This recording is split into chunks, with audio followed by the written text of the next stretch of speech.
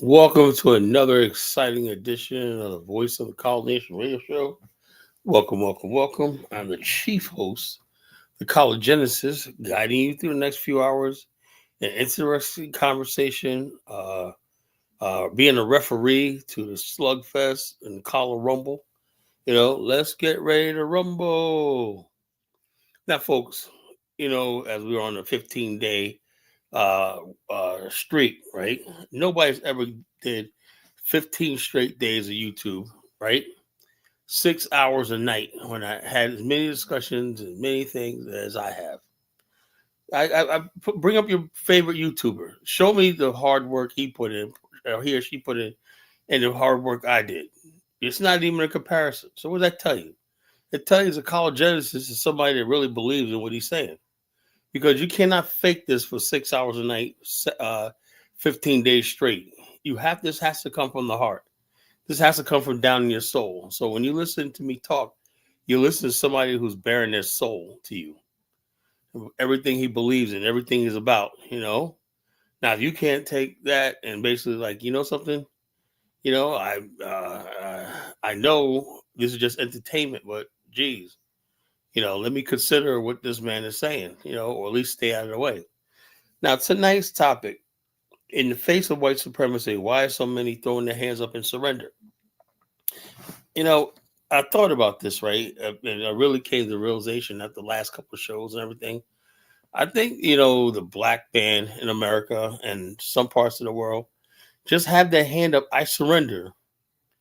Do what you want, Mr. White Man, And every time you embrace their flag and embrace their history, their value system, everything, you're devaluing yourself, And I think, that's one of the reasons why they say black people don't have any culture, Hey, it's the homie clown telling me I look like a fucking Sudanese. Man, get the fuck out of here. I'm about to ban your ass. I look like a South Sudanese. Two different races, my friend. We're two different races. Not nowhere near connected. Lovely people over there, but just don't look like my people, Sorry.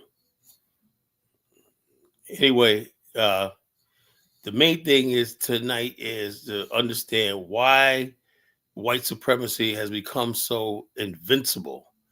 Why are people grown-ass black men quaking in their boots?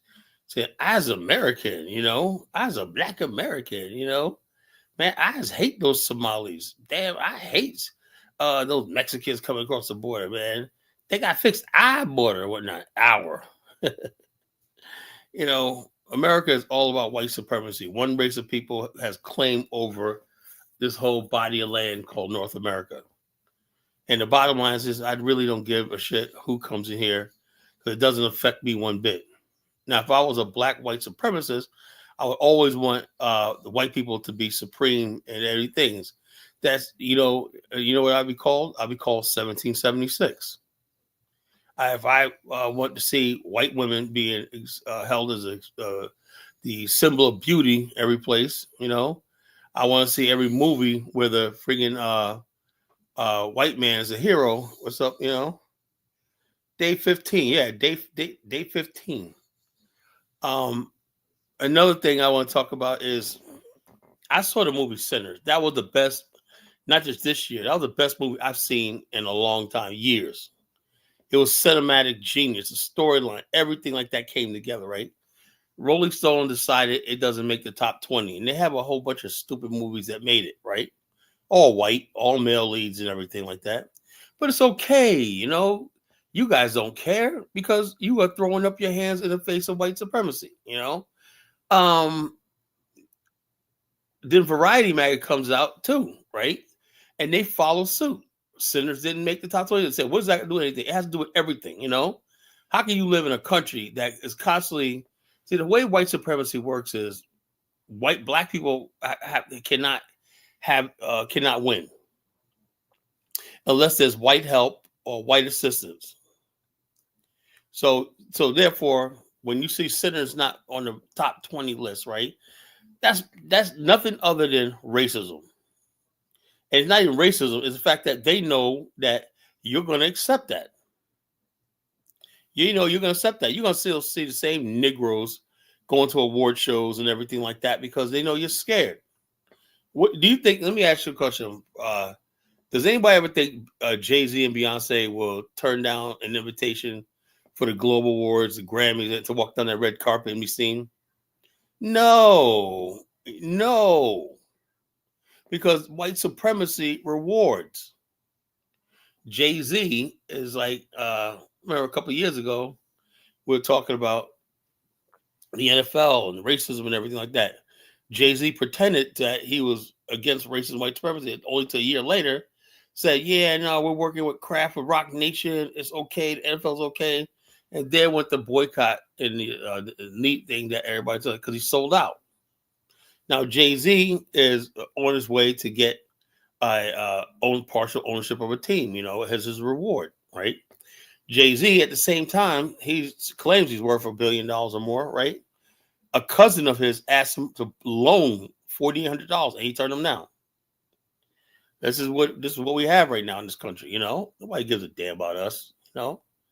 But Jay-Z basically sold out the people in Brooklyn, right? With this the Brooklyn Nets Stadium, whatever the fuck it is, you know. And basically so he can get 1.000% of a team, right? And he get a box seat. That's all he could be seen. Him and Beyonce sitting in the front row looking crazy and deluded, you know. But it's okay, you know, y'all okay?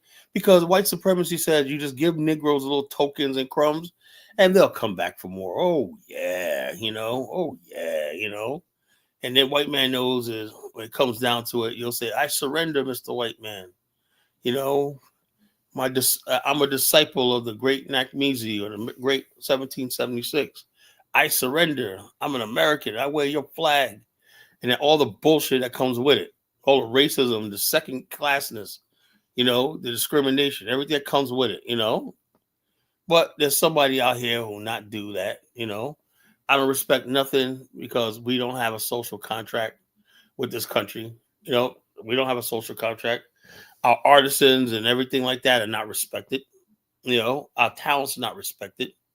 Our history is not respected. Not by anybody, you know. Speaking of Somali, nothing against the Somali community and everything like that, but they're basically claiming, man, 3,000 years ago, they was in Minnesota, right? Now, you know, Black Americans have a history in the state of Minnesota. You remember, never forget the Minnesota Twins, Minnesota Viking, major sports teams are up there. Not only that, Dred Scott decision originated in Minnesota, you know, so it's imperative that people recognize. You talk about Minnesota, we were there too, you know. But if you don't respect Black American, you could just say they don't have a culture. If you tell somebody they don't have a culture, then you could erase their history. You know, say, okay, how do you explain to Black people that was there 200 years ago? Oh, they don't have no culture, so we'll just call the Black people who live in Minnesota around the time of slavery. We'll just call them Somalis. You know, why not? Let's just take their culture. Let's take their history. You know, what are they going to do with it? You know, Black people have no use for their culture. You know, culture is what you use to build on. You know, when you have culture, you could build a nation. You could build families. You could build structure. But since let people convince you don't have a culture, right? They could steal your history, like a lot of Caribbeans. Like, oh, you know, we're talking about Black America. Oh man, the Caribbeans helped build Black America. No, the fuck they didn't. You know, everyone feels like they're entitled to Black America's success, but none of our shortcomings and failures. You know, the crime and all that stuff like that. Oh, my Caribbean family told me to stay away from those people. Oh yeah, man, because you know, you guys are bad, you know, and we don't like Black Americans. But when I talk about, wow, Black America is producing record number of millionaires, that's us too. We're including Black America. So when things are going good and the goodies are and the accolades and the awards for being Black are handed out, everybody's included, even Somalis. Everybody's black all of a sudden, But when they friggin' come to talk about the problems in the community, the ghetto shit, no, that's all ethnically black Americans people, I don't know about you, but I'm tired of it. That's why this is a supreme hate monger tonight. I'm going to teach black people how to hate, black America how to hate, you know, righteous hate, not friggin' hatred that's malicious or hate, but righteous hate. You ought to hate certain things. Your ancestors fought and did everything in this country. For somebody to disrespect our ancestors by stealing our history and stuff like that and propping themselves up and whatnot, yeah, you gotta hate that. That's how it stops. So we're gonna talk tonight, folks. We're gonna get down. As you can see now, the way I'm thinking, I'm amped up. Day 15, folks. 15 straight days, not a day off. And like I said, I am only getting started, folks. I'm coming back with a vengeance right now. People ask me about Colin. Tell us more about these Sister City projects. Everybody's excited. Did I tell you this show was revolutionary? Did I tell you this is ground zero of the revolution? So stop what you're doing. Like, share, and subscribe, right? Tell a friend. Tell somebody. The College Genesis is on tonight, and he's on and popping. When you got topics like in the face of white supremacy, why there's so everybody throwing their hands up and surrender, things are going to get heated. Things are going to get down. Colin's going to go there. Some Negro's going to step right up and get knocked right back the fuck down. It's going to be what you're looking for. How Colin gets down. So stop what you're doing, like, share, subscribe, and tell somebody. Tell a friend. Tell an enemy. The College Genesis is on the night. Be here or be nowhere. So yeah, just little things on my mind and whatnot. I think this messaging right now, I think we're starting to win this. And I gotta credit social media, I never thought social media was useful until recently. Yeah, the narrative is starting to change among Black Americans and stuff like that. No longer are people starting to say Black Americans are lazy, but that narrative is gone. It was put out there by certain people, and so now that's gone. But we control the raw numbers and facts. Who works in all the factories? Who works in all the civil service? Who is most likely you see driving UPS or truck, yellow freight, and everything? Who is like you see on a construction site? It's Black American men. So why is it people have this thing about? Because like I said, our enemies, the white man, white supremacy, in order for him to exist, he has to basically put it out there that we're this bad guy, whatnot. And he has people coming over here, even other Black people, believe in it. He has some Black Americans believe in it. You believe the worst about your kind, and then you say, "Oh man, I wish I was Jamaican," because they're so good when I wish I was Nigerian. I wish I was this, because you bought into the same nonsense about yourself that everybody else did. So now we're just reclaiming what's ours. Somebody asked me today on the chat, well, Kyle, you want to get into with something? I don't want to get into any freaking African tribe. Fine, I don't give a damn. 400 years later, whatever tribe that was in Angola, whatever like that. I'll acknowledge that, but I was here in this culture, Black America. That's what built me. That is what friggin' built me. It wasn't some tribe in the Congo. It wasn't some Igbo. It wasn't like this. They didn't friggin' rescue me. Not one ship ever came across the Atlantic to bring us back, or never once did they ever offer us land as compensation. Where's our 25,000 square miles of land? That's only 25,000 out of 12 million square miles. You mean tell me Africans couldn't come together and say, let's find 25,000 square miles and just help these people if they want to get on their feet, have their own space on the continent. The African doesn't do that. But yet he lets the Europeans, the Chinese, everybody else loot the continent, right? And then they're going to come to me with some bullshit Pan-Africanism. Talking about, oh, what we going to do? I don't have to do shit. How about that? And this is the age of the College Genesis, right? That's why I'm not jumping up and down for Ibram Traore. I have not heard anything out of his mouth that I could use. All I hear is all these so-called Pan-Africanists and whatnot. Nothing. I don't hear nothing that basically, I put my thing and say, that's good for my people. Nothing. Talking about says facts. That kind of hate saved me from saying someone, yeah, you got to have fucking hate, Hatred basically checks the foolish spirit. Hatred also awakens the serious spirit and the spirit of vengeance, which is necessary in any sort of human survival. You have to have that serious spirit, that serious spirit. And also hatred basically invokes the angry spirit.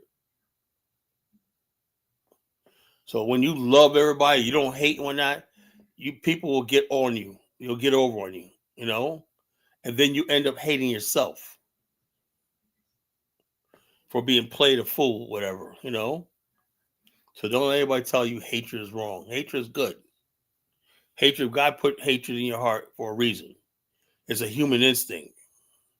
Now, unjustified hatred, right, is wrong. Hatred for somebody's race is wrong. But hating somebody who's doing wrong to you, or somebody's basically slandering your name, whatever like that, hatred or somebody taking what's really yours, whatever, that's nothing wrong with that. So we're gonna rock and roll tonight, rock and roll tonight, But yeah, folks, this is the College Genesis 15 days straight, in the 15th day of Christmas, the caller came to me. And the collar in a pear tree. I tell you what, man, I could write a Christmas carol. I could write Christmas carols and all the time, if you really want it, we three collars orally at thy bearing gifts of tavern of bar. Weeds and mountains off of the pot. Why? Oh, silent wonder, silent night, silent wonder, beauty right. Desperately of things seen, hide the food that thirsty worthy night. So we're gonna basically have a good show tonight, And I always come before my people in respect and love, and basically I come before you in honor, as respect. I don't come to you selfishly like you're less. When I have the deepest respect for my people, I know you're not what these other people tell you. I'm not Roland Martin. Oh, you got to get out there and vote. I'll never talk to you like that. I know you're intelligent people, Black Americans, and sophisticated people, and Black America in my face is going to be talked to a certain way. I'm dead serious. People come here and just blot their mouth about Black, but 45 million people, that, oh, you Black people in America are this. They make generalizations and whatnot. But you notice how they don't do, notice how they don't do that when I'm around. People choose their words carefully. If people will listen to College Genesis, there would be none of this FBA shit. But the first thing I do is make sure that when you talk to us, when you're in this country, you're under our dominion, our domain, as far as like the Black world.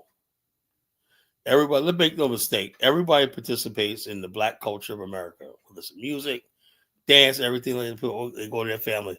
Oh, my Caribbean, your Caribbean family, your Caribbean side of the family didn't build anything. Your Caribbean side of the family didn't change the laws here. Your Caribbean side of the family didn't give you all the inventors, the scientists, the HBCUs and whatnot. So what the hell you gotta sit there and brag to me about your goddamn Caribbean side of your family? Yeah, we gotta start checking these people, People come over here with that disrespect because they bought into white supremacy. White supremacy tells them that there's a group of people here, right? That's what they tell them. A group of people here that's on the bottom of our civilization, right? To them, right? Now you may believe that all you want, but you still got to deal with us, right? And you believe that because you came here voluntarily, that you are superior to us, whatever like that, because a white man let you come in here. So if you want to believe that and everything like that, you keep trying us. Keep listening to these white people, who are on their way out. White people are getting weaker and weaker. You ever notice that? They're getting weaker and weaker, And what you see right now is white people are the last step. They know, and you know how you know? Because they really have nothing to offer. Like, you got to keep people come in this chat room, I don't know. Am I on Twitch tonight? I think it's one I put Twitch on. I'm not on Twitch. When people come on my chat room, Colin, let me know. Like, we understand we have nothing to really discuss about. What do we have to discuss as far as everything? We have everything we need. I have everything I need. What the hell I need to discuss? Do the 1-2 step with some white supremacists or whatever. There's nothing to talk about. There's absolutely nothing to talk about. So why do people think they got to come in here and be like, Colin, man, we can talk. What the fuck we need to talk about? What do you have to offer to me? What do you have to offer me? So I don't know. I must have forgot to hit Twitch tonight, folks. So I'm only on YouTube. I'm only on YouTube tonight. I thought I hit Twitch too, but my Twitch audience is growing. And by next week, I want to get on X and several other streaming platforms and grow this thing. Get the message out there and everything. Appreciate all you guys' help in spreading the word of the show and spread where we should go with this movement. And if any people got any ideas and subject matter that they want me to discuss, please tell me, and I'll talk about it. You got something you want me to discuss and address, let me know. If you want my opinion, let me know. Let me know what you want to know, because that's part of it. Part of it is you get to communicate with College Genesis and see his opinion on certain things and people, and we rock from there. But yeah, so tonight's topic: in the face of white supremacy, why are so many people throwing it? I have never seen so much surrender in my goddamn life. I never seen so much, man, bootlicking, people on their knees and whatnot. I'm an American and whatnot. I was like, damn, I thought the whole idea was we're gonna have a nation of our own and build a global black nation and whatnot. You got black people here talk about down with Ibn Traore and whatnot. I'm like, what the fuck Ibn Traore do to you? It's like a young man wants to build his country, don't want to be exploited. I get that, I don't have to join him, but what the hell are you going against him for? Because he's against America. America don't like. Who the fuck cares? America is spreading white supremacy around the world. That's all it is. White dominated, and they're getting worse with this shit. Like, make no mistake. The eugenics movement is back. That Sydney Sweeney ad with the blonde hair, blue eyes, and whatnot. They basically are trying to push this narrative of whiteness and blonde, blue eye, but they don't understand. We moved on from that.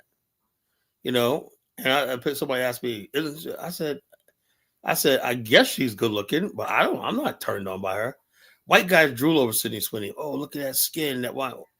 She has fucking white skin. I like my women a little darker. So the bottom line is, when you live in a white supremacist society, we like look at what I'm talking about. We don't have our own medium anymore.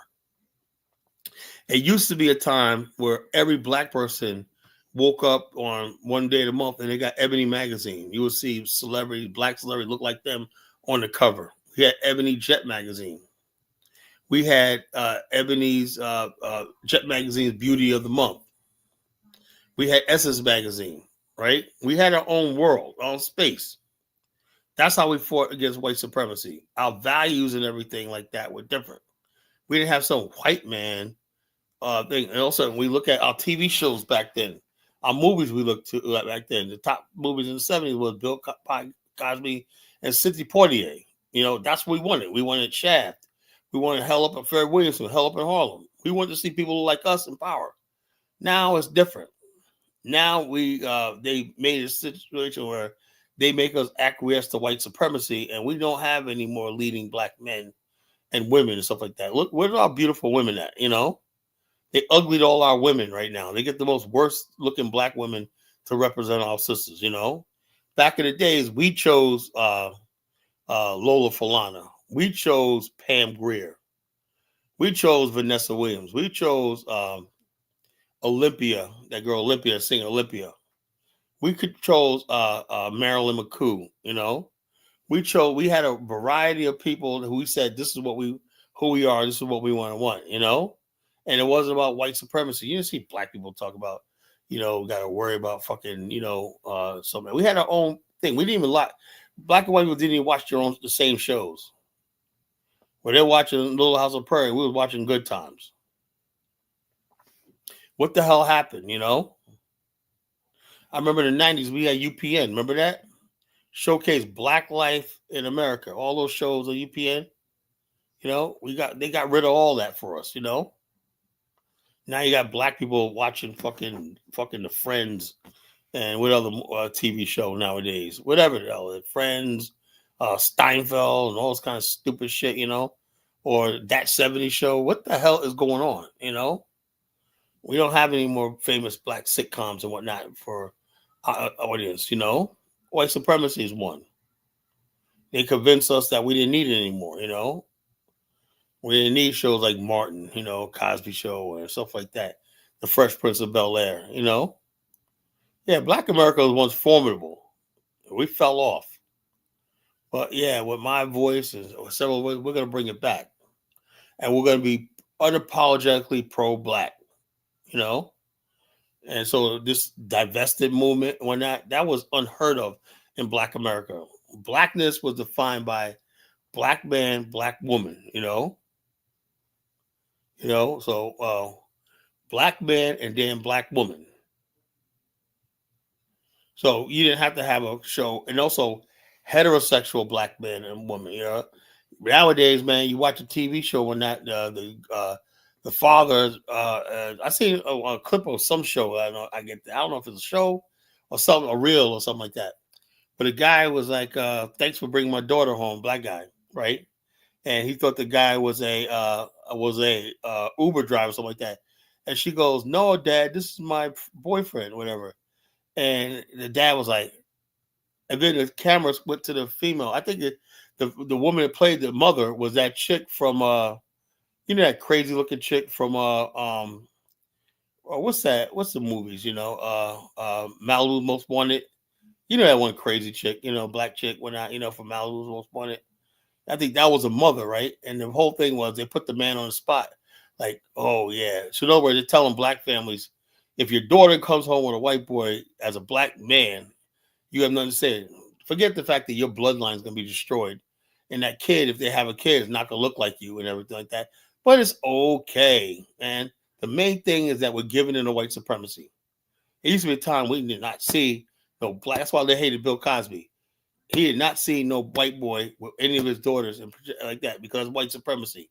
Because they'll never show on TV a black boy with a friggin' Regina Hall. That's her. You'll never see a black boy with a white girl. So this is my date when and the father be like, okay, it's not happening. But the black family was so weak when in the face of white supremacy, the white man feel like he has power over the black woman's body, and there's nothing we could do about it. That's white supremacy. Go harkens back to slavery. White man come into the plantation, big house, whatever like that, the barnyard, and the woman you consider yours and whatnot. He just said, "Look, I need Sally Mae over here," and he just basically gave all his animal lust, whatever, to her and whatnot, sent her back to you. And you can do nothing about it. Now we can do something about it. We're not letting our daughters go that route. Not without a fight, So we're gonna, like I said, we're gonna talk about this stuff. And the people who think it's okay, all stuff is okay, in the face of white supremacy, surrendering, in the face of white supremacy. I don't know what the hell to tell you. White supremacy has many friggin' forms. One is a white supremacist is they do not respect black space and black boundaries. Listen to that. They do not respect black space and black boundaries. You have, as a black man, you have nothing that's yours. Because white supremacy says everything in his space called America belongs to him. And if you have anything, right, whether it's music or anything like that, you're just on borrow until he takes it from you. Rock and roll was good, right? We had it. The white man said, you know something? We're going to take that from you because it's our right. Can you imagine black people taking over the hokey poke, whatever the white people created, and said, we're going to take this over? No, it's not going to happen. But white people can take over soul. They can take over rhythm and blues. They can take over rock and roll. They can take over disco. They can take over hip hop. They can take anything for it because you're in their white supremacist domain. Do you understand where the college genesis is going? Do you understand why they call me the college genesis? Why I'm the chief host of the Voice of the College Nation radio show, broadcasting for 15 days straight? You know why I do it? You know, it's like I said, like, share, subscribe, tell a friend, tell somebody. You know something? I didn't get a chance to eat my the banana pudding last night. I got tired. Man, these the guests on the show wear me the fuck out. You know, I wanted to go downstairs, man, but there was so much talk. I had a 1776 clown up here. And the bottom line, I always got to be on guard because you say something stupid and I got to kick him off. So I couldn't leave, you know. And by the time, okay, it's going. Well, I'm like, man, I'm tired. I can't go downstairs. It's too late, you know. I should be able to walk downstairs and people having a conversation with all this stupid nonsense. I should not have to hear that the best thing that ever happened to black people is slavery. I should not have to hear that the white people are the referee. That's white supremacy. That's surrendering in the face of white supremacy, you know? Afro Theory says, there was an opportunity. I had the position of power within a white space. I could have thrived, but being within their domain, it was not worth it. I felt like I had to explain myself to, yeah, they're going to make sure if you're in their space and whatnot, you know something, white people don't even mind black people. You know something? Let's say you get a job as a supervisor, something like that, or you're a position of authority. They don't care. You know why? Because they know you're more dedicated to making sure things are right because you want to uphold their system better than even they are. You know, I noticed that you never see a situation where a black person who's supervisor fires a white person, writes them up, or something. They'll warn them, hey, you got to do better, whatever like that. But the white person could always count on that. Let's say they have a black coworker next to them, right? And the supervisor is black. They know that supervisor in a million years is not going to show no favoritism because they're too scared. That's how white supremacy works. Can I get a witness? Does anybody else ever see that? Just because you see a black person as a supervisor boss, don't mean you're going to be favored. But just the opposite when it comes to if white person are in the same spaces and whatnot, you know, they will favor each other and stuff like that. But they know black people, it's not in us to challenge their system because we surrender in the face of white supremacy, you know. So it is what it is, folks, you know. It's like, can I get a witness, folks? Yeah. Can I get a witness? Yeah. I was also relegated to the menial task, which as an executive, damn, that's sad. You was an executive and you were relegated to menial tasks. Yeah, you know, it's sad. It's not even funny anymore, you know. It's not even funny, but they know you're so happy to have that, right? Because you got a check coming in and whatnot, and whatever it is, Afro Theory Plus, you're gonna be living better than the average Negro or Negress in your community. So you know that even though you see what you see, when that they give it to you like, well, at least you're better than have more money than the average black person, and you got some sort of bragging rights. And that's what we settle for. That's been the face of black progress, you know, mediocrity and menial stuff, right? But just enough to feel superior to the average black person who don't have education or didn't get any sort of break. That's all it is. Somebody come up here and tell me I'm wrong. I got a PhD in Negroology. I got a doctorate in white supremacy. I love my PhD in Negroology. Love it. Whatever it is about the Negro, I know. You was vice president? God damn. we gotta blow this company up, whatever it is. Now I'm really pissed. I'm concerned. Now I'm pissed. He was vice president of an organization. Oh my God, that's sad. That's sad. That's sad. That is sad. But it doesn't shock me at all because I know that's what goes on, in America. I know that's what goes on in corporate America. That's why I'm glad I work for myself. I have my own corporate job. I work for myself because you'll never get a break working for them. It's not going to happen.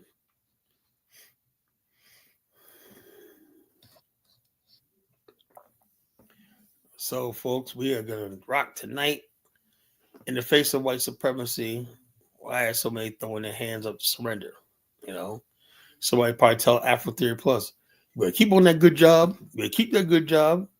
Some good white folks, good white folks, I was elected president, but chose to be vice president. It was a successful nonprofit.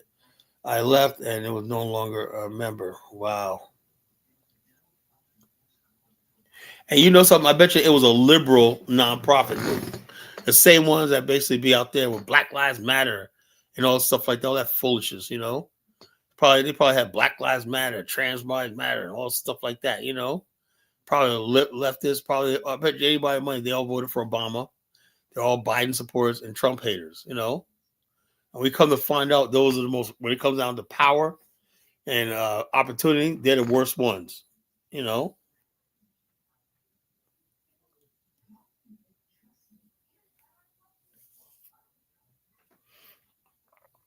is what it is, folks. It is what it is. And before I bring the guest on, I want to play some videos, folks. I mean, things have been bothering me lately, folks. I mean, I'm sorry, but, when you have a PhD in Negroology and whatnot, and some of the things the Negro does, whatnot, really upsets me, we have to do better. We have to do better, folks. We have to do better. So let me find some videos to play. Give me a second, folks. Let's see. Chess fight for TikTok. Okay.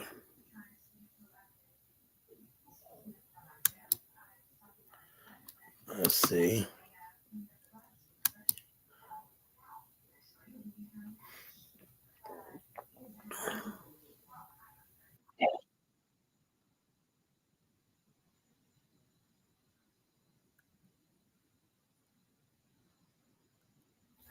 Now, folks, I'm gonna play a video. This is how far gone the situation go. You got transgender somebody a strong transgender in a female's prison. This is how insane this country is. This is what they want us to follow. This is what they want us to be part of. This is what they want to be part of. The white supremacy is so vast, they even decide they could change the definition of gender. And check this video out, folks. You're gonna be shocked, right? Look at this guy is a transgender black man in a female prison, And look at this shit. Look how strong this guy looks, right? So it's just watch. The inmate's name is D-Rock.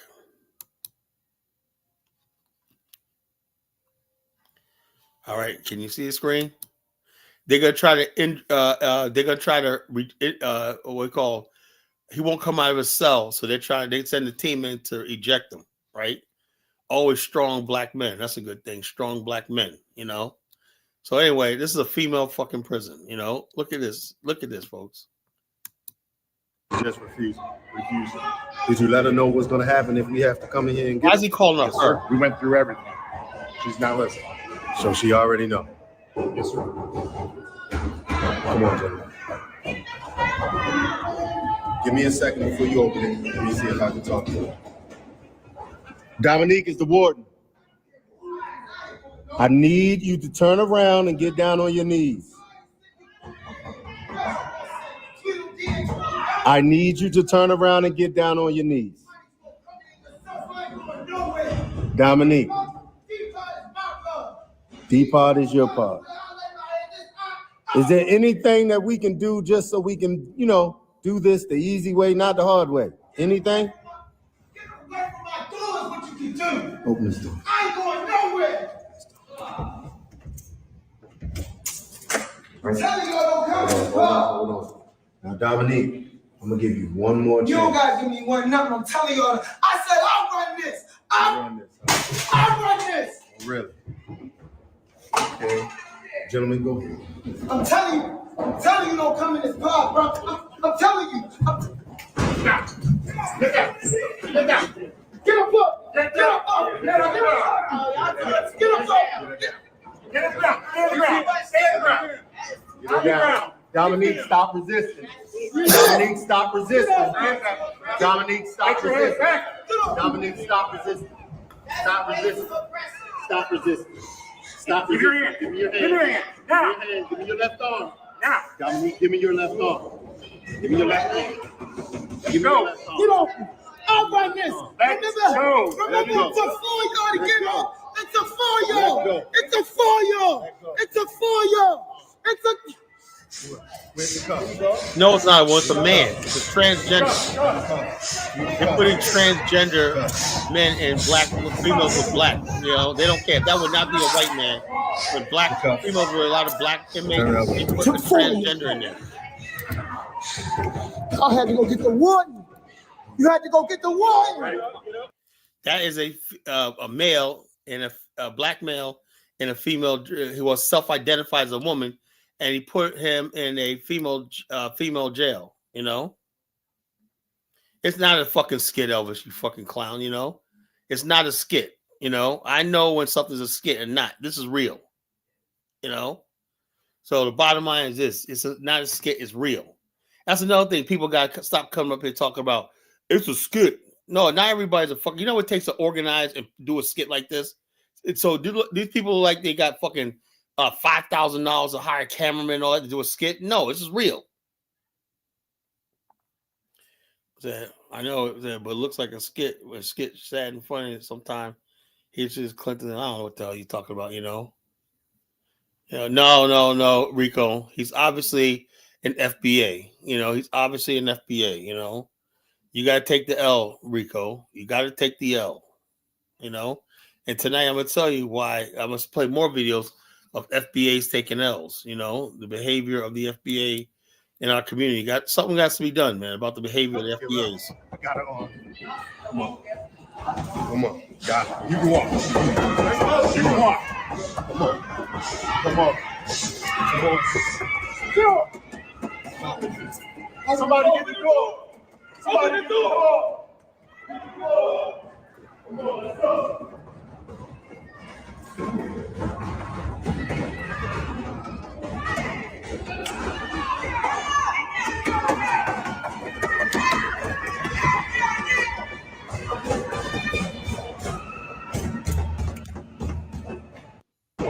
Hey, sir. I'm having. That's why I said, you know, I'm the words of Richard Pryor. Thank God for prisons, you know. You know, thank God for prisons, you know. Thank God for prisons, you know.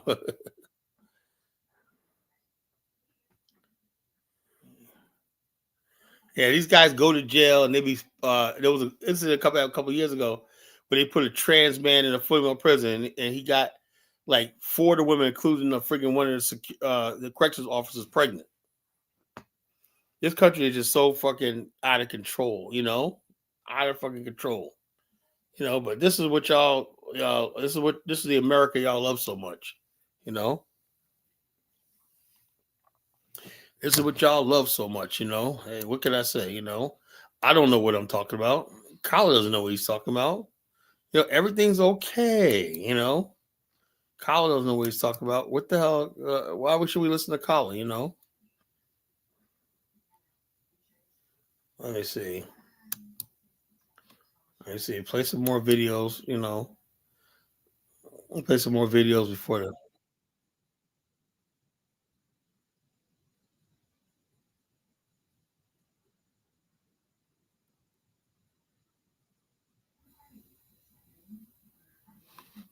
Now I was gonna play this one video, but I better not, you know.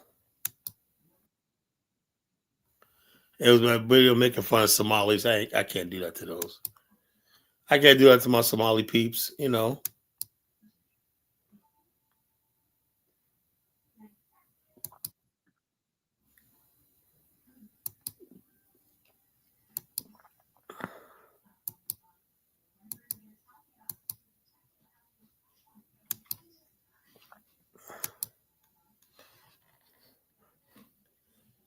Let's see.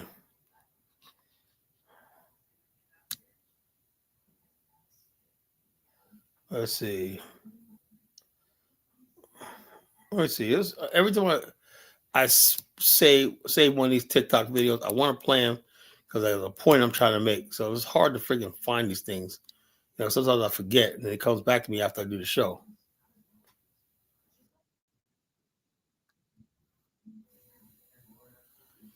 And I also too, I don't want to hear nothing about these FBAs talking about Nigeria. Why don't you talk about the fact that Nigerians at least got a freaking country and you don't? You're living in belly of white supremacy. I don't hear nothing about no FBAs have to say about anybody.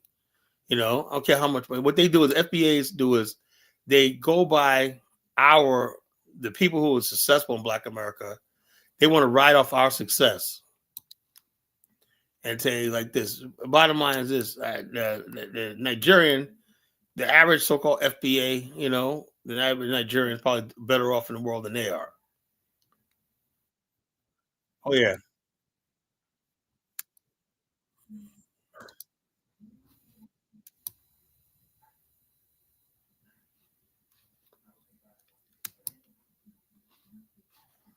Okay, this is one I'm talking about. This guy's talking about a 50-year-old. This is what happens when this is what happens when freaking when you give FBA types the control of a city, right? Charlotte, North Carolina, for example. These are your fucking. I notice how most FBA people believe in themselves come from the South. You ever notice that? Mostly from the South. This is Charlotte, North Carolina. This guy's talking about a kid who's 15 years old. Listen to what he has to say. Currently still walking free. Yes, you heard me correctly. 111 times. He's been arrested So here are the 111 different times. charges. He's got 55 vehicle thefts, 45 break-ins, along with dozens of other offenses. He's even been caught with multiple firearms and had a phone containing searches for capital murder and killing a police officer. Like, what are the charges that come with those things? And what is capital murder? Yet last month, he was released under juvenile justice protocols.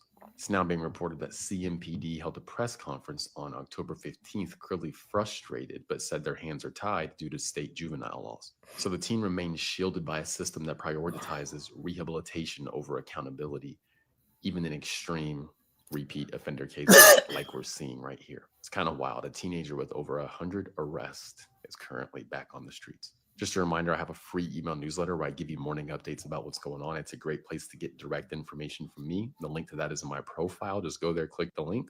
You'll see the screen right here. Drop your email in, hit subscribe, and you'll be good to go. That's all I got for now. Dude, man, I don't know what you're talking about, man. I don't know about Charlotte's success, but I'll tell you one thing. I see an awful lot of poverty down there. I know there's successful people in Charlotte. I know that, right? But you have probably a higher level of extreme poverty in Charlotte. I know for a fact that Charlotte and all areas in the South right there, they got a black middle class there. That's obvious, like Chapel Hill, Durham, everything. But you got a lot of people. Why don't you talk about the old Charlotte, the old, I ain't talking about the new subdivisions and shit like that where transplant people from the north come there and live when they work in the banking sector and whatnot. Go to the real community down in Charlotte where the real black folks live, Rico, to talk to me. Crime is out of control. It's always been like that.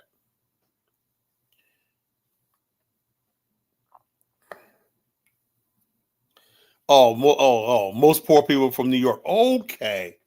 I believe that one,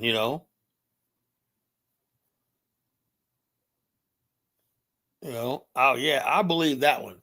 All the poor are from New York. Okay, you guys are just down there balling one of the poorest educational systems in the world. Okay, yeah, I believe that one.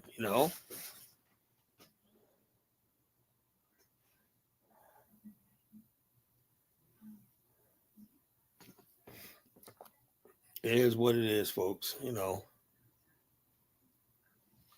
I'll play some more videos, folks. More videos, more wine, more wine. Let's see. More videos. So I go on my email. I email myself these videos on TikTok. You know, I don't know what they are. Oh, this one you'll love. This one you'll love. Okay, this is our FBA sister. You know, and both of them. They pulled her over and they found rotten dead bodies, corpses in a bag in the car. You know, the FBAs, man. You know, instead of hating on black immigrants, man, y'all gotta get y'all shit together, man. You know, y'all really gotta get y'all shit together. You know. All right, watch this. Get the in. Put your hands up. Don't you. Turn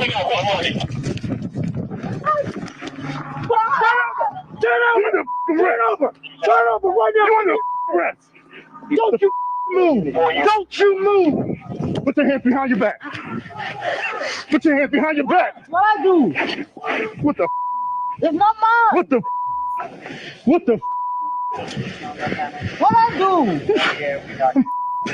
This is what Hustle Smart rightfully calls a big fat husky hyena. You know, look how big she is, right? You know, that's the FBA lifestyle, eating government cheese and everything like that. You know, what did I do? I didn't do nothing. We got found with dead bodies in a car. So I didn't do nothing, you know? I just want to go on tonight and start talking about fucking black immigrants when I'm Native American. Let me go online and talk about this. It's your FBA culture, you know? These are the people that you be seeing online, FBA. You know, she's not a fucking Pan-Africanist. Rico Miller, man, you know what I'm talking about. You know what I'm saying. She is a fucking FBA. This is the FBA people, you know? You know, the FBA don't want any accountability, you know? Bushmeat. You know, the FBA, as long as the FBA people are running around and, you know, they don't want to get themselves together. All they do is talk about black immigrants. And they really think we're trying to take them to Africa. No, we're trying to go to Africa to get away from you niggas, you know? That's what the thing is, you know?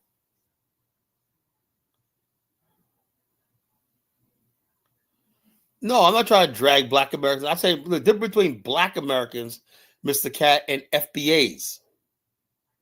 The FBA people who keep saying that we were already here, that we were not slavery never happened, and we're not Africans and whatnot, you know, that's who the people I'm talking about, you know. Black Americans, African Americans, me, I'm not talking about me. I'm talking about that mentality right there. That's who we are. That's a segment of black America that they make it seem like when you see FBA people, this is the garbage that you're talking about. They make it seem like we all down with that stupid nonsense, you know. Yeah, I talk about everybody, you know, everybody gets a turn, you know, and I do not like this FBA nonsense because I know it comes from the friggin' gutters of black America. A bunch of FBAs are nothing but scoundrels, you know, that nonsense they preach. All the years we've been here, you got a white supremacist man that fucking trying to destroy us one night, and you're gonna tell me my enemies are fucking some banana boat Negro from the Caribbean? You're gonna tell me some banana eating coconut eating nigger from the Caribbean is my enemy? Are you crazy? No, caller, the white man's been doing goods by us. You know, 1776, you know. Yeah, man, you know, I got to get on some of the sisters, man. The husky hyenas. I'm doing this for you, Mari Shai. I'm doing this for you, you know, because I hate women like Mari Shai got to be embarrassed, you know. You know, most FBAs, right? If you look at her, once she gets in jail, right, and starts coming up, she's gonna start spewing thing. No, 1776 is an FBA. You know, don't try to put that Negro on us, you know. So let's continue, you know. Yeah. No, what it is, what reparations is, they don't want to work. They think there's gonna be a fucking goddamn paycheck. The American people are gonna send them a fucking check in the mail and whatnot. You know, they really fucking believe that. While the rest of us out here getting that guap, I would like to say, if you're getting that guap out here, put a 1 in the chat room. You know what guap is, folks? That means getting what opportunity presents. Yours truly is getting guap. You know, I'm planning next year, man. I can't wait. Next year, I was a countdown till I hit Liberia, whatnot, you know, Morocco, Liberia. I'm going to New York, whatnot. I'm getting this guap. You know, guap means getting what opportunity presents. Now, if you're not getting this guap and whatnot, you're sitting there waiting for a goddamn handout from the fucking government, man. I don't know what to tell you. Like, yo, it's time to get this guap. America, the United States government gives out $1 trillion worth of contracts with everybody else. Get your fucking guap. You know, get your guap, get your paper up. Don't listen to these fucking clowns out here. Get that guap. Getting what opportunity presents. So, well, what about all the people that fuck them? You get your guap. And then we all get together like this, you know? He's not FBA. I bet he basically misspoke with that shit. You know, people say FBA because that's what it is. The FBA is going around the internet and basically fooling people. They don't understand the implications when they identify with a so-called FBA. He probably thought it just meant Black American, you know? Like I'm saying, when I first heard FBA, okay, I'm an FBA. But I understand the divisive and what it really stands for, you know? It's a hate group. It's a group that basically practices division among Black people. Ryan Coogler does not hate Caribbeans. The star of his movie, Sinners, was a woman from freaking a Nigerian woman from the UK. So obviously he doesn't rock with the FBA ideology, you know. As people just say foundational Black America. Okay, like until they dive deeper and hear these fucking when they start hearing you Negroes online, particularly TikTok, they distance themselves from that shit, you know.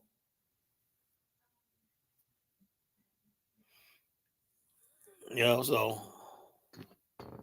nobody serious rocks with that shit, you know. All right, let's get back to Husky Hyena, you know. I mean, these women be big, man. Where do we eating this shit, you know? What I do? Get me on the What head. I do? What now. I do?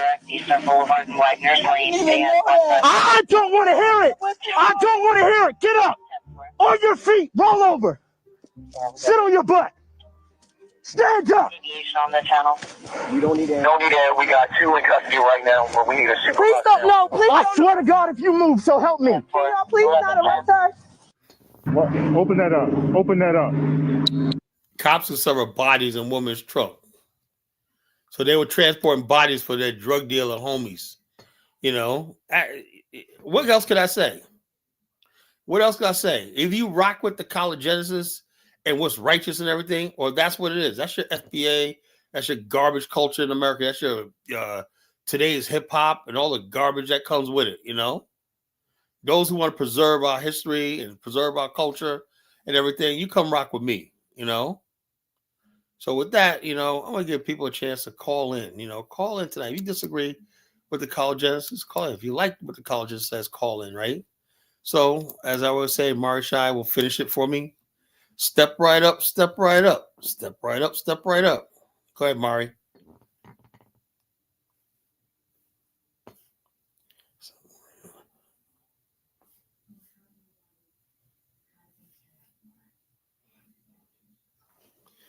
Yeah, step right up, step right up. Step right up, folks. The link is in the chat room. And get knocked right back the fuck down. That's right, Mari. A little late, but that's what I'm talking about. And knock the fuck down, you know. Punks jump up and get beat down. Let's see what Elvis has to say. Go ahead, Elvis. What's up, guys? What up? You be reading in cursive or in longhand. I clearly say I know it's not, but it looks like a skit. Yeah, but I know skits, right? Skits are like That's what I'm saying. I said I didn't say it was a skit. I said I know it's not a skit, but it looks like it because the guy was just acting very unusual, and it's that's what funny and dude, sad at the same time. That what crazy is that was a dude. You think they would put him in a prison with those white female inmates? No. You know, But that it's was not a even a dude. person who is transitioning. He looks like a regular guy. Maybe he identifies as a woman, but Yeah, he hasn't. that's what I said. If he's not taking estrogen, if he's not taking anything to. that's what happened with the previous administration and Barack Obama, you know. Carla, you see a lot of those dudes in women prison. Hold up, let me say this, right? Section 1557 of the Affordable Care Act, right? That came online in 2020, right? I never forget this, right? That came online 2020 when I was taking my AHIP certification. We got to take AHIP certifications every year, right? It said new to 2020, right? Never forget it because my niece was born that year, 2020. My niece was born that year. And never forget, I did my AHIP, and no, it was actually 2019 because the year before my niece was born, we had the baby shower, the gender reveal, right? That was 2019, right? Said for 2020, the 1557 is going to be kicked in. Now, no one ever heard of this provision, right? This thing in the Affordable Care Act. It says gender will be defined by what the person identifies with, you know? Donald Trump basically came in office and said, changed it, said gender will be defined at birth, right? During that time period, right? A lot of states and everything took it upon themselves to, and they were trying to tell us at the time, I never forget that, they were trying to tell us at the time that if somebody walks into my office, right, and he wants a policy and he self-identifies a woman, I can't do nothing about it but give it to him. I was like, that's fucked up, man. But I said, but here's shit. I'm not gonna get sued, whatever like that. I'm just gonna go along with it. Fuck it, you know. I'll protest, but I ain't gonna go along with it. When Trump came in power this past year, 2024, he took that provision out. I forgot what it's called. That's just, I forgot what it's called. I forgot what the provision was, but he took the provision out because Biden administration had freaking extended it. So yeah. So you got this crazy stuff running around, men identifying as women and whatnot. Men getting taking taxpayer money to get gender reassignments and all this kind of crazy stuff. So I'm like, man, what is Hustle Smart says? These hustlers need constant supervision. Yeah, I don't know what's going on. I think something they're putting in black women's water and making them masculine and strong like that. You see how strong these women are? Something's not right. Something is not right. I think they're putting some estrogen or they're putting steroids or whatever like that, hormones in some of these black women's food, whatever like that, government cheese, whatever. That's why they're acting like that, Yeah, Wow, why am I Carla. playing a video? I don't know. I'm not playing a video right now. I said, I'm not playing a video, Mr. Donald Trump. I'm not playing a video. What video? Why are you playing this video? Talking about the Husky Highness? Because So what was the conclusion to that clip, Carla? Did she get charged they said for? shut the fuck up when not, she was trying to say No, I know. I'm saying, what was the conclusion? Did you follow up? Was she guilty? Was it a well, misunderstanding? Was it her vehicle? they found 3 bodies in her car. Because in the comment section, the guy was basically talking about that. He's like, they found 3 bodies in the car, right? And my point I'm trying to make is I'm sick and tired of these people blending into black society. I'm really sick of it. Carla, there are murderers in all groups. Did she murder those people? Was she transported? But they're not near me. I care about people who what I hate is the FBA types. They try to friggin' pretend like they're civilized black people or whatnot, They act like they're civilized black people, and they basically go around doing stuff like that, and it makes our community look bad, But if these people just come out and say, look, we don't represent black people, we're fucking ghetto trash or whatnot. Well, so let me ask you, I'm trying to defend Africans here, right? I believe the FBA's that garbage. One of this woman was African. I don't think so, Donald Trump. I think those are black American ghetto trash women. I don't see an African woman doing something like that. I just don't. But Carla, you don't gotta put people down to Well, I'm not putting anybody down, but I'm protect just or saying defend other people. it gets frustrating. It gets frustrating because these people are associated with me ethnically. I get angry about that shit. I'm dead serious. I get angry with that shit. I'm like, damn. One was African, maybe. Maybe. But the passenger was Congo. She said the passenger was Congolese. That would be really bad. That would be really bad if it was a freaking African who did it. I mean, tell me Africans are being corrupted now too. God damn,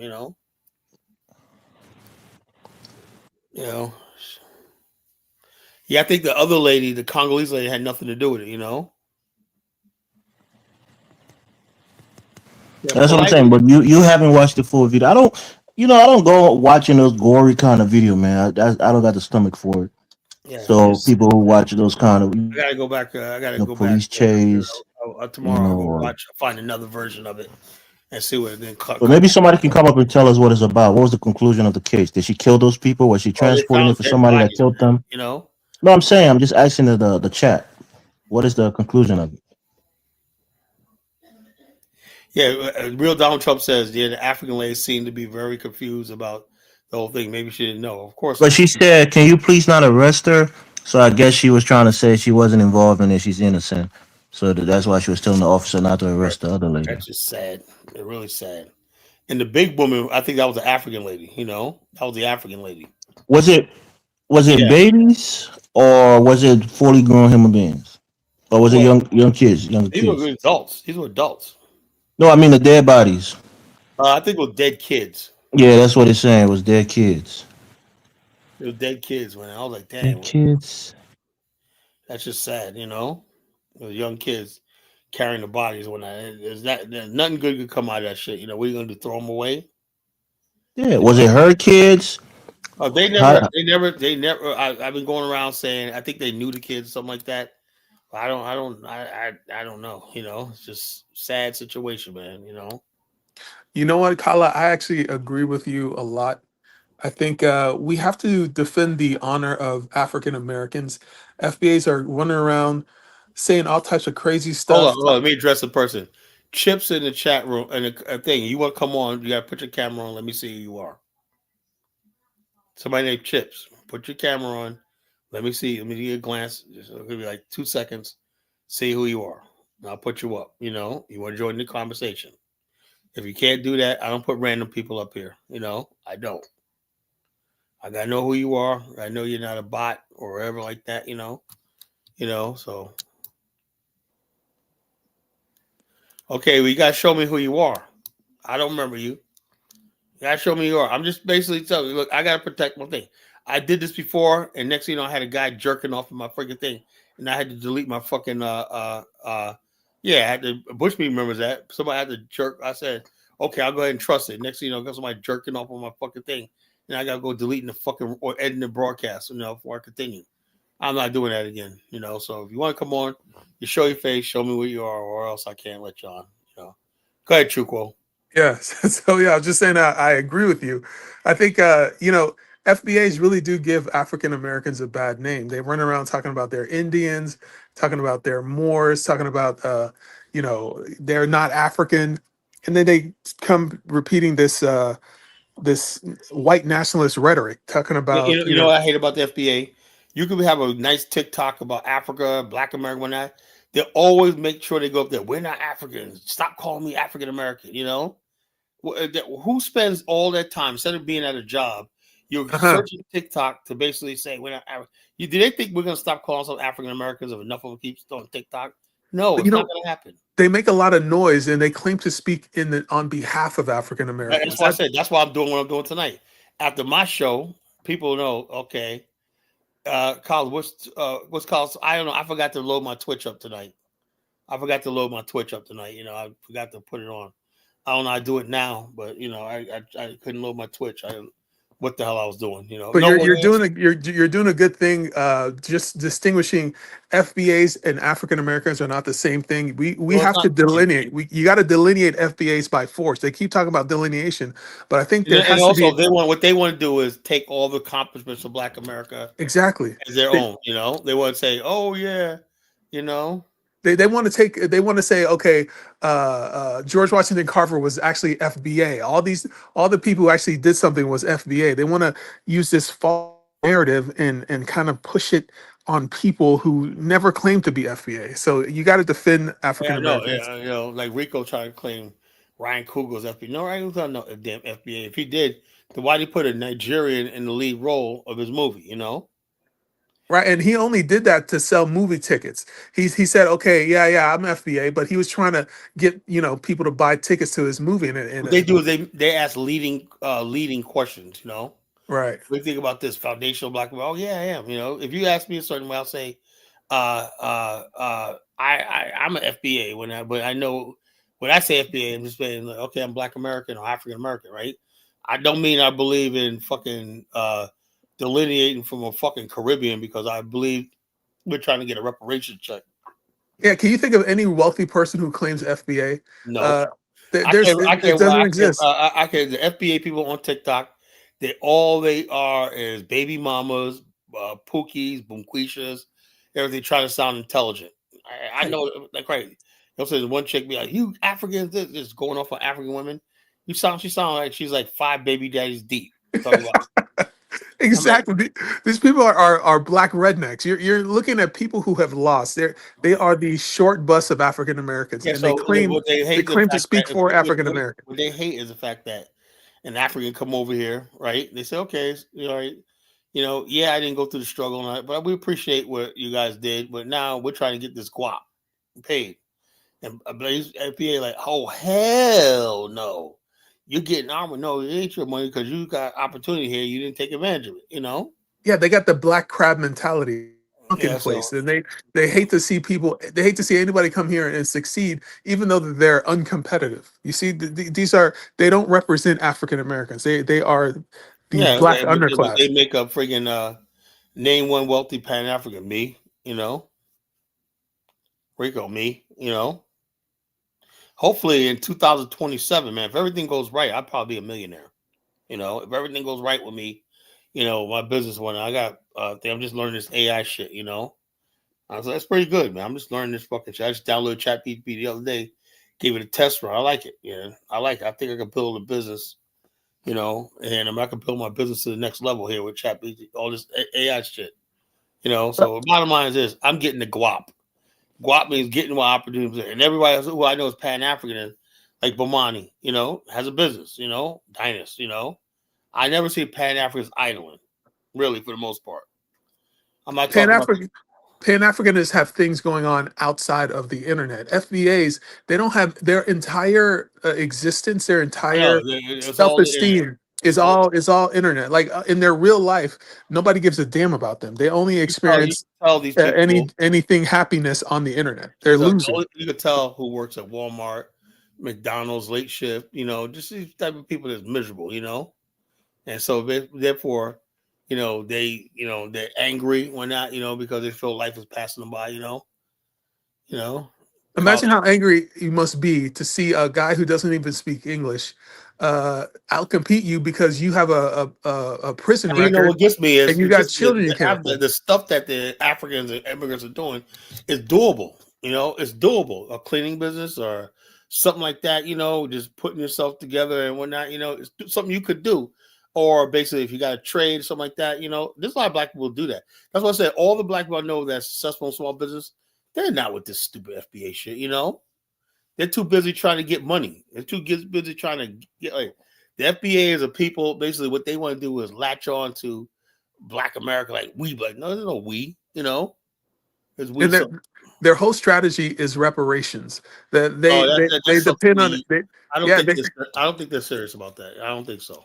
but that's what they say. They don't want Tether to get their reparations and That's intercept their something they reparations. came up with, say we owe reparations and whatnot, and so therefore, if you look at it, you have no path to reparations, none whatsoever, And what I hear is our Caribbean and Africa said, we want y'all to get y'all reparations, And the so-called FBA said, well, y'all got to be out of here because y'all might sneak and get a dime. It's just stupid shit, It's reparations is just an excuse for them to hate. That's all, They're gonna get something that's deserving to us or whatnot. It's just, like I said, man. Like we said, FBA is black trash. Yeah, It's but all it's not. trash. How does calling me a tether on the internet get reparations from you? You see what I'm saying? Like how it doesn't. It's not clear to me how their strategy is going to be effective. There's no FBA So senators. all it is I'll tell you what it is, right? The so-called FBA up until a long time always been like white people this, white people that, blah blah blah blah blah, right? And so therefore, when these immigrants come here and they seem like they're getting along in society, right? Their whole thing is to remind everybody of the special relationship. Like all these black people for years always talk about the white man's the devil. They weren't serious. All they wanted was the white people say, "Okay, we're the devil, right? If you don't gonna deal with us, we're not. We'll take these Nigerians. We'll take these Ghanaians. We'll take these Caribbeans. And that's what was happening, So black people were like, wait a minute, those roles in Hollywood that these actors are getting, Idris Elba and all these other actors getting, that belongs to us. But you said that fuck the white man, fuck his infrastructure, fuck his movies, line. Now you're like, wait a minute here, you know, you want to get back into the fold, right? That's all it is. They want to remind white people of the so-called special relation. White people are moved on. White But people you know are like, what they really want when they say delineation, what they really want is to delineate themselves in the minds of white people. What they really want is in the minds of white people, they want an FBA category and a category for all the other black people. yeah, they want to be a special Negro. Yeah, they want to be a magical Negro in the minds Carla, of the you white man. fell into Chukwu's hands tonight. He's just gonna. No, look, if somebody a broken clock if that's what he believes, he's absolutely telling the truth, you know. Because No, I seen this all the time. But what problem with Chukwu was he always equated me with this shit, you know. no. I always make that distinction, Kyle. You're African American. You're not FBA. Exactly. That's why I said as long as people don't put me in this category, I'm cool. I don't give a shit about no FBA, you know. I don't give a damn about them, you know. And so therefore, they mean they have no legitimate thing. But Now, Carla, that woman that you showed, whoever it was, you don't know if she professed to be in an FBA. African Americans commit crimes. FBA commit crimes. Africans commit crimes.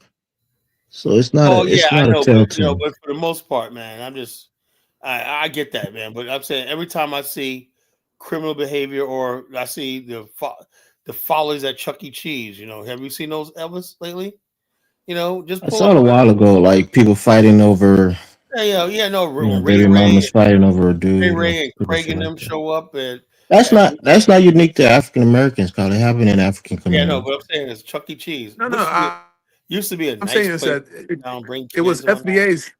FBA's were the ones crashing out when Trump suspended SNAP and Section 8. These are the black underclass. Yeah, these people, and all of a sudden they make this is what I hate more than anything. They make it seem like taking SNAP and benefit is racist, like as if we're on that shit. When I'm like, I don't get SNAP, I don't get none of that shit. Nobody I know does that shit. So how's that? Well, black people we're gonna starve one, and then one this dumb ignorant chick gets on there, FBA type about. Well, we white people we're gonna end up eating y'all. Remember you saw a video? So we're gonna Yeah, I eat y'all. remember that. Yeah, I remember that. I That's remember just, that. we're gonna end up eating y'all. And they put this stuff out here. These ignorant people. They use TikTok, and all I pray is that white people, whatever like that, realize. Like I've said, when people listen to my show, there's those people, right? These are the fucking reparations, delineation problem people, right? And there's people like me. Carla, I want to bring up something, right? Maybe you don't follow this because you're not a big sports person, right? But there is a black coach of the University of Michigan, I right? heard about that. Yeah. He's having an affair with a white woman. I think he's married to a white woman. Was having an affair with another white woman. Got fired. That's a prime job, right? You had another coach, Michigan State, their coach, another black man, got fired for something similar, sexually assaulting or harassing a white woman on the staff. So what's up with black men being put in these prominent positions and losing everything because of the white woman? What's your take on that? That framing, there's something wrong with the framing of that question. Well, So not well. When I say black men, of course, not all black men, but just these are prime college job, right? We're talking about seeing more black coaches in these top 10 conferences in college football, and we have like two or three of them that was in really really high, high position, not high position, but high highly sought after position in college football, and all three of them I just got a lost weird their call on my jobs. business line, right?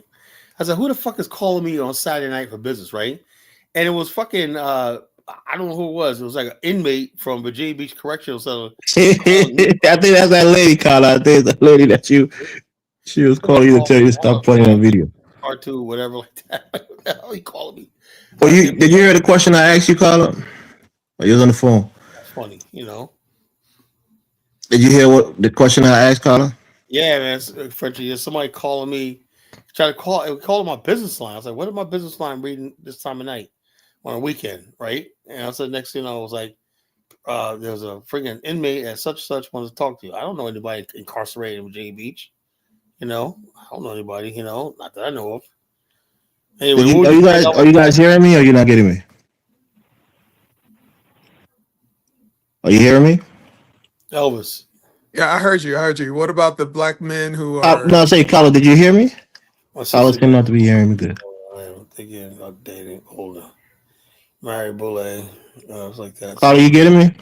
yeah. So you guys still on? Don't answer. Yeah, I mean, what's going on with you? Are you not hearing us? Are you hearing me, Chuku? I just hung up. I just hung up.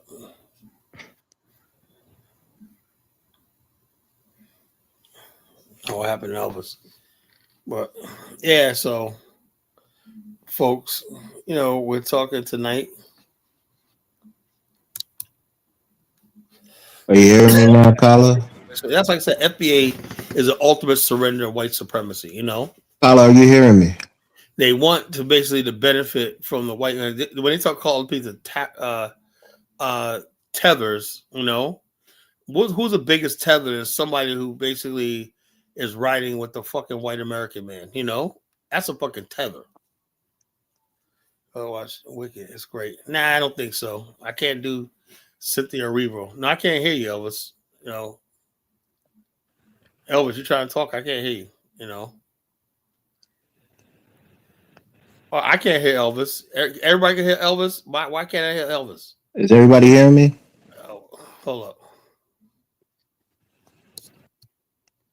Elvis, hello, are you there? I'm here, Carla. Can you hear me? Oh, okay. I hit my mute button. Fuck, sorry about that. I hit my mute button. Okay. Yeah. All right. I was asking you a question. I don't know if you heard the question. That's what I keep asking. If you heard the question, No, I I asked. didn't hear it.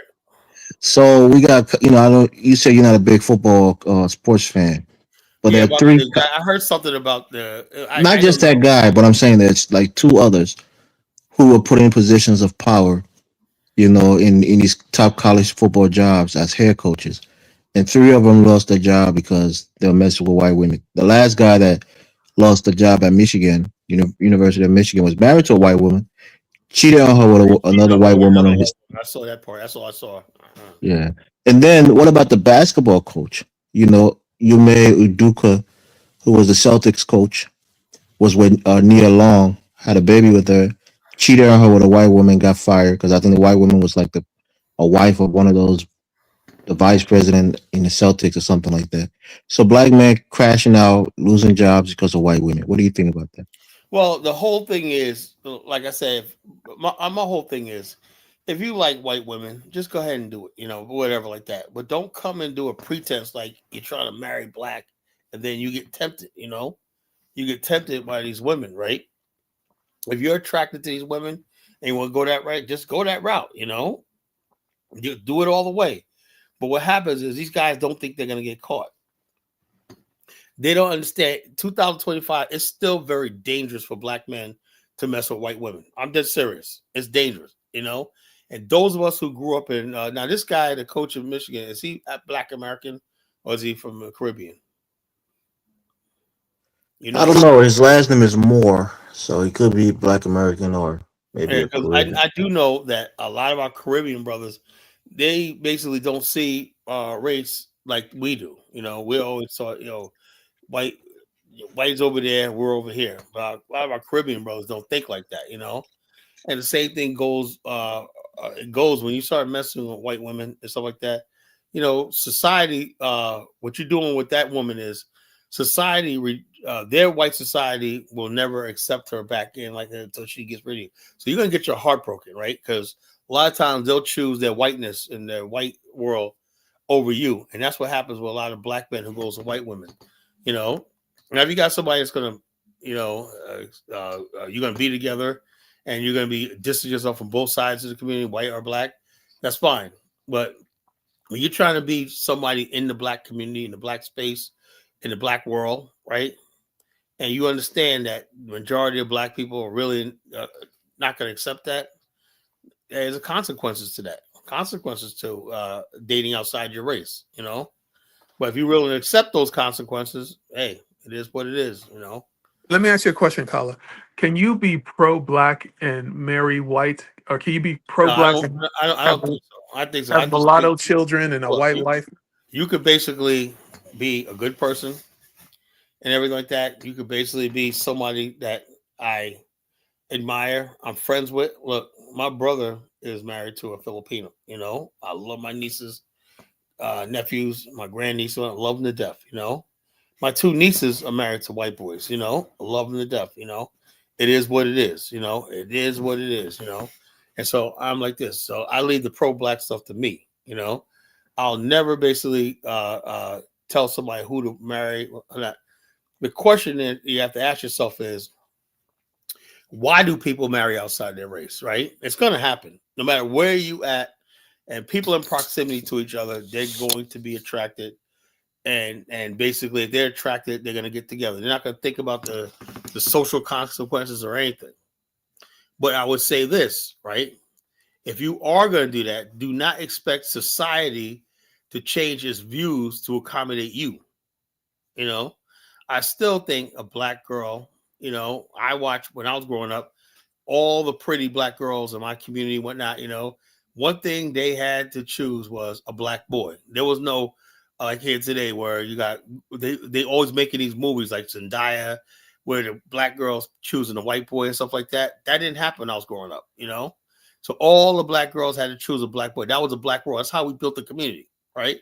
Now you have a community where if you tell black women they got options, right, then there's no incentive for black men to be loyal to the race because it's a social contract. If a black man knew that if he does go to school, and it was like that for generations, black men were told if you go to school, get your degree, you're promised that little red bone with the green eyes. That's, I mean, I used to have brothers tell me that when I was in college, when I had a brother coming down from North State and said, yo, when I graduate, man, I'm going to get me a nice, fine red bone. She's going to have that auburn hair. She's going to have them green eyes. Why a red bone? It's almost like getting something white, but not quite white.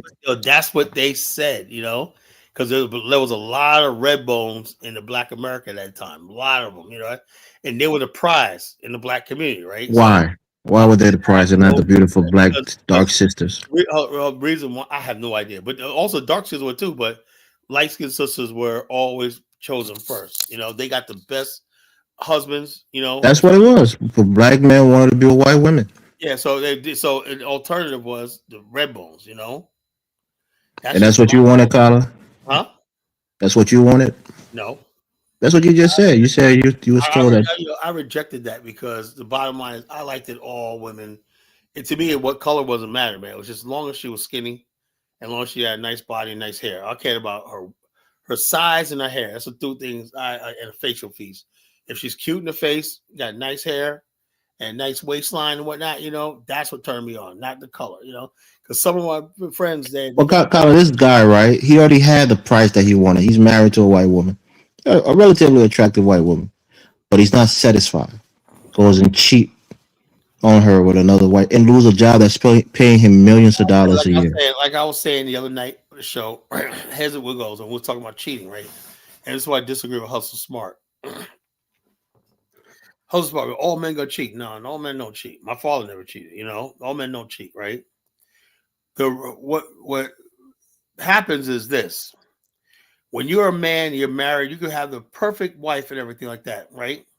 But after a while, what attracted you to her at first, right, wears off. And you're into more of the family problems, everything like that. All couples go through this, you know?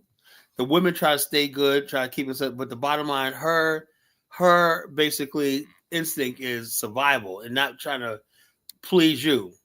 Along comes this young girl, right? And she's saying things like, oh, you're so cute, whatever like that. She just laughs at all your jokes. She's giggling and whatnot. She's cute and everything like that. She basically hugs you and everything. And that triggers something in men. I've been through it, you know. It triggers something in me when young women, I had to fight it off, you know, young women, you know. Carla, we have a conversation here in the chat, right? Let me see what you take. So BB Rodriguez, whether she's married to she's in an interracial relationship, we don't know. This might be Liza or Lisa from the last, your last time you was up. But she said, I was listening to Diners and Pan-Africanist lunatics, and the Pan-African lunatics said that you genocidal maniac if you married interracial. Meanwhile, Black Americans free men descendants have a minimum of 25% European DNA. So is that a justification for marrying a white person because you have their DNA in you? Doesn't matter if DNA is still black. Another thing I want to tell my good brother, how smart. The whole thing is, if you cheat, right, it's not initiated by the man. Not every man has the opportunity to cheat. It has to do with the woman. It's usually a young girl who basically likes an older man because the older man has everything she needs. He has experience, right? He's not like desperate, right? He's mature, and young women are attracted to that. Really, you know, he's not like this. Tell him, oh yeah, young. I know this from look, dude. I know young females, black and white, right? When they show up someplace, these guys get on the phone. Oh yeah, they're gonna be there. They follow females around from the club to the movies, everything like that. Young guys, right? Older men are a challenge, right? Especially if you basically are the older man is married or has a serious relationship. That's a challenge to her. I've seen it all the time. That's 99% of all people who cheat. It's not casual. It's usually a young girl, right? A young girl, right? Because all the things that an older man could do for her, right? Make her feel like a woman, right? Carla, do people cheat for one reason or they cheat for a myriad of a variety of That's reasons? usually the they're attracted to each other, whatever like that. But for the most part, it's always instigated or initiated by young women who are not an older man. That's Does the. it count? Does it count as cheating if the person is inebriated, What do you mean? if they're drunk or under the Oh, use no, of yeah, it is drugs? cheating. But I'm saying my point I'm trying to make is women basically the cheating aspect of a relationship usually happens about opportunity, right? A man be like, man, I see this young girl, she's beautiful, she fancies me and stuff like that, and he's saying, I'm never gonna have this again, because he has to prove himself, and that's what it is. Trust me, every man goes to that, right? But if the young girl didn't initiate that, right, and it would never happen. The young girl gave him signals, right, and gets a lot out of it because she has an older man, and she looks at his status and everything like that. For instance, no discipline. Frenchie, if you're a man, right, and you're middle age, right, and you still wonder if you got it, you haven't courted a woman in years. You're not 19 picking up girls. It's been years since a woman looked at you, and you got this young girl who's throwing herself at you and that. You can have all the discipline you want, and that's why I say men are weak. I don't know if it'll happen to me. The smart thing to do, Carla, is not to put yourself in situations where you could cheat. Exactly, though. That's what I do. I I don't agree. put myself in those situations. But the thing is, but the guy, his problem is he put himself in that situation. He knows he's with a young girl, right? He knows spending a time alone with her could lead to something, right? You have to basically stop it right there. Stop calling me. If you call me and my wife together. You want to speak to me? My wife has to. You want to see me? My wife's going to be there. If you don't set those boundaries, then you're just as guilty too. Because a man, you get a man alone from his wife and whatnot, anything can happen. That's what I say. Somebody says certain men are weak. All men are weak. When it comes to Yeah, that, all men. Actually, that's true, Carla. all men are weak. When it Look, comes to women have that power over men, especially yeah, young. a man may reject women 9 out of 10 times. That one time, he probably won't have the strength to reject. Yeah, if it So was like a don't put woman yourself like in those his age, situations. if this woman is like his age, what people think. They always think that cheating is you got a coworker in your job, you're around the same age. That rarely ever happens. That rarely ever freaking happens. And sometimes the cheating happens from the intention is not originally to cheat.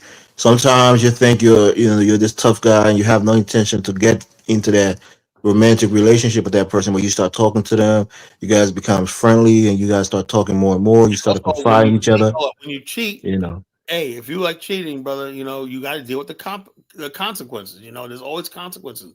That's an Nobody, no, expensive mistake. Why nobody. do Yeah, it that? is expensive. I don't want to If be you're paying. married, that is. I don't want to pay nobody alimony. Look, I've seen court cases, right, where friggin' the guy was cheating, the judge gave the friggin' female everything. His bank account, his house, his car, everything. Women walk off big. You want cheap? Women walk off with everything. I'm not in the business of giving women $50,000 I got in the bank to friggin' because I was cheating on them. No, that's not gonna happen. I don't fucking need to cheat that bad. Now if you go take a prostitute or something like that or whatever, that's fine. But the bottom line is, where you have a contractual agreement. Sim- Randomly, Simply said he loved cheating, getting married, and divorced. I mean, if he got money, yeah. So if he That's a basically, waste. You're wasting everybody's time. Why? That doesn't even make sense. Baruti, what's Baruti got to say? He always got this goofy question. He goes, given your being a black nationalist, can you summarize how you differ mindset from That white? question is to you originally, Carla. That's it. And Well, I guess it's to us on the panel. That's a good question. hold on. When he says African, what is the damn African mindset is he talking about? Read it. Read the whole thing. Oh, let me read it. Given your being a black nationalist, can you summarize how you are differ in mindset and nature from white people? Because I have no. As you know, being African includes your mindset and your philosophy plus your race. I'll tell you what it is, right? That's a good question. I have a sense of justice, right? I have no desire to rule over somebody. Like, let me give you a perfect example, right? I basically have, if somebody is good, black people are naturally fair, That's what I believe, right? Okay. Ryan Coogler's movie, Sinners, right? Rolling Stone out of racism, right? Because I know there's white men sitting up there. No. How could a young black man make a movie like this? It's impacting the culture. Sinners probably have more impact on the culture than anything since Jaws, So therefore, they didn't give him the top 20. You mean tell me out of 20 films, some of them flopped. That's deliberate, right? That's white people do that. Same thing with Variety magazine. They downplayed the fact that he had $90 million and they were saying he's not gonna make that money back. Then when he made like $400 million, they're like, oh well, blah blah blah blah blah blah. Now, black people don't do shit like that. They don't. I don't do shit like that, right? Because it's not in me to try to oppress somebody. If I see a young white, let's like, perfect example is when Eminem came out, right? I heard him rhyme. I said, oh man, this guy's good. I say he's good. He can rhyme. He probably has a message with the white people and everything like that. Even some black people, right? I say he's good. I didn't sit there and say I'm gonna press Eminem by saying no white person should rap and everything, but they do that. They guard their space and basically make sure that if a black man, Eminem is good analytically, right? He's good with his rhyming scheme. But I can't connect with him spiritually through his music. His rhyme skill, is on the level of Coogee rap. No, that's what I'm saying. But music is more than just the lyric, the analytical part. I come from the old. You have to feel in your spirit. I come from the old school, right? The old school, we weren't about your Kendrick Lamar's like that. We just writing about rhyme, who could battle rap. That's what we cared about. That's where I'm from. We didn't care about all the love song ballads, whatever like that. Drake and Kendrick Lamar and all this kind of stupid shit. We just look at somebody that can battle rap. That song 8 Mile Road from the 8 Mile album was one of the best songs, hip hop songs I ever seen. What you mean with the Mom Spaghetti, where he was doing the battle rap? No. It was like the 8 Mile Road. That's one thing. That was like, let's lose yourself. But let me ask you, Tyler, what do you think about modern rap? It's called the 8 Mile Road. That was the best. That song was on the same level, and you Rakim admitted as Rakim's In the Ghetto. Nobody's found. That was like the version of that was like a white boy in 8 Mile Detroit version of Rakim's In the Ghetto. That do you listen to any recent hip hop? Like what do you think about? I don't listen. I don't listen to none of this. Only time I hear rap about when they die, somebody got shot. That's the only time I hear about them. So you're disconnected from what people are listening to today. Care less. I'll stay disconnected. I'll stay disconnected. I don't give a damn about none of this stuff. Every once in a while I hear a song like the young people like. I go, who's that? That's such and such right now. I say, okay, that sounds pretty good. I do come across songs that I think are pretty good. When I hear young people playing, okay, I guess that is pretty good. But on the whole, the showmanship and all stuff like that, I like NBA young boy, whatever like that, with the tattoos all over his face. I can't get down with that. Now I'm sure he got some good songs that can move me, But once I look at you and that's what you're about, the satanic shit. When I don't even look any further, So. Right. So So okay, you mentioned something about there was something that you mentioned I wanted to comment on. So you said you liked Eminem because of his battle rap, Yeah, right? he's good. He's very good. You know, he's good. Have you Now, ever heard about a guy called Toby Nwigwe? Never heard of him. Yeah, he's an Igbo guy, but Yeah, his I like music him. is uh, spiritual, man. Especially his older stuff, man. He was really in the spirit, man.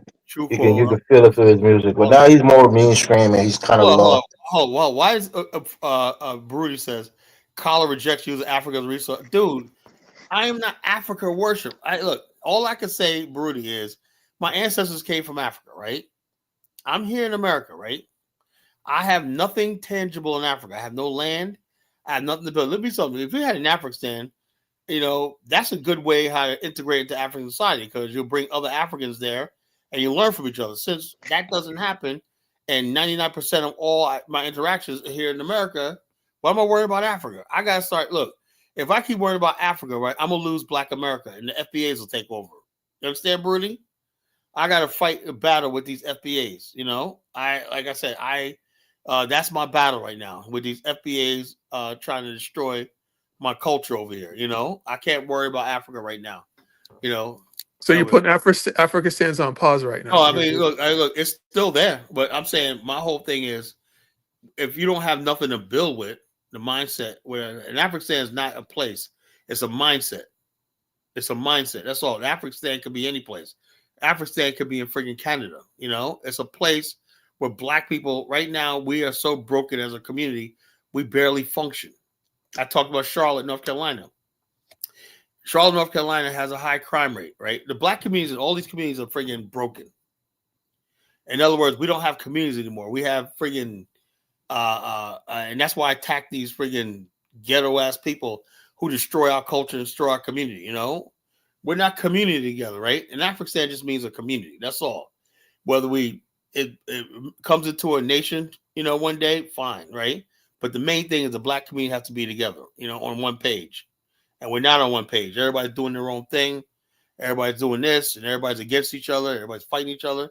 You can't have no Afghanistan like that, And Afghanistan just when we put it all together, yeah, when all the Black people, Black Americans around the world got communities. Like right now, we're building communities in Thailand. People don't know that. We got African American communities in Thailand, functioning communities, right?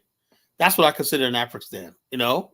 Will those African American communities in Thailand, eventually just be assimilate into Thai culture You're and not going start to speaking assimilate. Thai? That's another thing. People understand something. You could be part of Thailand and everything, but you're always going to keep your identity because you're Black African American. That's the whole idea. You're not going You, to you're not going to become a Thai. even if you breed out, even if your The children whole marry thing, the whole Thais and thing, the their whole thing, children the marry whole, Thais, the whole thing is, I don't believe in breeding out. I don't believe in mixing or breeding out. So if you're living, you if you got you move got a Black community in Thailand that's married couples over there, Black married couples. right, so they're going to live out their entire lives and have children over there, So right? so yeah, so it's just like America. We built a Right. community here in America. We didn't mix with white people. So that's what I mean by an African, where we stand. No, You know, there's a lot of mixing going on, Colin. There's a lot of well, mixing going on. that's a problem. That's a fall of Black America. You know, if you give up your identity, you have nothing to build on. You have nothing to build on. We used to have a community where everybody was on the same page. Black people loved each other. We had on TV shows, on magazines, everything like that. That's the Black America I want back. I want to see my people again. But Colin, do Black Americans, they don't form little Black uh, communities. They assimilate into other communities. When Black people get Where you money, get that from? I'm not assimilating no community. What are you talking about? okay, Kala, Most of us still you moved rolling to around. live near the white sea people, Kala. No, I don't live near. Look, you You're understand living. something, right? Hold on. You Is understand your neighbor's white? hold on. Yo, Chuko, right? Who lives across the street? Black Americans do have small Hold on. communities. You were doing good tonight, right? Chuko, I live in a neighborhood, right? My Uh-huh. neighborhood was built back in the late 80s, right? There are like 6 Black millionaires in my neighborhood, right? And we got a lot of Black families here, right? That are wealthy. Yeah. It does not matter. Like I said, people think that that you got to be in a freaking neighborhood with Black people. No, you don't. Because my association, like all our friends come to my house, whatnot, and we play cards and whatnot, and we're still in the thing. Like it doesn't matter because I don't know who my next door neighbor is. I don't know like that. That's our part. We live on 2 acres. You know. Okay, but Kyle, here's what I'm saying. Like there are Nigerian communities in Texas, in Atlanta, Well, in New I don't York. understand. I don't But hang understand. on, hang on. There's little Haiti, there's little Italy, there's Yeah, but little we don't want. Hold there's up. Chinatown. Let me tell But you this. where is the little black Yeah, I know, America? but the whole thing is, you know Where why? is the little black Black America people, at? black people have moved on from that. We used to have that, right? But as more black people get money, right? We got black people. We got subdivisions here in Virginia. We don't call them black that, right? Like you got Crystal Lake in Portsmouth, right? Look it up. That's a middle class Right. black enclave, right? We got Churchland, you know, in Portsmouth, you know, middle class black enclave. We have Level Green in Virginia Beach. That's a black enclave, right? All black. Lake Edwards, there's all black people. We don't call it that. You know what I'm saying? But You there's a know, we don't, difference between a neighborhood and a community. Do you see the hold difference? on. But hold on. Black Americans are rugged. We're Americans. We're rugged individualists. We're not communalists. You know. So Okay, but Nigerians Nigerians are communalists. That's what Nigerians do, right? That's their culture. So We're not- are Italians. So well, are Irish. these are people that came from. So are third world Haitians. situations, you So know? so are Yeah, Chinese. but that's not us. We're Americans. We're not like that. You know, we don't want to be like that. We don't want to. So when you say you're American, what you're saying is that you're a chocolate covered European. Hold on. We're African American. Don't you get it? You know, we're different from you. We're different from other people and that. We have our own way of doing things. It's worked fine for us, you know. The difference is you practice white American culture. No, I don't care the white. We practice our own culture. If it remembers white people, but it works. All I know is we got the largest black middle class in the world. You know, we have more homes, we have more businesses, we have more industries. We have more pension funds, we have more home equity in the country. We have like $1 trillion worth of home equity in black home ownership in America, right? And we did that not being communal by being individuals, you know, and that's the way it's going to stay. You know, what somebody does next to me, that's his business, right? What I do in my neighborhood, I don't give a damn about. So you basically like, oh, we got to come together. We're not third world people. We're not going to come together and have some kumbaya, whatever like that. That's what the problem is. I don't care about what the average, but all I want to see is if the situation is right. I do want to see black people have jobs and opportunity and everything like that. Other than that, you're on your own. This is rugged individualism, you know. That's what it is, you know. My job is not to freaking build. Like I'm obligated to build something. Now I'm a business person, right? I have business partners that are black, you know, and whatever like that. And we have a mutual thing. But my goal is to go out there freaking making sure every black person have a business, and like that's not my freaking problem, you know. Right. But a group is only as strong as its individuals. Yeah, we're not a group. You're in competition. You don't get it. You're in competition. You're in a competition. Competition with who? With immigrants, with other immigrant groups. Yo, Chukwo. No immigrant is going to be at my level. You understand that? Are you sure about that? Are you sure about that? No immigrant is going to ever have what I have. You want to know what I do for a living? You want to see you sell insurance? You sell insurance. You know what I'm saying? No, I do more than that. I'm a marketing thing. I have an ITC business. You know. Okay. So I don't just sell. When I market insurance, I put together health insurance plans for companies and all stuff like that. I do a whole lot. You know. And so the bottom line is, no immigrant is at this level right here because they could never penetrate this culture. You know. So the laws of physics prevent any immigrant from outcompeting you. Because the bottom line, hold up, and look, everybody that is successful in my business, right? Most of the black people who are successful even more than me, these people in my area, they go way back, way before me. These are people who have many generations in Virginia. I'm from New York. I've been here for 30 years, right?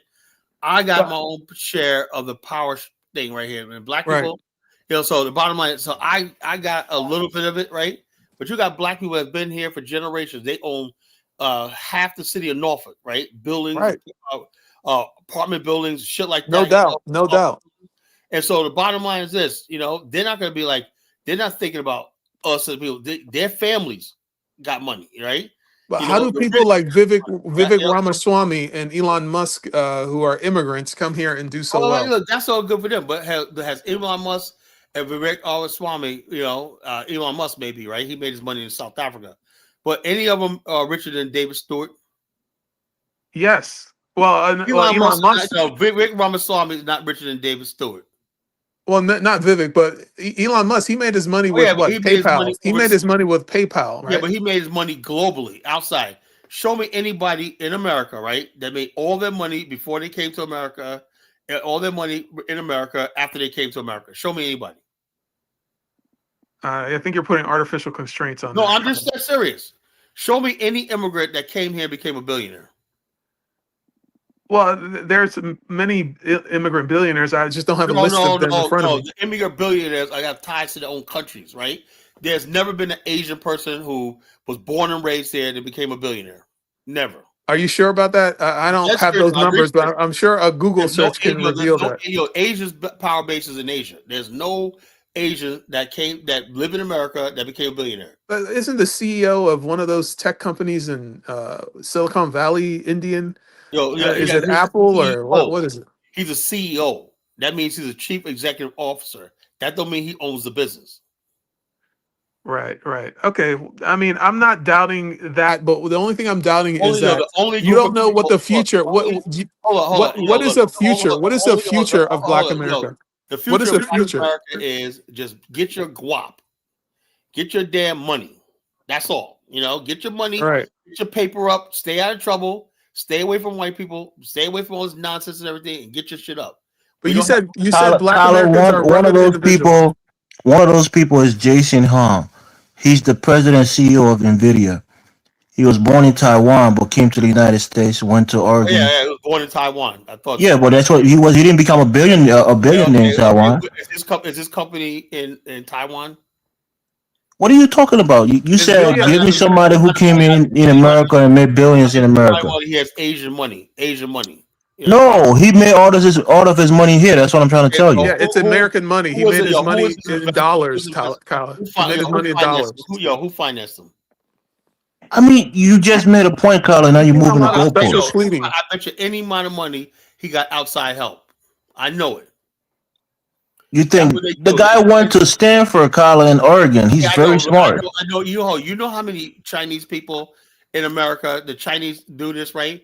They go and recruit Chinese people from America university, get free education, right? And bring them back to Beijing, China, right? It happened in McKinsey Group.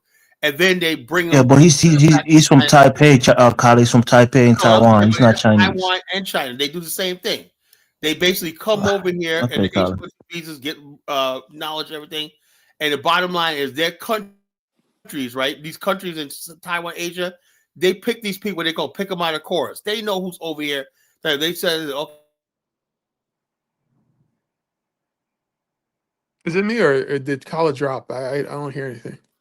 Worldwide Technologies is all American business owned by black men. Well, Kyle, what do you mean when you say who do you think financed David Stewart? Don't you think he got bank loans early on in his business?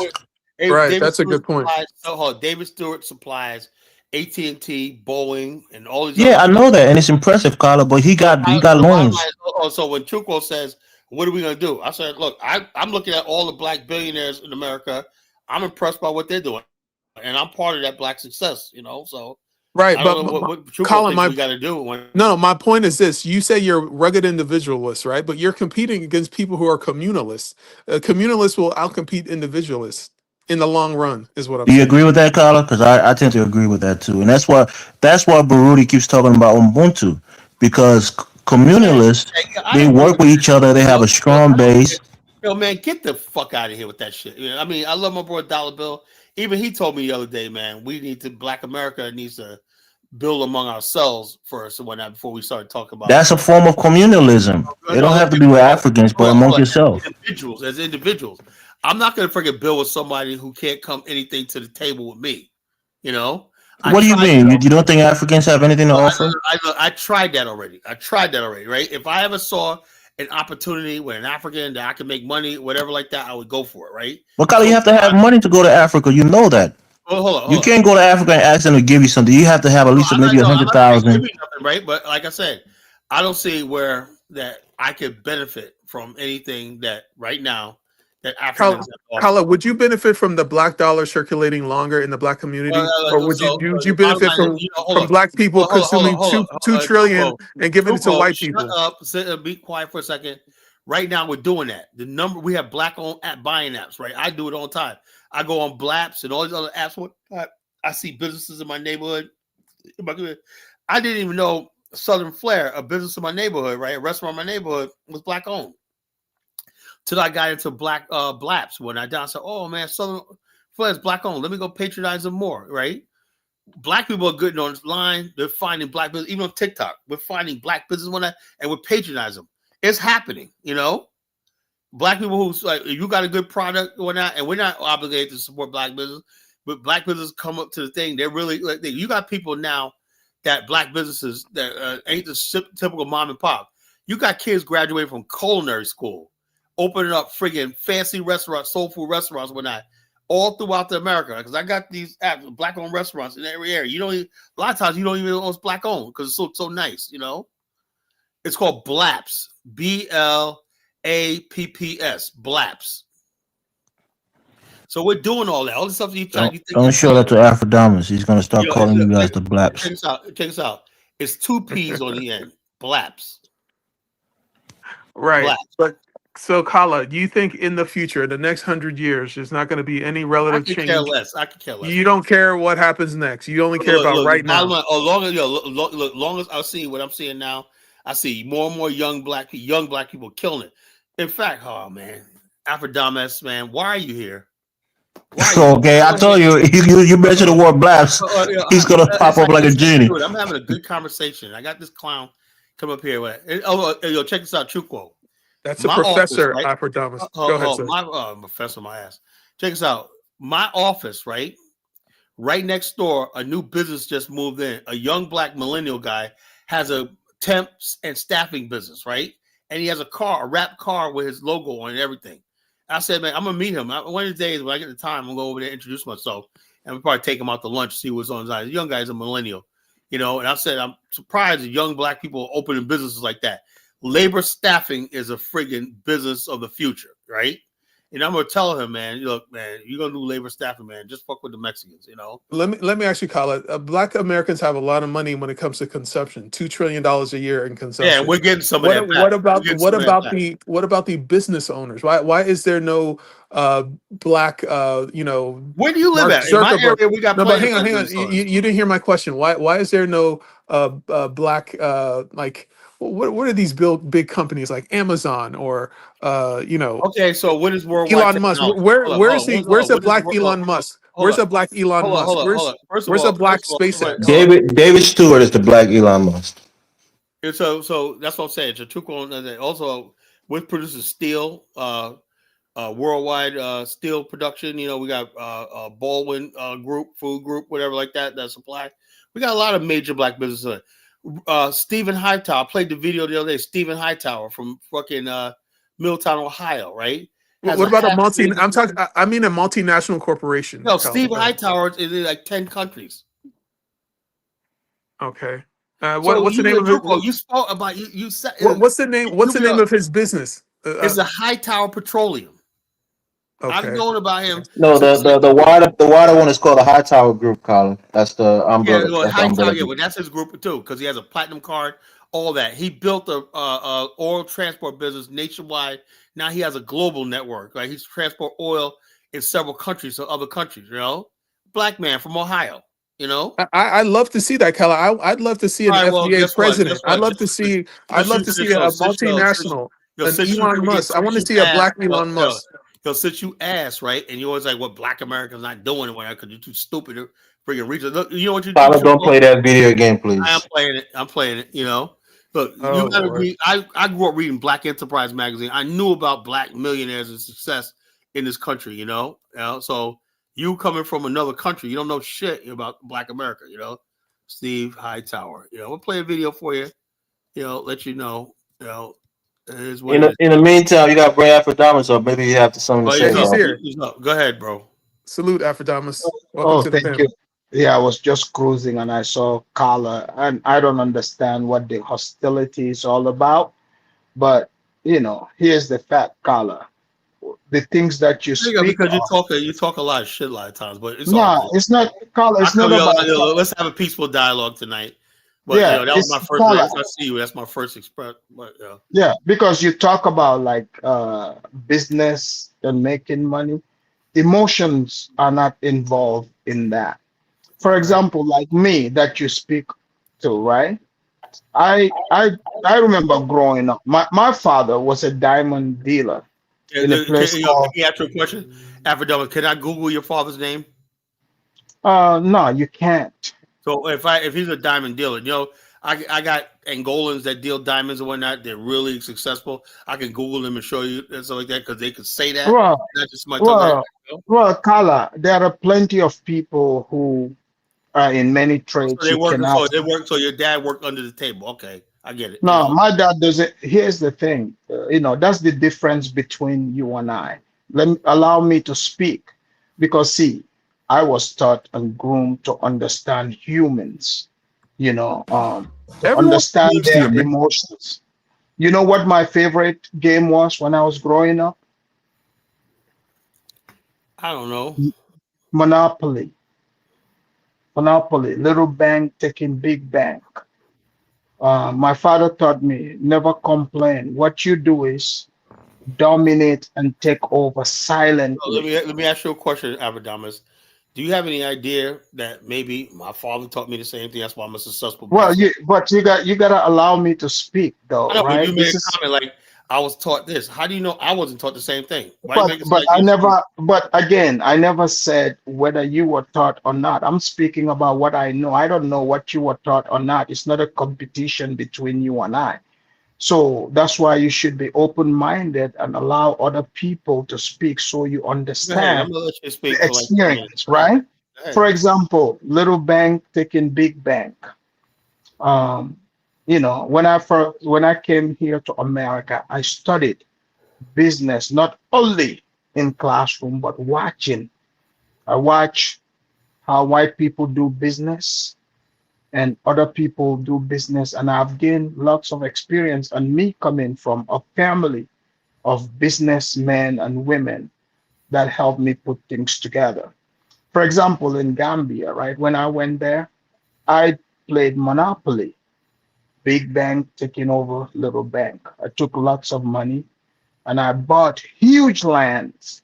I don't want anyone to share. I don't want to be neighbors with anyone. I don't want anyone's land attaching to me, because in Africa they say communal. So I believe in dominating. So I don't believe in the race thing whatsoever. I mean, if you can keep up, you gotta get eaten by the strongest. It's about survival of the fittest. That's what is here in America. I remember as a kid, one time there was like this group of people. They always come around. They mine the diamond for my father and his other business partner. But every time we would eat, we just give them the leftovers. And as a kid, I asked my father, I said, why? How come these people don't join us to eat? You give them the leftovers. He said, you see those people? You got to give them the leftovers. If we eat with them, they are going to think we are equal. Then we can't get them to do the work. When I was a kid, I didn't understand, but as I grew up, I started understanding what my father, the lesson he was teaching me, what he meant. Those people want to remain in the bottom. If we go there, try to pull them from the bottom, they would pull us down with them. It's nothing against them. That's the lesson I understood. Here in America, right? I look and strive towards the best. I'm not trying to save anybody, but I'm trying to elevate. So therefore, those who are moving forward, those are the groups I go with. I operate individually as an individual, right?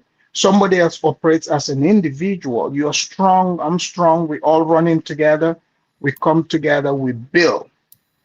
But I remember in the past, I've heard you said you're a businessman, but I've heard you say, you want to go to Africa and get free Let land. me let me tell you something. Look, I go to Africa, Liberia, because I'm interested in building relationship between Black That's Americans. good.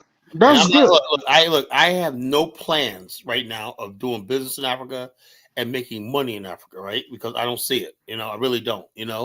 There's a lot of money to be I make made. all my money here in the United States and I hope by 2027 I'll hit millionaire status. That's just me. You know, I have a friend, right? I don't need Africa to make money. You know, Hold on. I have a friend. He's Gambian, right? His father is rich. You know where he made all his money? In Liberia. well, that's good for him. This, I'm not there to whatever the people. I know if I want to go to Liberia and engage in exploitation of diamonds, blood diamonds, gold, well, illegal gold it's not smuggling, about, it's not you know, blood diamond. you know. So I look right now. I got so many people in Liberia that offer me land with gold concessions on it, diamonds, everything. But I'm not interested in exploitation of Africa. You know, so Well, but what that's would not me. you, I'm not interested in Africa. what would you consider as exploitation? Well, look, anything that basically do not basically create an industrial base in Africa, the infrastructure, and you can. And part of the freaking industrial base is you have to build a labor force. One thing Black America has is a industrial labor force. But they do, but that's what I just told No you. country in Africa, basically in Africa, I think people should basically the countries in Africa, if you're going to be legit, every worker in Africa should be a minimum of $500 a month. Salary. Okay, all right. But That does here's not the thing, exist, right? So Kala, that does not exist. When Kala, I don't fuck with Africa like that on that level because I am not going to be Kala, involved with Kala. exploitation. For example, like me that you're speaking to, I have employees, in Africa right now, in Gambia, building for me. You've seen the videos, Yeah, and but I I mean, pay them well. I'll take I your word paid. for it. I'll take your word for it. I mean, No, I didn't you've see a seen the whole lot. videos. I No, see it's a not. lot. I didn't see a lot. Yeah, but I what didn't see I'm a lot of saying, building. I just saw what some. I'm saying, Yeah, but you know. what I'm saying, Kala. My point is, right? I have heard you say you want to go to Africa and do business, right?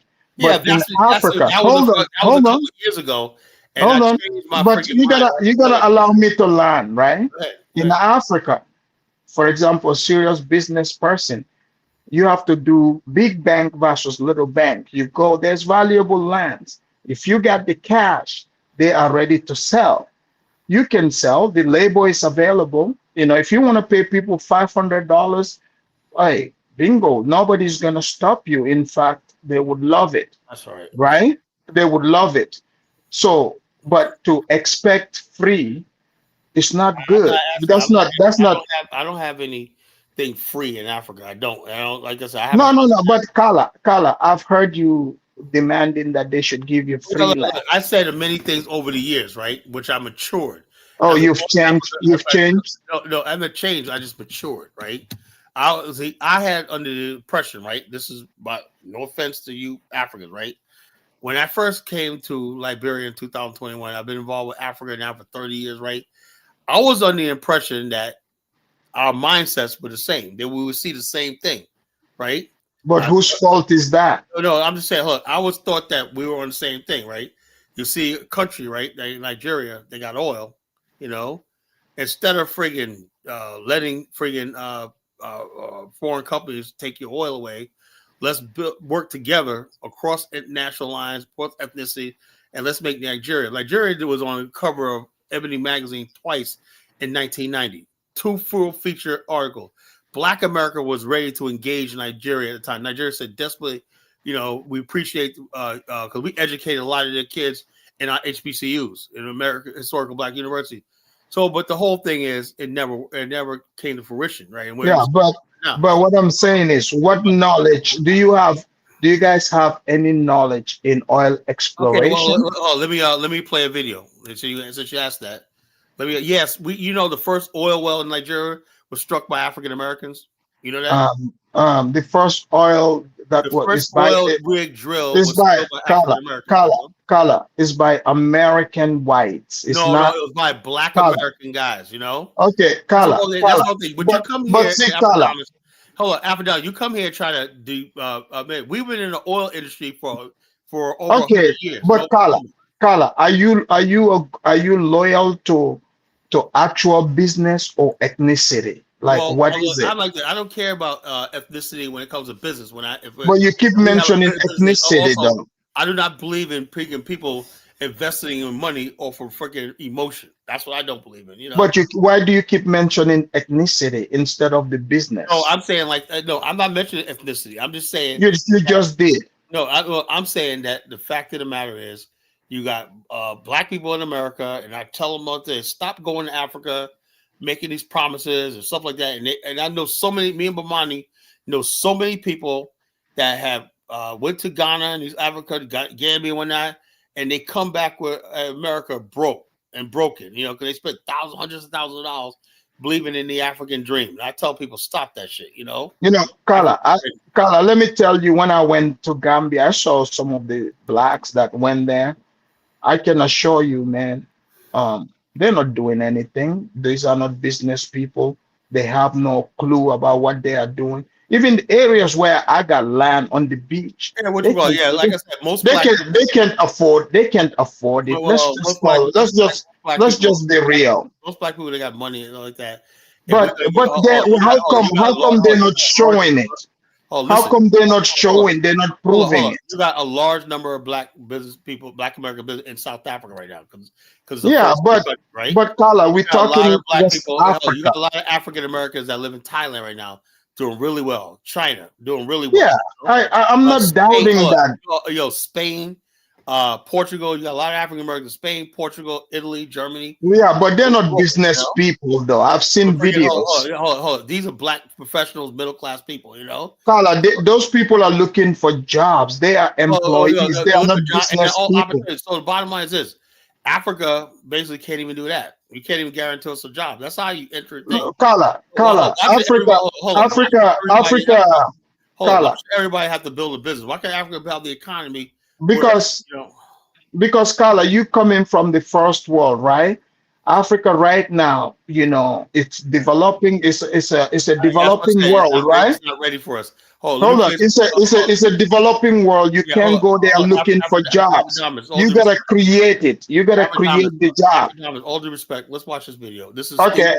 All right. I'm gonna American go. I'm dream. gonna go. I'll be back. I'll be back shortly. All right, I'll be back. watch this video.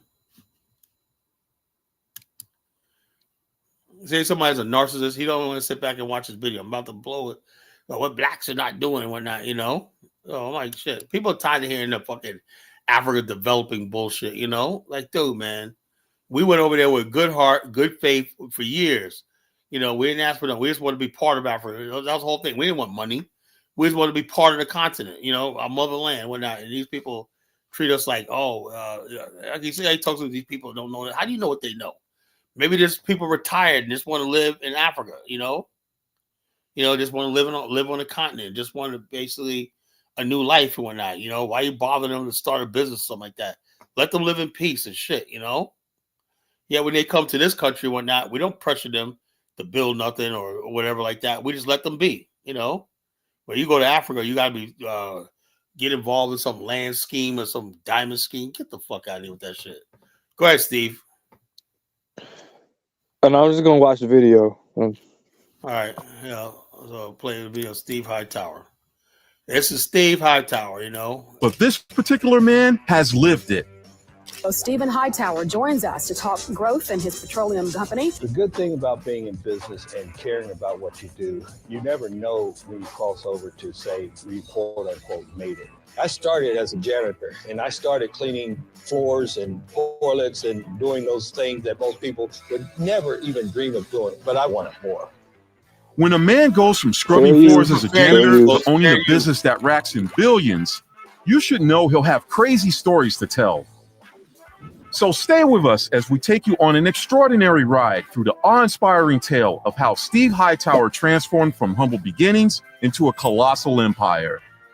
Welcome to Hustlers in the Hood.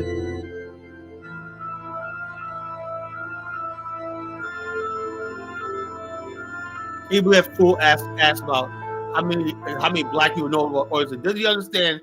Tulsa, Oklahoma, one of the first richest black girl ever lived. This on the oil field in Oklahoma. You know, it's like I said, we got an ignoramus like Afrodamus, don't know anything about black history. Think he's gonna tell us something, man. Get the fuck out of here. You know, that's why he ran, you know. Yeah, Hightower is a friggin' giant, man. He's a giant when it comes down to business and everything like that. He's a freaking inspiration, and to me, it makes me feel proud to be what I am and everything. But I don't know. You got people like Afrodamus that's basically, I don't know, all they do is sit online and talk about what we're not doing. But no other black person could hold a candle to us about accomplishment. You'll never see a Gambian person on his level, never. And that was what my father told me. I said, okay, can I Google your father? No. A lot of people who had corporations and did diamond trading, but you can still research them. You can still research them in archives. So where's his father at? You talk about his father was in a diamond. His father was doing blood diamonds and exploiting poor people. So let's see if he comes back. Afrodamus, So let me play some more Steve Hightower.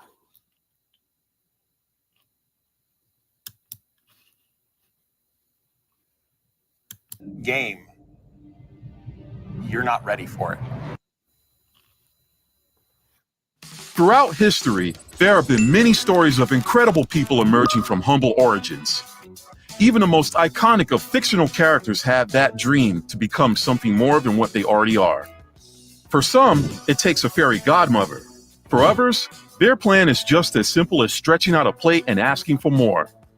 But Stephen L. Hightower didn't need either to become one of those remarkable individuals who found a way to transform small beginnings into magnificent achievements. I started to sell industrial materials and supplies along with the janitorial services. It's one thing to go from broke to financially stable. It's something many people have done. But Hightower, the current CEO and founder of Hightower's Petroleum of Ohio, took things to a whole new level. A true embodiment of the American dream, he turned from being broke to being a billionaire and a force to reckon with in the global business industry.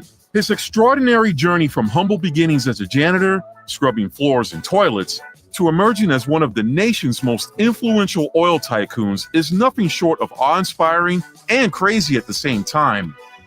It took many things for him to get there. An unwavering belief in himself and an unparalleled drive to overcome obstacles. But it is an industry that is worth pursuing.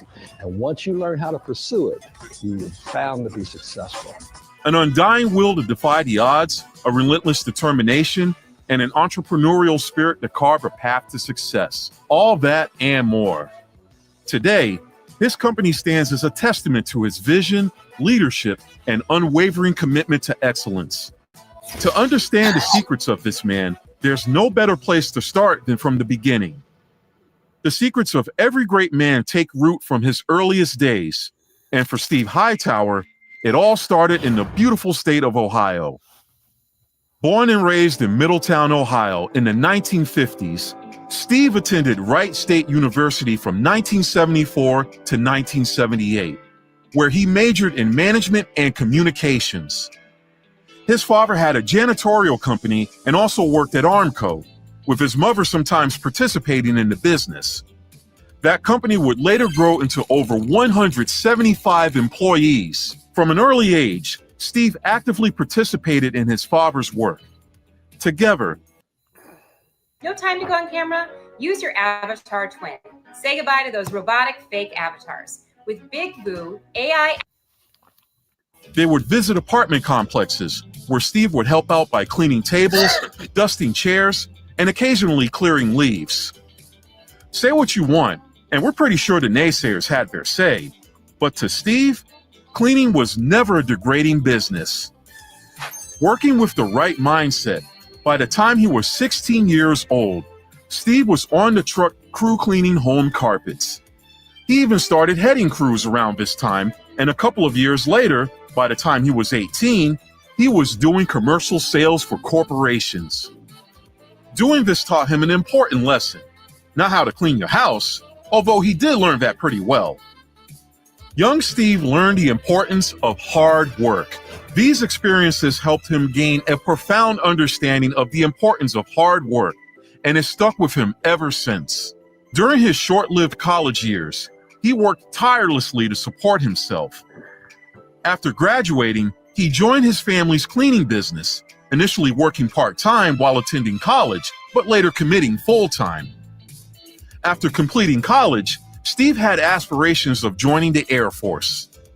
Unfortunately, he had a skin rash, making him ineligible for selection despite never having experienced such an issue before.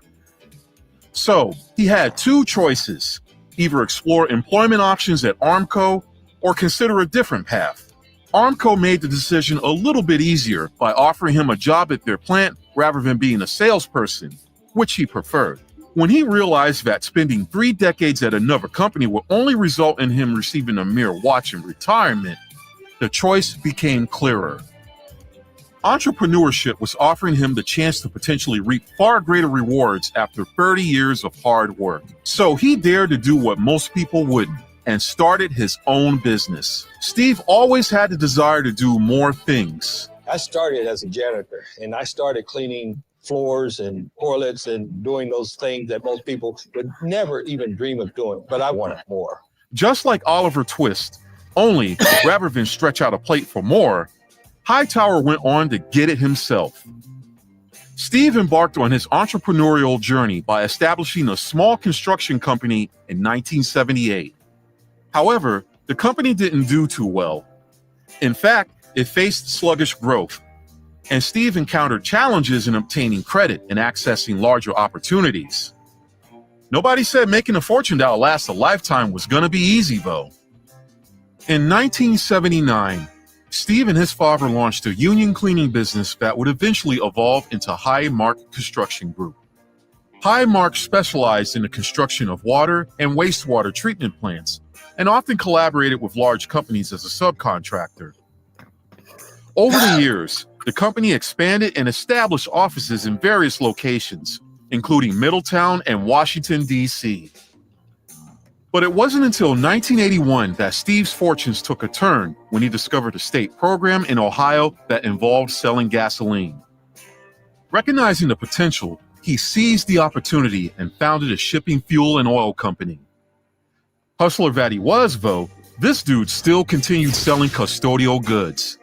To capitalize on the state's gas selling program, Steve invested in tractor trailers and began transporting jet fuel. This marked a pivotal moment in his career as he shifted from selling various products and supplies to specializing in the petroleum industry. At first, growth was slow here too, but Steve didn't give up. At this point, one could say he was used to hard things, so a little hitch couldn't get him to quit. Despite the scarcity of credit and limited opportunities, Steve's determination propelled him forward. He ventured into the transportation of jet fuel, embracing the challenges and opportunities that came with it. This transition not only showcases adaptability, but also demonstrated his entrepreneurial spirit. If you're enjoying this video so far, please leave a like on it and subscribe to the channel to join our community. Your support also plays a big role in giving the video a boost on YouTube, helping us positively impact the lives of even more people. Now, let's get back into it. It's been a couple of decades since Steve Hightower took the leap into an unfamiliar industry. And today, Hightower Petroleum Company is a comprehensive petroleum distributor that caters to the fueling requirements of businesses, public entities, and industries nationwide. They excel in delivering customized solutions to meet the diverse fueling needs of esteemed customers like General Motors, Ford Motor Company, Duke Energy, and Waste Management, among others. They have established a virtual marketplace across the United States, offering a wide range of fuels such as gasoline, diesel. I get you, man, but you know, Afrodamus is so fucking full of shit. So fucking full of shit, you know? He's come up here and I exploded because I'm like, yo, dude, all you do is talk shit online, you know? When you come up against me, right, and you want to talk about my people, what you do is you bring up, what you say, throw up. If you throw up a 5, when I'm gonna throw up a 10, you know, you throw up an ace, I'm gonna throw up a deuce, you know, it's like deuces. Throw up, man. I threw up Hightower. Now what the fuck you gonna throw up, nigga? You know, what you got coming out of your little shithole fucking country? Not a goddamn thing. We could do this all night and we're gonna win. You ain't no match for us. All you do is come up here talking that stupid white supremacy talking points. I say, throw up, nigga. Throw up. Get your video. Show me why I should respect you or whatever like that. No, you're a fucking stupid ass refugee living here off our nuts.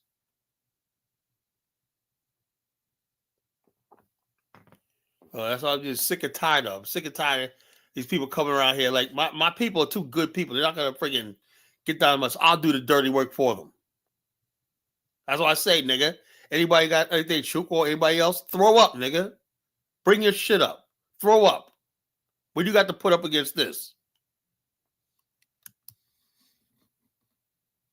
Biodiesel, and ethanol, as well as lubricants, oils, and greases on a national scale. Hightower's Petroleum kicked off with just 2 employees, Steve Hightower himself and a dedicated accountant. Listen, it's called Connect Team, and it's insane. I don't do schedules or timesheets manually anymore. And it works? Oh, like you wouldn't believe it. It's like throw up means basically if you got something to put up against something, you throw up. You say, okay, look, this is what I'm coming with, right? If you say this song is bad or this style's bad, okay, and you threw up, somebody got to match your energy, you know? This is what I'm throwing up, you know? And one, use your context clues, man. Use your context clues. What do you mean? I'm telling him, I don't understand how he didn't know what that meant. Some people are slow when I throw up. Slow. Hey, did you understand what I said right away? Right? Throw up. You know. Right. Yeah. Put your front up. Put your Yeah, I know what you mean. Put something up, man. You want to talk shit about us or whatnot? But you put something up. You know. Ain't nobody can throw up when it comes to Black America. It's not happening. You know. Say throw up. You know. I threw this up. They talking about black people that do nothing. I threw up Stephen Hightower. Talk about this. Now you come up with something. Show me what you got. Show me, put your people, your tribe, whatever shithole country you come from, put that up against somebody great like Stephen Hightower. You can't, you know. That's why I do this show, you know.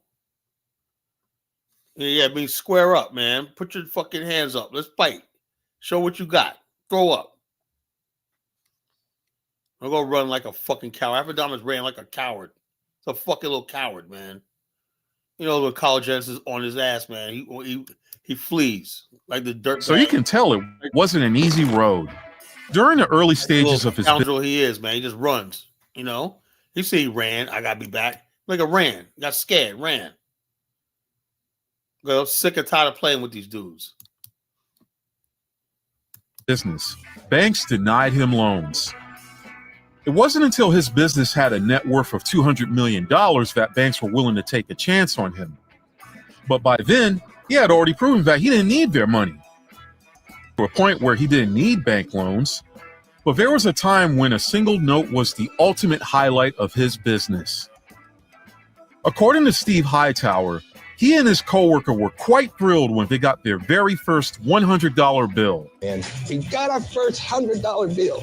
It was a moment filled with excitement and a sense of accomplishment.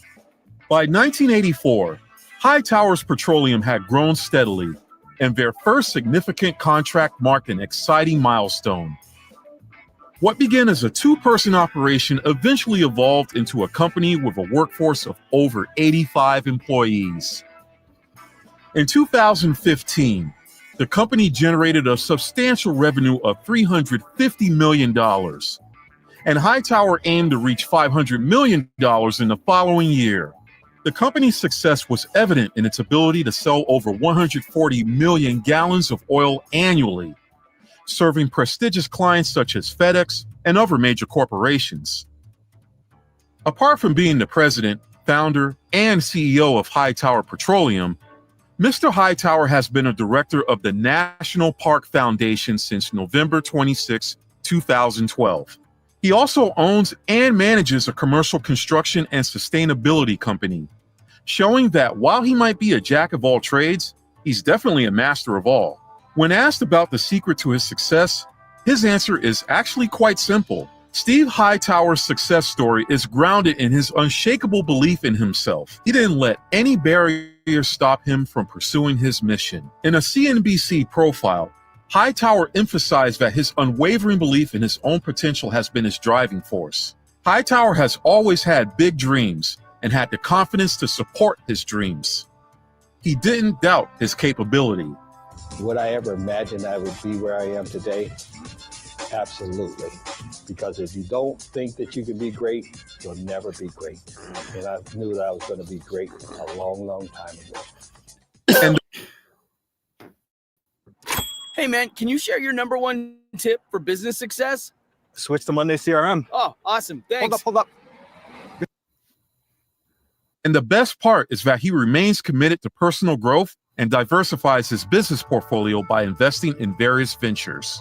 Steve Hightower's journey from a janitor to a multi-million-dollar oil tycoon is an inspirational tale of resilience, determination, and unyielding self-belief.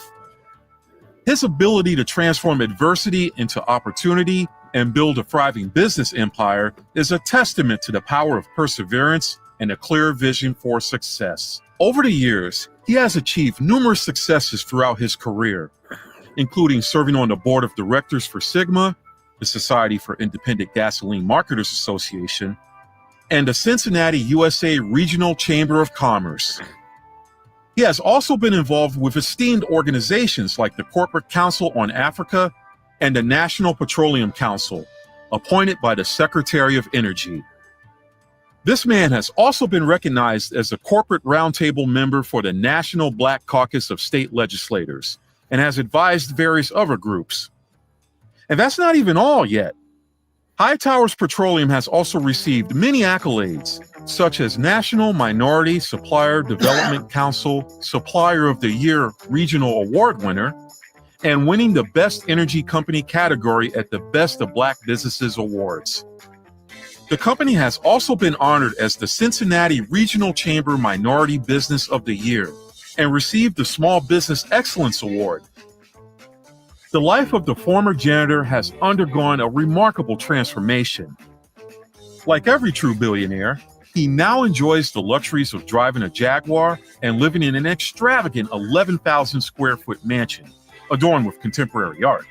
Not only that, but he has also ventured into the world of sports ownership, acquiring a significant stake in FC Cincinnati, a professional soccer club. This journey from janitor to wealthy entrepreneur is a testament to his unwavering commitment to financial success. Surprisingly, his interest in soccer ownership did not stem from a lifelong passion for the sport or anything like that. Instead, it was driven by his astute business sense. Seeing the potential for financial gain in the soccer industry, he embraced the role of a soccer fan. His adaptability and willingness to seize opportunities highlight his dedication to achieving greater financial heights. You would think owning a billion-dollar empire would be enough for Steve Hightower, but despite his impressive achievements, the CEO remains focused on ambitious growth. He firmly believes he has not yet reached his ultimate goals and continues to approach his endeavors with humility and determination.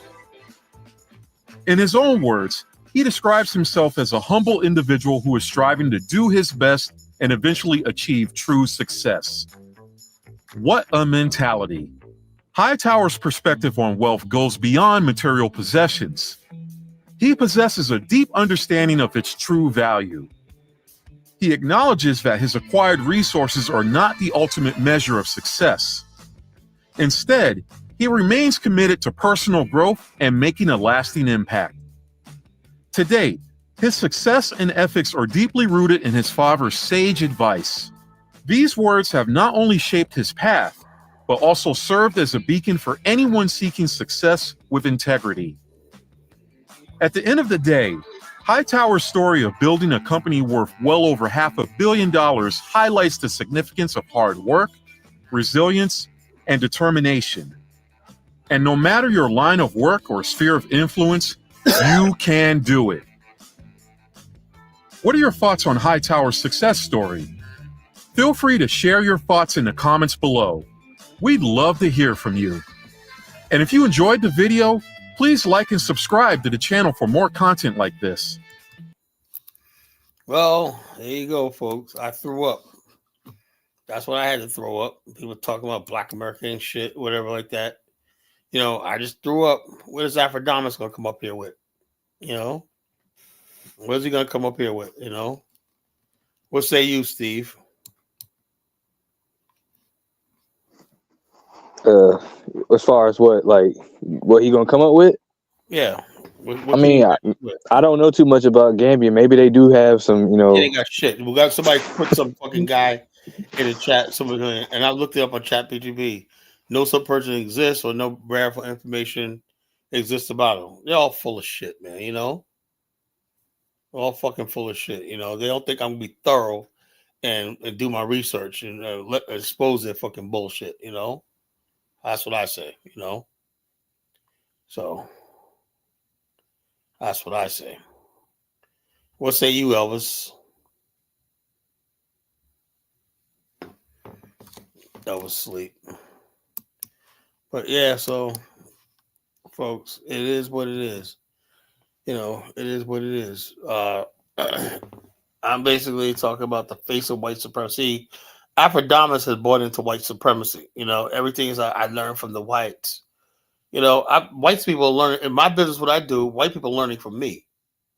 You know, they're learning from me. You know, I got white people working under me. You know, students. You know, and I'm about to expand my business nationwide. You know, open up offices nationwide. So I'm like your Afrodamus when I think white people do a lot of stupid shit, make a lot of mistakes, and incompetent a lot of times. They ain't all fucking things. But he worships the white man, you know. But he loves white supremacy. Go ahead, Honey Flower. Give me some energy, man. These guys ain't nothing, man. These guys ain't shit.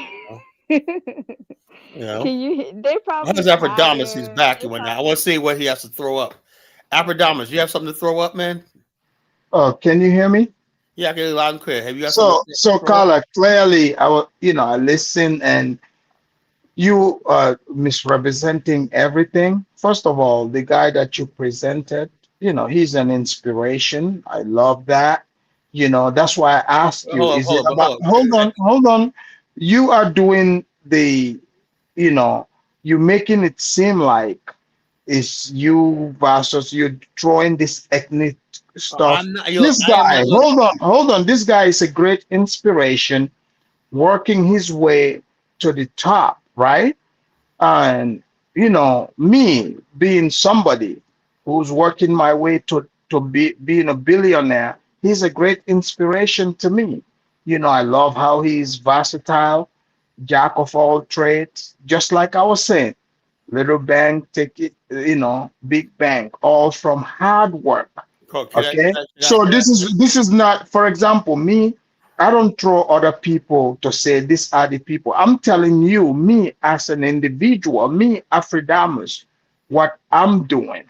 I'm not putting anyone up. I'm on my way to the $1 billion. I'm on Hightower's path. I hope you get there. Yeah, that's what I'm doing. He's an inspiration to me. I love it. Hold on. My only point is your whole steez is, it seems like I don't think you ever read Black Enterprise magazine. There's many people like Stephen Hightower. Carla, you're talking to somebody who's business savvy. I have never. First of all, you're mischaracterizing it. It seems like you just want to misrepresent so that you can fight with me. What you Carla, this guy is a high achiever. He's a hard worker. Yeah, this is somebody that, hold on, this is somebody I can relate to. But what you are doing is you're turning this into like an ethnic fight to make it seem like you're like, oh, throw somebody else. No, I'm throwing myself up as the person. I would say look, I don't do what you do, pointing at other people. I'm telling you, me, Afrodamus, what I'm doing. I'm like Hightower. I have his spirit. I'm on my way, walking my way to being like somebody like that as a billionaire. Do you think I'm sitting here telling you that, okay, if a Black person who have the same spirit as me, as a high achiever, I'm not gonna learn from them? This is why I ask you: is business? What you have to do is change your platform No, because I'm not gonna everything your change it to platform what? is Change basically. it to what? Hold on. Will you play Stephen Hightower's video on your show? If I'm talking about business, No, of no. Would course. you make a commitment to play that video on your show? If I'm talking about business, Hold of on, course. because if you won't, because it'll go against your narrative. No. If Black. I'm talking about business, if it's pertaining to somebody like him, you gotta remember, Carla. For me, unlike many other people who are in their feelings, that's the difference between myself and many. There is no feelings or attacking anyone. My media is about sensitization, and this is going to become a multi-billion-dollar, media company someday soon. I hope that. Someday Yo, look, soon. I wish you a lot of luck. So this man, I listen. He is a great inspiration. But I see what you're trying to do. You're trying to draw me into this quote unquote, fight. Who can go But you against came up here. somebody like him? You came Who up can here. go against? You said, do you guys, any black person, any black, even know about the oil industry? So I threw that up. But I asked a question. Yeah, well, Hold on. I But Kala, what I'm saying is, for example, why? Because we are having a discussion, right? Why is questions offensive? I did not come to a conclusion. I asked question. But it was kind of sarcastic in your tone. No. But that's your interpretation. But that's what I heard. Hey, But again, whose fault is that? Is that my fault or yours? Your Aberdamas, I have to get some more people on. Hang on a second. That's fine. You know what? Again, like the reason why I left is because my dinner got dropped off. I don't want it to cool off. I'm gonna go eat my dinner. All right. But what you're trying to say is you're mischaracterizing it. I'm not. See, I'm a very open-minded person. This is why I'm able to thrive. I would learn from everybody. This Hightower, he's an inspiration. He's a great inspiration. I hope you're not sitting here thinking that I'm saying there is no successful black people. There are a lot of business, ideas that I implement. For me, it's not about race. I learned it from black people. Hightower is a pillar in Black America. He's a leader. Well, again, he's an inspiration. I mean, anyone black people. Anyone that wants to make it. By him. Look, I was inspired by him. Like, I heard about him 20 years ago, and I wanted to. Yeah. So what you're saying is wrong. Like, I would be dumb as somebody who's trying to, make it to billionaire status. To say, oh, look at Hightower. I'm not gonna listen to it because he's black. That's stupid. Like, why would I ever make that conclusion? He's an inspiration. My only point was, you didn't know he even existed. That's what I'm trying to make. You're just assuming. No, I did, because why would you? No. You're just assuming, Carla. Hold on. Why would you make a comment like? Carla, I watch MLS. You don't think I know the owners, Carla? Well, Come on I now. think you're Carla, I'm not. You're not talking to a low level guy. I do investigations. Okay. Like I said, I'm all about, making it to the top, and I study the people that have cracked the code. Check this out. African guy said that Afrodamas, she's responding to you. You need to stop speaking about the blacks as if the whole group are low life criminals. That's people's. Hold on, bro. Carla. Again, you have to remember, right? That's people's interpretation, because you see, a hit dog will always holler. Oh no, it's not that. Carla, do you know how many black people? Carla, talk about my people. Carla, you're throwing everybody I know under. Hold on, that's not true. That's not true. I have friends that eat in my house. Black people eat in my house. That one's a doctor, one's a friggin' chemical engineer. Carla, have you not heard me say not all? Have you not heard me say, Carla? Let me speak to you, right? There are black people, black Americans. I can show you my emails. How many people that email me? People that email me. thanking me for the great job I'm doing. Oh, please. That's like I would like to see I this can email. show it. I can Okay. How about screenshot it. you log off, copy them, and put them in a private chat. I want to see those.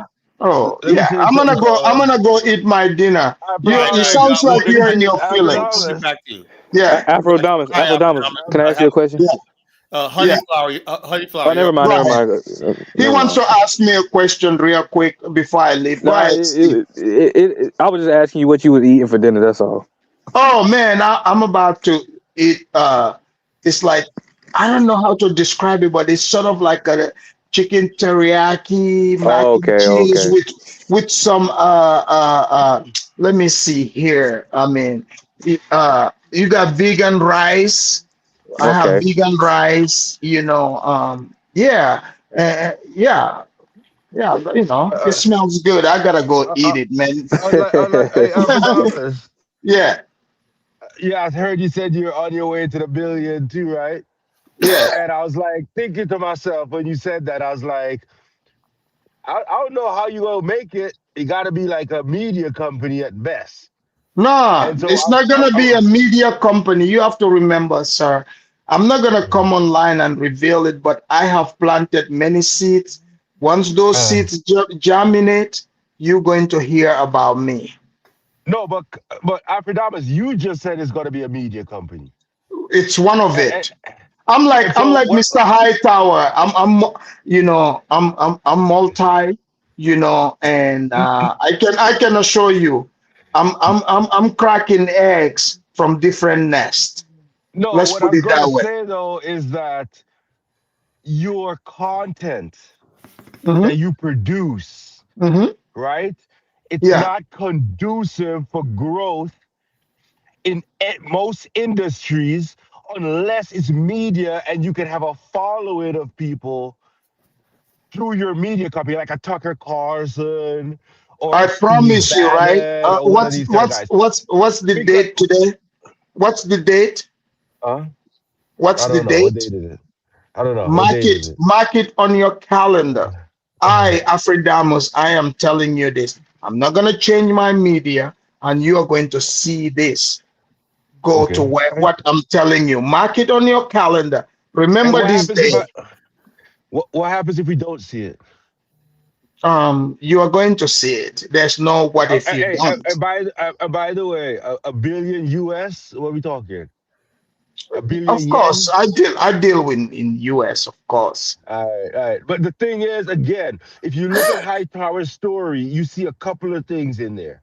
Sir, one of them. The reason why I say I'm inspired, me and Hightower have the same spirit, and it seems like you just played my video. You will find out. You will find out when the time is right. Okay. I'm not talking about the inspiration. I'm inspired. Not inspiration. I'm doing the work. I'm telling you that I'm doing the work. No, but you said you were inspired. You just said you were inspired. Yeah, I'm of saying course. I'm inspired also. I'm saying I'm inspired also, but at the same time, you got to look at the story and see how he did what he did. Right? You don't think I've already factored that? Sir, right. I'm not just talking to you, Afrodamus. What I'm wait, saying. Hold on. You know what I believe in? It's a wait and see. How old are you? Afrodamus, stop. How old are you? About you? No, because the reason why I'm saying it, right? I want to find out that you and I both, obviously I'm not an old guy and you're not an old guy. We got plenty of time to wait and see. Yeah, can you do that? Afrodamus, I'm not talking about you. I wish you all the success as long as it's positive and all that. I'm not talking. I'm just saying now. I'm not talking to you necessarily. I'm saying I'm looking at the story. It inspires me also. I'm trying to see what I can gain from his story. Awesome. And I'm saying that belief in yourself that you're expressing right now, right? Also, he had a background, right? It sounds like his father's business wasn't really. It was a small business. You don't think I have a background? No, Afrodamus, I'm not talking about you. Look, I can assure you from Specifically, my I'm not brain. Hold on, hold on, hold on. I'm not From my Afrodamas. I'm brain, not. right? Hold on. From my brain, I've come up with ideas that within a year generated over $250,000, and I just keep rising. So Carla, what this does that tell you? conversation is boring. Can we move on, Yeah, please? yeah. Yeah. Okay, I'm gonna get It's Anyways, I gotta boring. go eat. It sounds like It's so there's a boring. hater in the house. I gotta go eat No. my dinner. Well, Afrodamas, Goodbye. when she comes to your channel, you don't let her talk, No. man. Let me tell you something about me. This is a gift that God has given me. I have this gift where when I'm around somebody that's either on the narcissistic, psychopathic, sociopathic, some type of mental illness, my stomach starts to hurt. Whenever he speaks, my stomach turns. I get enraged, and that's how I know that I'm around somebody that is evil. He has a pathological hatred for African Americans to the point where he is obsessed. His obsession with African Americans is so dangerous, it could even border homicidal hatred. That's what I feel. I get He that is from him a too. sick person. And that's why I get so irate when he's around. I don't want to talk because I can smell. I can smell these type of people. He is not right in the head. All of this, um, he was talking about this Hightower guy. He literally he doesn't even want to label him or identify him as a black, which is what he called. But he'll identify a drug dealer, a criminal as a black Exactly. That's person. how it works. But when a black person does good, he try to act like, well, yeah, he's just a very driven person. He's a snake. He's extremely dangerous, and all he wants to do is what he wants to do is pretty much take the African American position, and he wants Africans to take your position. It's not gonna Like happen. I understand Not how gonna he happen. thinks. I don't think that's what he wants. It's I not don't gonna. think You so. can't have. If he wants that, Steve, you it's don't have to. impossible. You It's don't never have gonna the happen. thing You about. know. Can I say something about Steve? Steve loves to be in the middle of stuff, trying to play fair. Yo, Steve. You Steve, that's cannot why be I'll never fair. make Steve a moderator.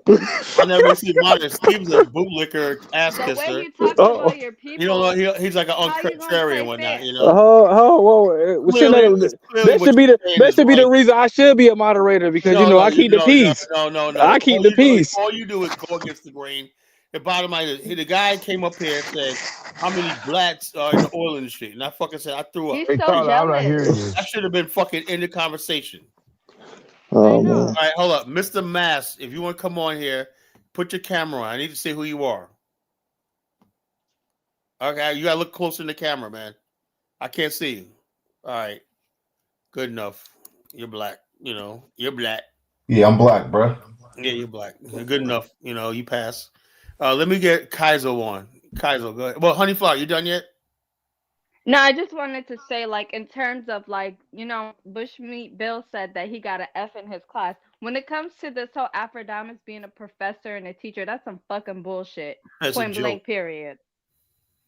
If And that's he what got an F, education's I come to, never made man. it to the class. I never made it. I Damn, what failed for happened? that What university. happened? Well, everybody's I so don't like angry. that Oh, guy. the bottom Elvis, you shouldn't have fell asleep, He man. It was a has good bad show. energy. Like, Carla, you're the one that be falling asleep with us. Next time I'm gonna kick you out of here for Carla, fucking falling asleep on the I show. fall asleep every single time I'm on this show. What This show happened? helps me I'm sleep. sorry, Pat Vanity falls asleep. Afrodamas, he just came up here and I guess he He made gave us Carla Came bad up upset. here, he energy. came up here fucking lying, you know. I asked him, he said, "Oh, my father was down." I said, "Can I find out who your dad is? Can I Google him? You know, ChatGPT can find anything, right? Can I He's Google full your of dad?" shit. What He said he's gonna be a billionaire. Let's see. what's up with black people in Crazy. drama, man? Like what's wrong? Drama just What the everywhere. show is basically, like I said, the title of the show is the face of white supremacy. Why so many people throwing their hands up and surrender? When you got it in your mind, like Afrodama said, I work, white's gonna teach me and whatnot. He really do think the white man is gonna show him how to do a business and whatnot. He Carla, really one last thing. Wait, Carla. One last thing. His hatred is not only against African Americans. That one episode when Nigeria something happened to Nigeria, he said, "I can't wait to the United States lights Nigeria up like a Christmas tree." He's Oh sick. man. He's a sick fucking person. I didn't hear him say that. Nah, that's not what he said. He said the Islamic Fulani in the northern part of Nigeria. But it doesn't matter. He doesn't like black people in general. He doesn't like black people. Okay. Yeah, Steve, I would just you be quiet. Leave it at that. Okay. Let me get Kaiser. Go ahead, brother. I need bring the level up, man. Yeah. So I do have a question for everyone in the panel. Like, what's an ideal place to see black people in? Like, let's say 20 years ago, the guys, the gays and stuff, right? They weren't really in media like that, right? They had to hide. So they've made a lot of progress in the last 20 years. So where do we see black people in 20 years today globally? Well, the bottom line is this: there's some of us who are striving, who are saying, something, because Black America is the only one that came with a pure heart with this. Like, we went to Africa 20, 30 years ago with the idea that we're going to bring and build the continent. The continent is us. Well, continent, even with the mayor of Newark going to Liberia, it ain't because we're trying to get rich. We just feel it's the right thing. It's a duty, right? And like Afrodamas, he try to keep saying, "Oh, you can get this." Look, I am not trying to get land in Africa. I'm not trying to get wealthy and whatnot. I'm just believe that if I can help out some way, be an inspiration and connect people with that can do that with that, that's fine with me. I'm not goal is not to come to see. He has this whole thing that we're coming back to get like Black Americans can make money right here in America. We don't need Africa to make money. If we're coming to Africa, it's because only thing we want is a connection and we want acceptance. And Africans just honestly, they can't seem to do that. Maybe we need to try another part of Africa. But Africans don't seem like they could do that. They got a problem. Like he said, there's some blacks in Gambia. They don't know. So why don't you just leave them alone? Maybe they don't have any money. Maybe they don't have business skills. Why can't you just leave them alone? Maybe they just want to live in peace. Why are you picking on them? Why are you bullying these people? And that's what enrages me, because he can come to this country, nobody's asking him anything. We're like, whatever, But when black people go to his country, they're not doing this, they don't do this. Maybe some people ain't cut off a business, Why does everybody got to go over there and start some business, Why can't they just maybe live off their pension, their savings, or whatever, Okay, it's interesting. That's a problem. But then okay, so you've outlined the problem. So do you think there's a solution in 20 years' time to see the global stage I don't know. of the Like black? I said, this anti, I warned this years ago. I said if this anti-Black American stuff is what's fueling FBA, whatnot, if this stuff continues, man, the next phase is gonna be violence. I know it. For as I'm sitting here, the next phase is gonna be violence. It's gonna be violence. People said that years ago couldn't happen with the East Coast versus West Coast, back and forth in America, and guess what happened? Next phase, somebody's getting killed.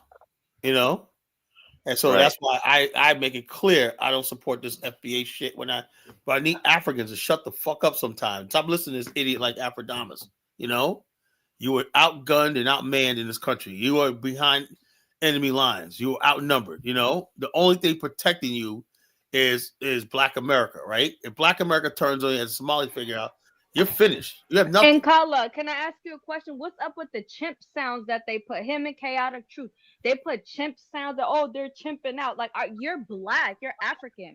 Like, you're African. Chimps come from Africa. Both of them are African. As I recall, chimps come from West Africa and Africa. You know why I say they're literally insulting themselves? They're using white supremacist jokes on black people. Like, what the hell? They're retarded. And so he always comes up here like, "Oh, Kyle, nigga, get the fuck out of here." I know he's full of shit. That's why I treat him like that. I watch this guy. I know. And then they have white people on there, and they put. And one thing you will never see me, even if I talk about FBA, I talk about Africans, whatever. I will never have a white person up here talking about black business. Never.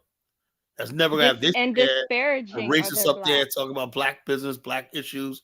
And stuff like this. They also said, African Americans didn't build anything; they were just farm equipment. Like, they're so disrespectful. It's just So they wouldn't say that. They wouldn't say it face to face to an African American man. Oh no, they would say it. They get online. The little cowards, little weak men, cowards say stuff like I said. But it's It is Also, what with it is. Tyreek, he wouldn't say the things that he said straight to an African person's face. All of these people are punks. They're sick in the head. They're making Yeah. money out of black pain, Yeah. black So, anger. and I It's think Woodrow disgusting. Abadamas, he thinks he's gonna make $1 billion entity off of talking about the blacks. He really thinks some white supremacists are gonna pick his platform up and platform him, and he's gonna be like Turning Point USA, some stupid shit like that. He really thinks that shit, you know. They don't say he don't say if he's listening right now, nigga. They will never accept Of you. course, he's listening. No, they would never accept you. You know why? Because unlike other groups of people, white people co-op supremacists. They'll co-opt black Uncle Toms like Brandon Tatum and that because they figure, okay, black America is probably pretty much almost equal to white America. They can take that, right? Mexicans, okay, like the Chinese, Asians, okay, they consider them their peers, right? So you could talk down somebody with somebody who's your peer. When they look at you and whatnot, and they examine where you come from and stuff like that, and you come from a dirt poor country. Carla, I have another question. How does one properly delineate? I can understand you can delineate by saying we're not the same as Africans. You could check that on a piece of paper. But how do you delineate in real life? Well, me, only people I want to delineate around these fucking the ghetto trash black people and that. That's what I want to delineate. Look, I don't look when you talk about Africans and stuff like that. I don't think it's necessary to delineate because I have my own thing. They have their own thing. Whatnot. What's there to delineate? What's there to delineate? Honestly, what's there to delineate? Because everything that I have is mine, right?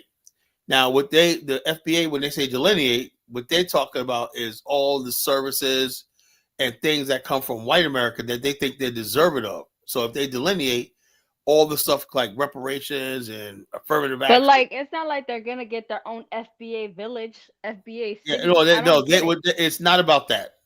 It's about they want they want the relationship with white America to continue. That's all it is.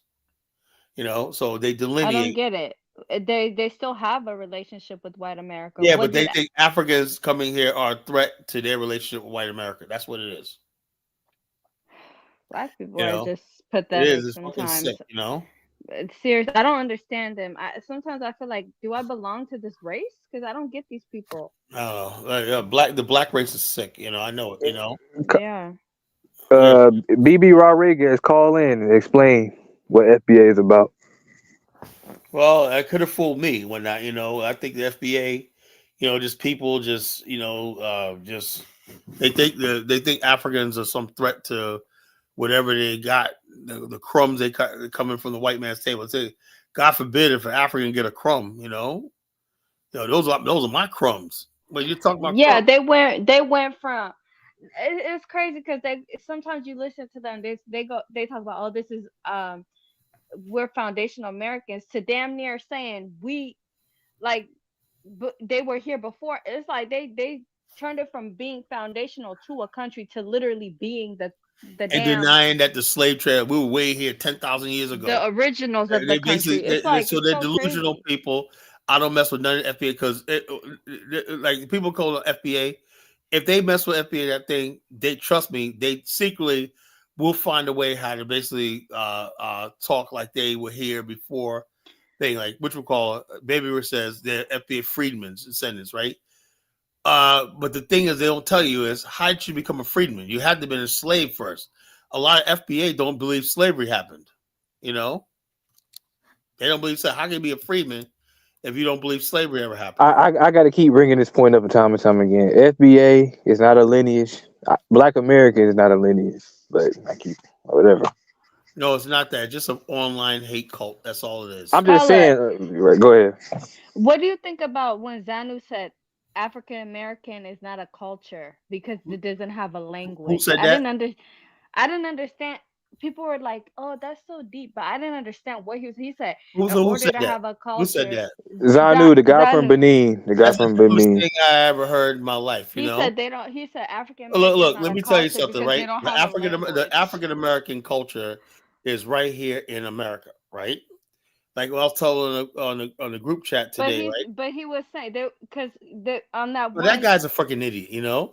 you should play that, not now No, because I don't want. nobody I'm wants to not hear that playing now. none of that guy's But shit. You know, I'm not when he playing went that. on that daily rap crew, he was like, music is not a culture, clothing is not a So, culture. check this out. Music is a culture. You know, music defines people, their spirit, the folk music and stuff like that. You'll tell me that's not a culture. It's a folk music or not. Also, Black America, right? Let me tell you. Like I was saying, I go online, right? TikTok, scroll TikTok, right? And when I see an African guy or a Caribbean guy when they're in an interracial marriage, right? The majority of people who comment are people from their own country. They're like, "Oh, you go," or like you have a African girl with a white guy, and whatnot. "Oh, you go," whatnot. You know, the African guys be like, "Yes, man, you guys are gonna make a good couple." That's Yeah. their culture. May God bless your union. Now, if you see a cute African American girl and she was some fucking white boy, right? What do you think the comments are gonna be? Traitor, swirler, Swirler, traitor, divester, bitch, hoe, whatnot, bed wench, It whatever. depends on what gender is commenting. No. That's all across the fucking board. You know, that's a given. That's what's going to happen. You know, because why? Because that's something that's built in black. Even though the same black people, you get them on side, they're like, I really don't care. But their first gut instinct is to be like, God, even me, right? When I see a freaking white guy with a fucking hot black girl, something goes through me, right? Something goes. I don't like it. I really don't. But what if the black girl is not hot collar? You don't have the same reaction. I still don't like it. But the bottom line, maybe. But what if it was a black man with a white woman? Well, my whole thing That's is like that's so normal now. my whole thing is a black man and black woman. I'm not gonna dick police, right? But when you talk about women, right? Men are naturally supposed to be protective of women, right? To me, when I see a black man, a white man with a black woman, that means you came into my territory. You came into my space, right? And you conquered my women. That's what I feel. Now, if a black man with a white woman, he conquered them. That's the problem of the white man. My problem when I see them trying to stick their shit into my women. So that's what I'm saying. That being like this person right here said doesn't matter. You could tell that is an African right there. That's how you know we have two different cultures. Right there. Stoic said, "Do you think many Carla, you can't don't be really care about that. You can't be the cock blocker for your people, Carla." I'm not a cock blocker, right? I'm not a cock blocker, but the bottom line is this: I remember at a time where because we have a fatherless society, right? No black man would fucking let his. My father was like, my sisters were very pretty. Hell, fucking no. White boy coming home. My father tell you, make sure your friends, your white friends, your sisters, no. And I always told my white friends, my sisters, you're not dating them, whatever like that. If I catch you trying to talk to my sisters, I'll whoop your ass. That's the way we were, That's something that comes from being hunted by the Klan. That's come from my father growing up in the South and whatnot. And that's the culture, That's culture, Culture is what you do, the code you live by, the reason why you do that. That's culture. Anybody tell you Black America have a culture is a fool. Africans don't care about like interracial relationships. Like that's their culture. If you bring someone from another race, like some Africans, they prefer you to marry out. Like, yay, you're gonna make that's their culture. They believe in improving their race by race mixing. Yeah. I mean, is there a difference from country to country or tribe to tribe? I mean, well, I say like I don't see Liberians doing that. Africans, I've never seen a white man dating a Liberian chick in Liberia. All the years I've been there, I've never seen that. I've seen one time. okay. I seen this girl.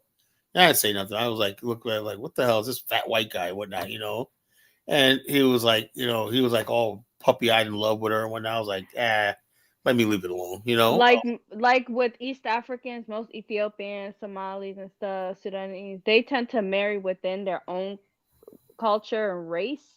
But if they were to bring somebody out their race, it's 50-50. Like if I won't say like they'll get beat up and killed or disowned or some shit like they so most African families they don't really you seen that the video, the Danish deception, where that Nigerian she girl was thought she was thirsty for fucking that marrying a white Danish guy. prince. He played her for Yeah. thousands of dollars and whatnot.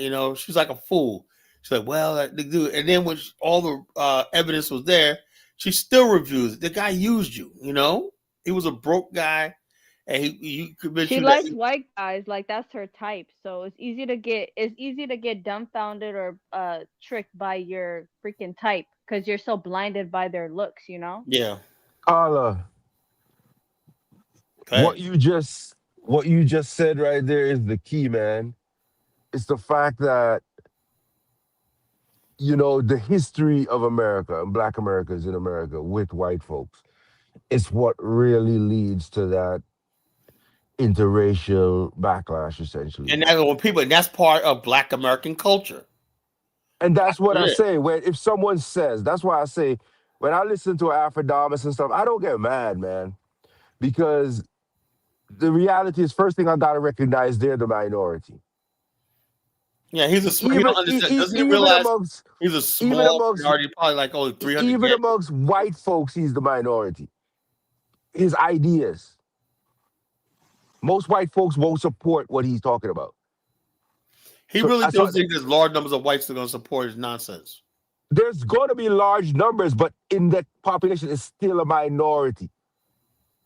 Because his rhetoric is the rhetoric of Nick Fuentes. Of morons. You see what I'm saying? And even if you look at Nick Fuentes, he has a big following, but the majority of white people won't get behind that stuff at this current time. Now, things could change over time because, like you said, if the rhetoric keeps going, it's going to lead to bloodshed. Because the rhetoric comes before the action. That's so if you're sitting on your channel talking negatively about a group of people, you're going to bring harm to that group. And sooner or later, you're going to see random Africans unfortunately getting attacked, whatnot, beaten up, whatnot. When this shit starts, also, it's going to go vice versa. Because I've told Afrodamus already, he is like Tariq Nasheed, just from the opposite end.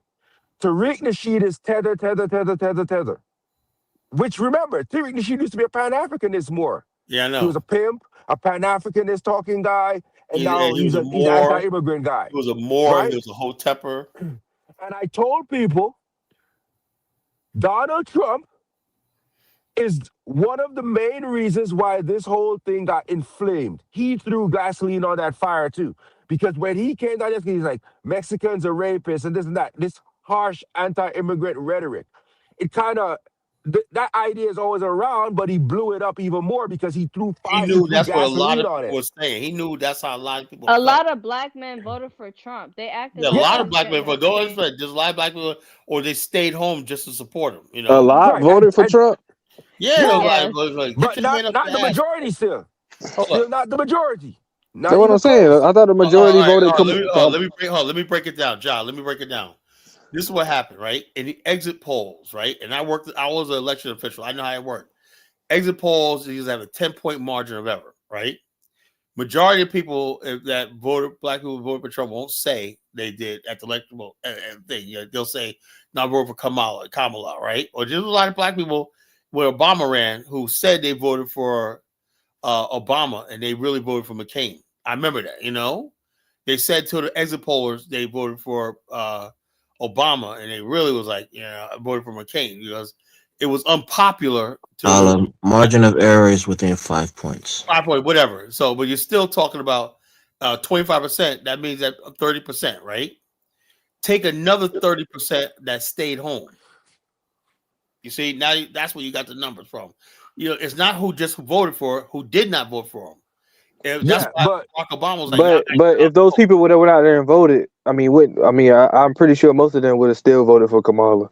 Yeah, but they didn't. So I'm just saying, if they did show up, they would still. Why 30%? Not just black men, but like in Georgia, voter turnout was only like 45%. So Carla, the bottom line is still, even with that, because something like 83% of black men voted for Kamala, right?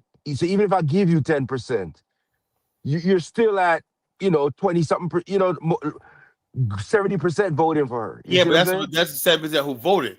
What you also got factors the overall total number of black men, right? Less than half the black male population showed up to vote. That's true, but the thing is, you don't really count that because if they didn't show up, then they didn't vote, so it doesn't matter what they did. Oh well, Really, in what it reality. matters is Donald Trump and all Turning Point. They had a strategy of trying to keep black people home by making it seem so by frustrating black people, like by hiring people like Tariq, talk about reparations, and I think it was unfair how they attacked Kamala with the reparations thing. Oh, she And ain't for reparations, I vote. That was bullshit. And there's where I would agree with you in the fact that if you don't vote, you still voted because somebody's going to win at the same time, in Yeah, a sense, right? no vote went to Trump, by default, because Kamala needed that vote. Right. And the thing I is, the think people Elon that tampered with it either way. I didn't trust it. don't vote, by the way, generally speaking, are going to be And poorer, then OJ's less another thing, educated, bro. Another all thing that. is there's a lot of people, black people, who are leaving the political process altogether. So I don't know how it's gonna work out. Yeah, a lot of people. Absolutely. Most like a lot of the younger black folks I spoke to, they just didn't care. I'm Yeah, gonna keep it real with you. that's what's Which going is on. crazy. Yeah, that's crazy too. They just No one didn't care. cares. The bottom line is this: we're like, they can't deport us. They can't do nothing to us. What the fuck we care about this shit? They can though. I mean, hey, They can't deport us, John. We can't be deported, man. I don't agree with that. How can we be deported, John? No, so here's what I'm saying. Because how I look at it. Now, if you ask me what's the odds you'll get deported, I would say probably very low. No, it's you slim and next to none. hold on, if you can get deported, I would say there's a probability, and I'll explain why I say that. Right?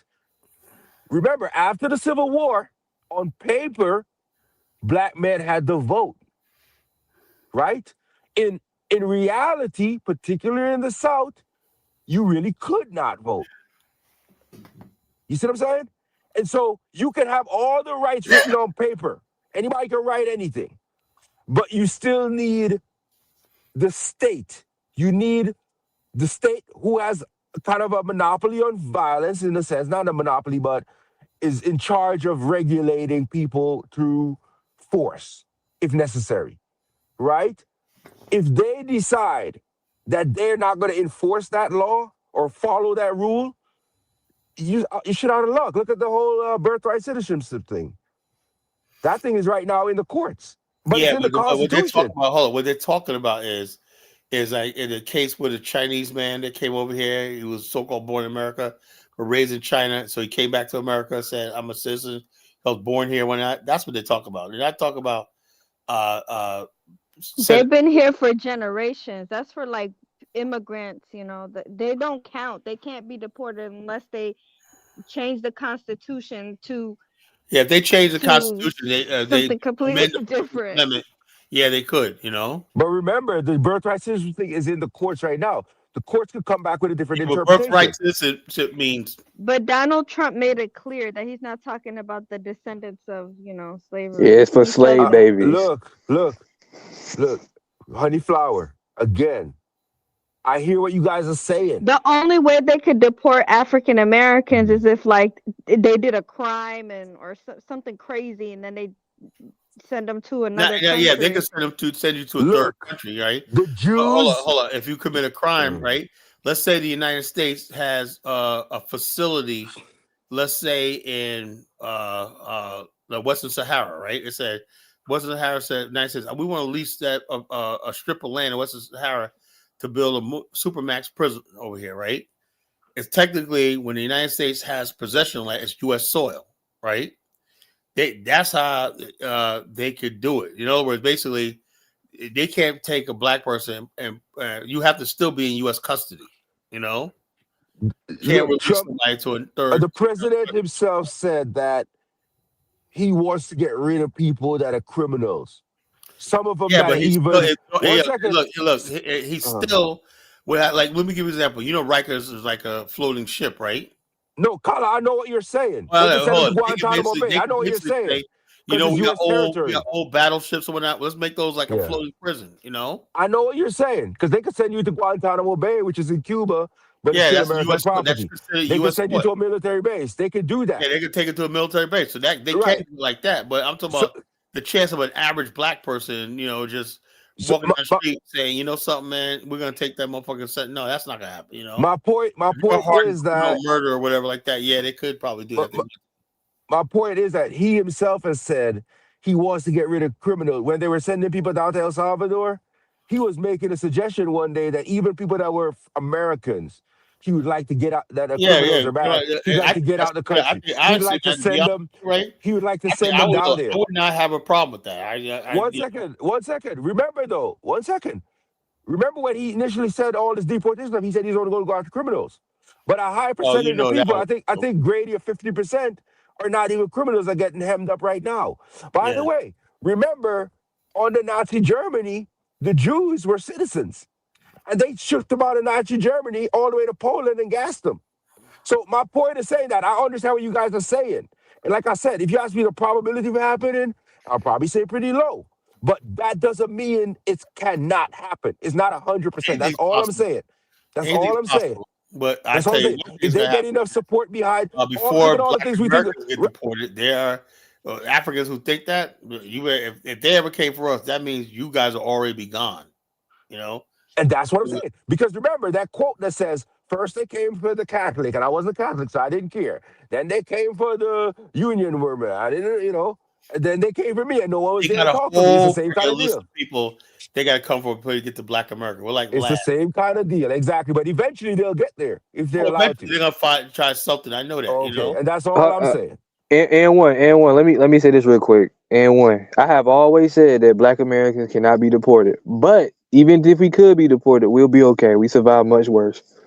That's my stance on that. So, no, I wouldn't be crying if they try to ship me back to Africa. I'll be okay. Black people resilient. No matter where they put us, we'll build and regroup and come back. You know. Khaled, do you see the comment? Imagine FBA in handcuffs, crying, your ass going back to Africa. I mean, see, why do so many Africans wish that for us? You know, I had to see this one African woman, right? She got deported, right? She got deported. She was like bitter. She got deported. She was back in a little village when I.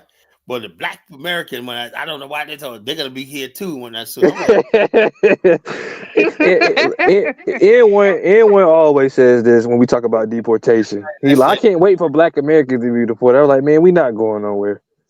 Stop you got a lot of Africans who believe that, man. And one, if you want us to come fight for you, just ask. I make an exception for you. Because Black people always in competition with each other. So it's always a competition. Yeah, it's like if they get deported. Oh, you know something? If we had an Afghanistan already established or not, that'd probably be easy. The United States could deport Black people over there, but since no Afghanistan, not gonna happen, So it is what it is. Carla, so let's say that there were Afristans that were created in Africa. What do you think is the main thing that gets in the way of African Americans or Caribbeans developing like these little mini Africans? That's all Africans. Not the government. No, it's Africans in the African government. They like I said, I thought years ago that when I proposed the Africans would jump on some. The only Africans that seemed that they really liked what I was talking about was the Angolans and the Zambians, because they said, "Man, that sounds perfect," but most Black people in America only have a relationship in West Africa. And West Africans, when I even proposed an Afghanistan, you saw Kidola went crazy. Black America would never have no land. Yeah, he don't want y'all over. You know what I'm saying? So, I was like, what can you do? They think with some sort of threat. The very thought that we might have a piece of land. He says that you guys are not Africans. You guys are your grandfathers, and your grandfathers are white men. Kidola, I wish Kidola come up here. He is absolutely a scream. He said that you guys eat syrup and waffles and I mean, Kidola, if you're out there, call in, man. You're a fucking fool. They eat pancakes and waffles. African goddess said, where exactly would they deport Black Americans to? We don't have a place. Exactly. If there was an Afghanistan, there would be a place, but we don't have one. Right. So, but Carla, when you say government, what exactly does the government do? Do they just all the government should do is recognize the Afghanistan as a municipality? That means you could print your own currency, basically your own central bank, your own tax base, your own tax revenue authority, and stuff like that. That's how you do. You in the But African. what other country allows that kind of situation? I mean, where look people at Dubai. That's what Dubai is. United Arab Emirates. They seceded the territory and they create an international country called Dubai. It's a money generator. So there's a But lot of like when examples. you There's a lot of say that, examples of Africa and Asia, smart cities and whatnot, independent smart cities. It's all over the world. Only in Africa they don't exist. Because Africans, I don't know. It is what they are. They are what they Hold on, are. I wanted to say something, by the way. You Go see, ahead. you got to be careful because sometimes I think I hear you say there's something wrong with the black man mind. Is it you say that sometimes? No, I know Or there's the something wrong with African black mind? mind, but I'm not. I'm not 1776. He really do believe black people are inferior. No, but I'm saying you got to be careful even saying that. You got to find the real But reason there's to something why that's wrong. happening. You know what I mean? Yeah, there's something wrong, but there's something wrong. I keep saying it all the time. It's the institutions. It's the structure. Like why? Like even today, I keep telling people there's a book called "Why Nations Fail," for instance. You know what I mean? There's all kinds of books you can read on this stuff, and you will see the now all kinds of stuff play a factor, but the biggest factor is the institutions because the same African will leave Africa. Look at Afrodamus, for instance. I You think might it's not, character you as know what I mean? well. I think it's character as well. Yo, There's say something No, your wrong. I want to hear what character, he has to say about your Aphrodite. character has something to do with it too. Your personality, stuff like that. But when you look at a group of people, you will find every character in that group. You'll have sociopaths, psychopaths, and all the other, everybody else in there. You see what I'm saying? Good people, bad people, right? The vast majority are going to be what we consider good, right? But so the character does matter, yes. But it's you have guys leave Africa, leave Caribbean, leave all over the world, come to America, have an opportunity to go to school, get an education, everything, and they excel here because the institutions allow it. No matter where you live in But America, why I'm can pretty they never sure translate that thing back to their home country? Because because let the me institutions don't exist no, it's not the in the same institutions. way. It's the One second, African honey flower. Let me just say character. this They for don't work example. together. They don't. They pretend. Even the Somalians back in their country, they slaughter each other. They only come together when they need to come together in a foreign place. But in Africa, they Exactly. kill each other. They don't even work together. This is their character. This is how they act. These Exactly. institutions will never be built because the people in the country don't have a they have Y'all this are, collective mindset, but it's a lie. And Everything you but might Africans have a say is a point with that, lie. y'all, honey They flower. don't have a collective mindset. y'all are really pointing 1776 point where he always brings up that the white man is the referee. I He's mean, right. oh, I'm not okay. against I don't agree. 1777. So he says some I don't truth. agree with that. He says some really crazy things, but he also says the truth. Literally, like Africans, they hundreds of years fighting against each other, tribal wars. You really expect these people to come together, create these organizations and work together? No, it's just they're too divided. They're too In fact, I think Africans are more individualistic than white Americans or white people because white people have an individualistic mindset, but look how they were collectively able to build all of these Yeah, they build infrastructures. And associations. They have common yeah, things and that individuals coming together for individual interests in a collective. United States was a collective effort. Africa is splintered Yeah, and but split into many. Go ahead. no, I was gonna say, honey flower. I agree with a lot of what you're saying. It's gonna be difficult to build these institutions, right? But then now you got to look at history. You got to Let me address something in the chat. Bush meet Bill.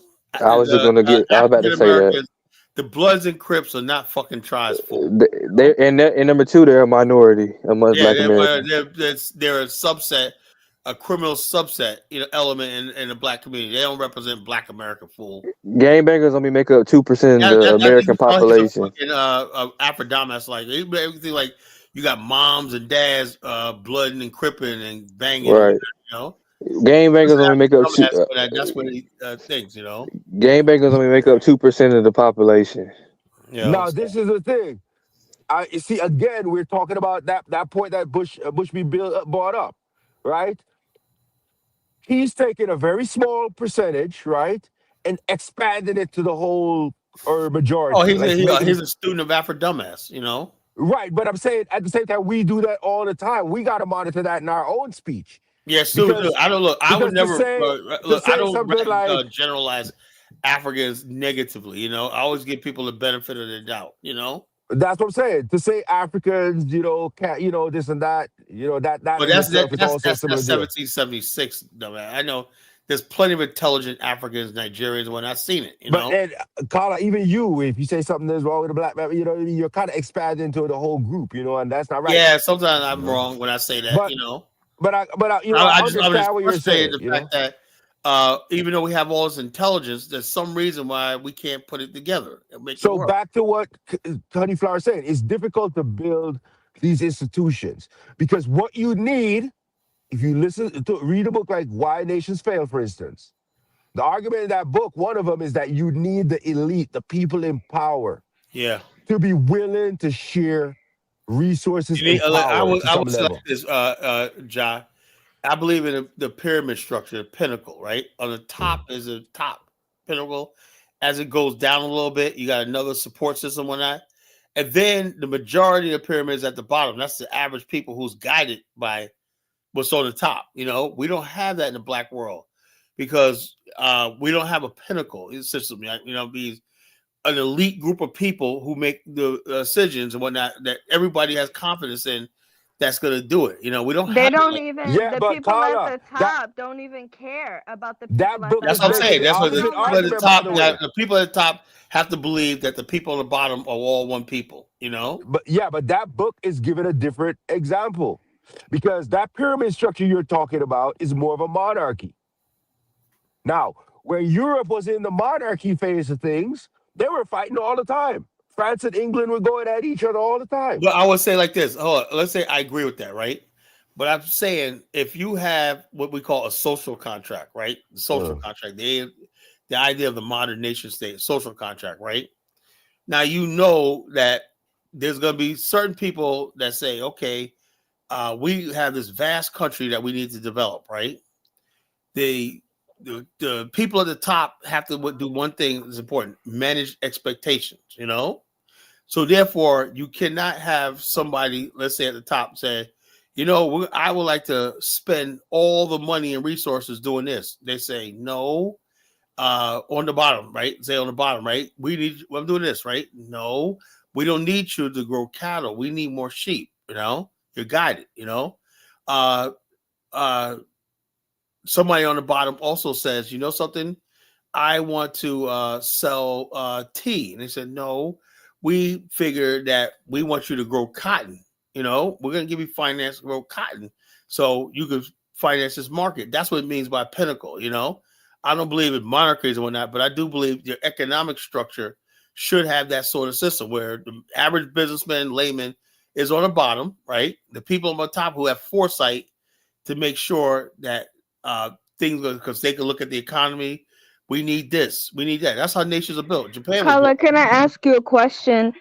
Okay, these people can never be at that level because they walk past or they look or they see or they know that their people are living in floating slums and they don't give a damn.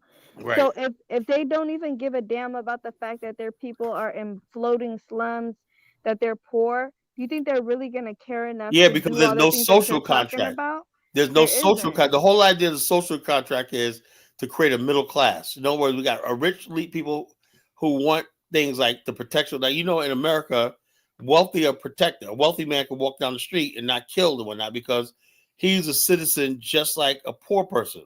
The whole idea is two groups of people, poor and rich, will come together out of which a middle class is formed under the same law. Both are equal before the law, you know? But if you have a situation where the people up on top and the people on the bottom are disconnected, whatever, and that's what you when you run into problems, you know. But in America, they did a thing where what they call enfranchisement when they put the Homestead Act. We want people to farm the land, make the land, and whatnot. We want you to build communities, build cities. We want you to do that. But And that would in order to do that, you'd have to actually care and like each other. Africans, for the yeah. most Like I said, part, I do believe they Black generally America, don't. we have that love for each other that it can work. Look, You know? it has nothing, in my opinion, generally speaking, to do with love. It has to do with checks and balances. But it's all rooted in love If a too. rich It's person and rooted a in some love. politician, for instance, has no need to come to you for his position, he has less likelihood to. You cannot do anything to him. The courts is in his control. The police in his control. The military in his control. And you have It no. does have something to do with love, because why else would you care about building up a civilization for your people unless you have to value them. You have to to literally okay, build homes, houses, infrastructure, be farmers and do The all this stuff. reason You have to think your people are worth this stuff. I get that point, but the real reason that will allow them to do that is if they have to come to you for something, if they need you. In this country, you have democracy, one man, one vote. I don't care if you're a billionaire or a poor person, you still have one vote. Right now, a billionaire can influence politics more because he can put money behind certain things, right? So it is skewed to some degree. But at the end of the day, when you go into that booth, it's one man, one vote. And every politician has to come to the citizenry for that position of power. Even though politician is not as rich, most of these politicians are not as rich as billionaires. But a lot of them get more respect than billionaires, right? Or moneyed people because of their position and the power that it holds. Look at Trump. He's not as rich as most of these guys. As a matter of fact, he's going through bankruptcy, all kinds of stuff. But when his inauguration happened, you had the richest people in the world sitting behind him. Bill I have Gates. a question for you. Are Yeah, go ahead. African presidents and leaders, are they even leaders? They Or do are they do the leaders. job of a leader? They are What do they leaders. do? They are leaders, but they might not be doing the things necessary to help the greater So they're number of their not population. leaders. They're not. No, you're still a leader. You could be a No. monarch and be a leader. You could be a dictator and be a leader. You're still a leader. No, they just have the title. You might not be a good leader, but you're still a leader. Hitler was a They're leader. not leaders. They're not leaders. They just have the title. They're not doing anything to lead their people. But That's my why this point, whole system and government and all that stuff they have in Africa is just a joke. What is it but, even? but my point of saying that is that it's yes, I agree with you. It's going to be difficult to change those systems, right? And it's going to require, you could call it love. I'm not saying love is zero, right? You could call it love, you could call it care, whatever. It's going to cause people It's actually self-love if you want to really go deep self-love, into all it. that, yeah. But it's going They to have require. self-love. That's why white people love themselves. That's why they build for their people. That's why they go to wars and stuff. They actually have pride. I don't think black people have that, because if they had love and pride like they claim to have, their conditions would mirror that self-love that they have for themselves and their people. And it's not. In fact, it looks like they have total disregard. It looks like they're just totally, they don't care. They're apathetic. I see that. I see apathy. Look at their countries. I'm sorry. It's just evident in the way their standard of living reflects how they feel about themselves. The way they throw garbage all over the streets. Why are you throwing garbage all over your streets, all over you're supposed to value your community, your environment. They don't care. And look, and the thing is, I don't like to be totally like European, pitting European against Africa. Sometimes I like to look at like a Japan or something like that and see how they do things, right? And I mean, I get what you're saying, the Just garbage, think but about it. garbage is a thing that I get what you're I'm saying, sorry. but the reason we don't have trash and stuff in the streets everywhere here sometimes is because you have a system of It's not the containing that system. trash, getting rid of it, dumping it in No, it's those, not the all that stuff. system. You gotta think deeper. It's not the fact that we have a system. It's people cared enough to create a system because they don't want to trash up their environment. You have to give a damn. So What let do me they? ask you a question, Honey Flower. You Yes. live in a community over in Africa, right? Somewhere, right? Hell no. I'm in the United Okay, States. you live in America, right? You're in America here, right? You live in a community. You Yeah. have one-time use items now, whereas in the Right. past everything was organic to some degree, and it would just rot and rust and all that, and you just throw it on the ground and be fine, right? Over time, right? Mhm. Now you have Mhm. plastics, metals, all Yeah. kinds of stuff, right? Computers, all Yeah. kinds of stuff. I need to dispose of this stuff, right? but there's no centralized body in the area I live in that's gonna bag it up, or I could put it and they go grab it. And they don't have a centralized place for me to put this stuff. So everybody in this community now, if they have to come together to make this decision, right? If they don't, what happens in that situation? You're gonna end up with a dirty place because they're getting all this single-use stuff. Because when you look at the trash, I was seeing some pictures of like different places in Africa, Liberia, whatever, and there's a lot of plastic and shit. And they don't throw, like, the leaders don't care to create. Well, now Kala told me that he's probably, Kala, you here? He's probably somewhere eating cupcakes and stuff. He likes to eat at night, but he told me that Kyla fell asleep. no, he didn't fall asleep. He's probably eating his cupcakes or donuts or whatever because he always does that. But what was I gonna say? Like, Kala told me that when he was in Liberia, they had created like kind of like a waste management system already there. So I don't know if Liberia still counts, even though they still do have rubbish and trash and everything. But you have to care about your environment. The leaders are the same as the people. They're careless, they're apathetic. So it's a cultural, it's a mindset, it's a behavioral, it's a pathology. It's not necessarily just, oh, they don't have the organization or the structure. They don't have the, it's true, they quote unquote don't have the mind. Look, It's sad to to me, say. honey flower, sad to say, but that's a racist statement to me. It's not racist because I'm not saying that I they're could listen to any inferior. white supremacist and hear that statement right there. No, but I That didn't say that Nick they were Fuentes would say that statement right there. No, I didn't. I'm So not if saying you're they're on the same side of that, you inferior. already know you off. Hitler said shit like that about about the Jews and stuff, called them vermin, all kinds of stuff. The same Jews is some of the richest people in America. The same Jews built a country, Israel, with help from other people. Yes. So my point of the matter is, it's not the people. If you go over It to these is the places, people. look. If you go over to The people okay, are the problem. look, Honeyflower, I don't like to say it's not, like I'm saying 100%. Yes, the people have a role to play in it, but the structure, the institutions, like that book I was telling you about, I keep I bringing it didn't up. say it was their IQ. I said it's the way that they think.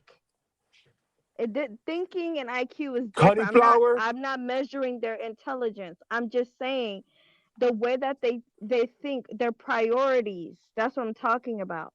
They don't Honeyflower, have the same. Yeah, they don't have the right priorities. I'm sorry, it's Honeyflower, the truth. go over to those countries, or go online and ask people that live in that area. I guarantee you, they're gonna say, "Oh, it's a mess. We need to clean it up. We don't like this. Blah blah blah blah." I guarantee it. You think they want to live like that? No, of course not. Exactly. And so that you already know people that want to live like that, especially if they have access to what's happening outside of where they live. They're like, man, I want to live like those guys over there. But yeah, but the problem is that it's like they also. It's hard to by the way, explain. Now, remember there are massive slums in India, oh hell no, Southeast they're the worst. Asia, They're the worst. Asia. Go to Russia. There are places Don't similar to even this. bring. Maybe not Don't bring as in. bad, but bad.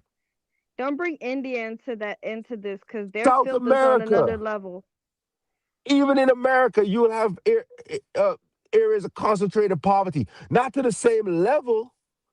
You know what I mean? They'll still have trash pickup. They'll still have schools and all that type of stuff. You know what I mean? But some of these places, you know what I mean? There's not that access. But if you ask the Africa, people, they want it they different. just have to change the way they think. That's it. I'm not saying they're dumb.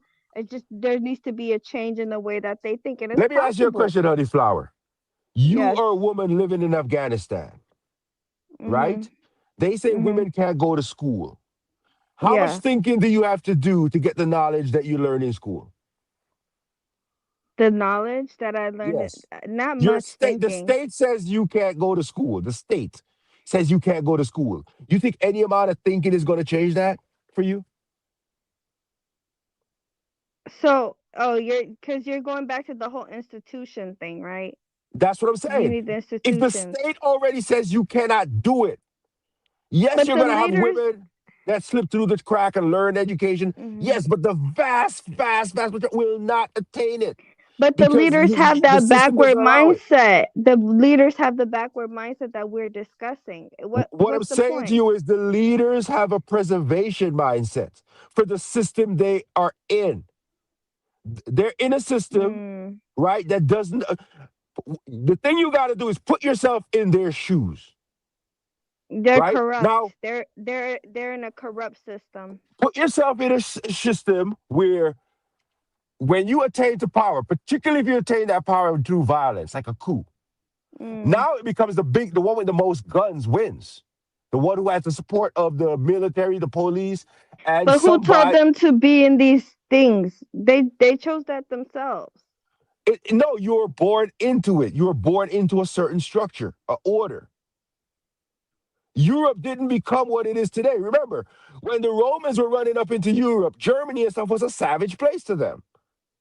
They had no infrastructure that the Romans had. The Romans went all the way to England and stuff. These people had no infrastructure. You come today, Italy, where Rome is a part of the EU. But in terms of richness, Germany is richer than Rome. When the Egyptians were running stuff, they were like top dog. People were coming there and probably like, wow, look at all this stuff, man, you know? And now Egypt is not as rich as Rome or even Germany. You know what I'm saying? So it's a process. People have gone through these phases, the whole human history. And the people you look at the top now were one time at the bottom. Look at China. Japan used to run up into China to take advantage of them. Even Japan had a smaller landmass, less people, and they used to take advantage of South Korea, Japan, all these places. Right now, some of these places are even richer than Japan. And Japan is an ally and a trading partner in this type of stuff. People used to But say the negative things fact about that Chinese in America. They used to say but Chinese people. the thing is, the fact that Africans have to be told these simple basic things just shows that the mindset, there is a lack, there's a lack of understanding of certain things. It's not that they're stupid, it's just it's the way that they think is different. I And don't that's have the true. words for that. That's true, Honeyflower, but it's education. Because Europe, Who's for gonna instance, educate them? White people have to teach them things. So no, obviously it's not. No, they're it doesn't have to be backwards white in people. a It can sense. be anybody. It could be watching TV. It could be reading books. You can get education from all kinds of places. Because when the founding fathers in America set up American system, remember, England had the Magna Carta that gave power. Took some of the power from the king and gave it to noble people within the society. And so they had something that they saw from a prior place. So everybody's educated by something.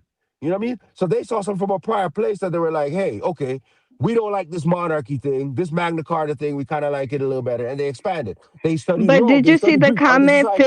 Philly already said lack of vision. Yes, there is a lack of vision, a lack of being able to prepare for the future, a lack of focusing on the problems at hand, wanting to push things off, being apathetic and careless. These are characteristics that most Black people have. I'm sorry.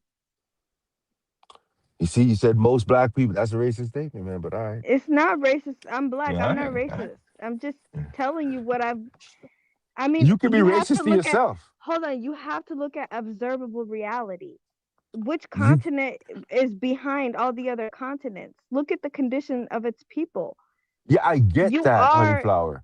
so you have to just look and see, like, I damn. get that. I get that. Everybody can look at the GDP data, poverty rates, all this stuff, health outcomes. So We can the look at all truth this isn't stuff. racist. Don't call truth racist. No, I'm The not saying truth is no, just the truth. but seeing that and then saying it's something inherent in the people, their biology, their I culture, didn't say that. It's the anything. culture. Hold on. The Bushmeat fact says that she's a mini the ethnic group. Afrodamus. Hold on. I want to say Mhm. something about Bushmeat. Bushmeat, I'm not like Afrodamus because I've always criticized Africans and I've always criticized things that I didn't like.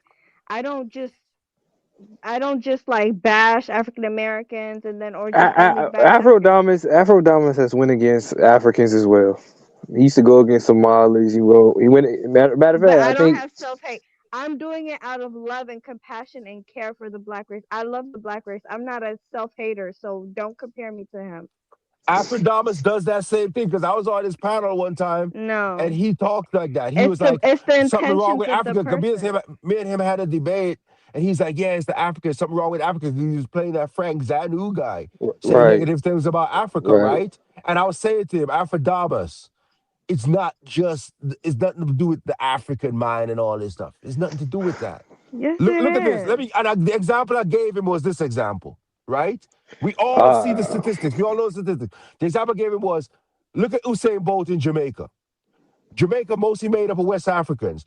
Jamaica, 2 million people living in Jamaica, about 2-3 million people. Nigeria, 200-300 million people. But yet still, you have fast runners, but you haven't had any Usain Bolt. Why is it that the fastest person in the world couldn't have come out of Nigeria? Greater numbers, everything. But if you Jamaicans have an institution because running is seen as a way to fame, fortune, respect, all this type of stuff. They put a lot behind getting these guys up there. Maybe So can Nigeria's I not ask putting you as a much into those question, people, Ja? even though it's the same muscle fiber, same people. Okay, perfect example. Look at North Korea and South Korea. North Korea, dictatorship. By the way, the name of North Korea is the Democratic Republic of Korea. There's no voting there. It's not democratic. But the name says it is, right? And look at South Korea, rich, one of the richest countries in the world. North Korea, one of the poorest in the world. Same people on both sides of the border. Different institutions. But they Very don't same have people. load shedding and lack of access to water and just North basic Korea does. There's Wait, famines in North do Korea. they You don't have even know what's happening over there as wait, do much. they have load shedding? Even if they North have No, no, Korea, women, no. Say about North Korea, it's a poor state, but at least they created the basics. They have a capability yeah, of building like the nuclear weapons. necessities, the nah, simple look it up. They have the Look capability of it building up. nuclear weapons. Trust me. Look at yeah, If you're you can building build a nuclear nuclear. weapons, bro, you can supply electricity to people. No, you're building a nuclear weapon. The state Yeah, puts you know all what this. that takes. You know what that takes. You know what the infrastructure takes to build a nuclear facility Okay, and stuff like that. Nuclear I'm not power. going to argue with anybody. I could be wrong. I don't Look, like You arguing are with wrong. you. You are wrong. Hold on. Can I say uh, something to uh, him? I don't like arguing with you. I get along with you, and you're uh. one of the more pleasant people that I've met online. I was just expressing how I feel. Okay, so don't take it as me arguing No, with no, no, you no, or no. I'm not anything like taking it that. personal at all. I'm just saying, when I say I'm Okay. not arguing, I'm just saying I don't want to have a back and forth. When we have the internet, you can just look it up. Okay. Understood. Just look up, is North Korea one of the poorest countries in the world? Look up Well, it depends because it does not have. electricity rates. Just look it up. Hold on. It does not have the freaking the credit rating and stuff like that because it's not a capitalist society. You know. So if you don't have Because it's a extra funds, dictatorship, loans, or you don't authoritarian have Yeah, they're government. like secluded. yeah. It's So centered if you around a hold leader. up. When the way you measure wealth is GDP, savings, international trade, and stuff like that. If you don't have all that, then you basically now what you call Kaiser's coming up here now. So let's see. He's pretty much knows about this. Let's see what Let me say one other thing about North Korea before I go on. Just today, I was reading that book again, Why Nations Fail, and it gives a story in that book where two brothers were separated after World War II. One went to the north, one went to the south. When they met again, they said a lot of the North Koreans were asking for money when they met the South Koreans.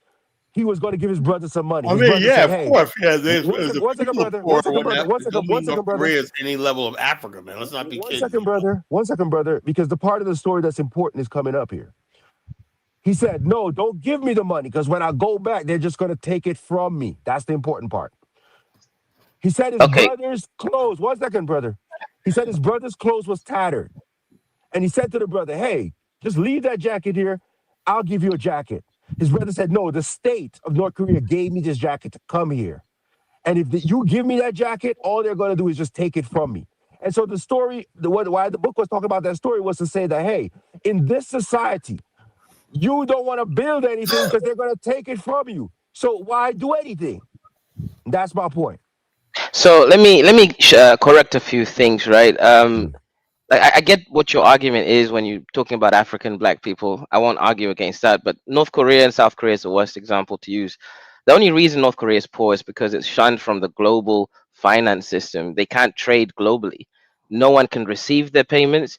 and no one can, they can't pay for anything. So they can't functionally have any trading partner. The only trading partner they have is China, maybe China. Russia. Right, it's China really, but maybe Russia in some instances. So that's the only reason why they're poor. It's not because they're dictators, right? Like that has nothing to do with their poverty. It's just they've been shunned from the global economy because they chose to fight against America. America had the war with China, again, the Korean War, right? And also the Vietnam War. This was American war against China. Why? Because America was encroaching on Chinese space the way that they did with the Russians and the countries around Russia. Same way America has the Monroe Doctrine, right? No foreign influence around the American peninsula, including Haiti. That's why America keeps getting involved there, because they don't want that side becoming, influenced by the East. So, Grenada, all these right. places. So the only reason North Korea is poor is just because they can't trade globally. That's it. The dictatorship has nothing to do with it. China is a dictatorship. It's literally an authoritarian, social nationalism country, right? But it's a dictatorship. They don't have government. I mean, they don't have democracy or anything. But they're the second, probably number one richest country in the world. So yeah, that distinction there is just different. South Korea is an American propped country. They same thing with Japan, right? These are American, vassal states within that Asian area, so that they can project power. That's why Japan doesn't have an actual military, because America is the one that signed a deal with them after they sent the bombs, Hiroshima and Nagasaki, so that they can project power from that angle. It's just look, this is all about American hegemony in that region. So yeah, I'm just saying North Korea, South Korea, bad example. North Korea could have been richer if they were not shunned from the global economy. And the reason why it actually shows South Korea is the crux. They chose to be colonized by America, and North Yeah, Korea decided their freedom was they threw up the Mhm. hand of surrender for white supremacy. Right. And North Korea said no, and obviously they're dealing with the consequences of being sovereign. But yeah, it's nothing to do with dictatorship. That's just American propaganda, and it's just wrong. It's just they can't trade, literally cannot buy or sell in the international market. So you can't grow like that. And China is their only real trading partner. So it's a creed, Hey, Kaiser, let me ask you a question. Uh, what do you think about that back and forth I had with Afrodamus? Was I out of line? I wasn't. I came in late, so I didn't really know what the context was. Well, basically, you know him, right? He's always has this thing where, like, when somebody says, "Oh, he gets on it," no, he really has this thing where he thinks he on his narrow platform he could basically just talk about the blacks as criminal. I watch some of his stuff, right? Blacks as criminals, whatnot, And I said, since you're talking about me, then he says to me, he says, why you gotta bring ethnicity into this? Well, you do it all the time. I'm talking about black Americans, whatnot. Then when I said, okay, what we're gonna do is this. He says, there's a blacks have in the oil industry. Okay.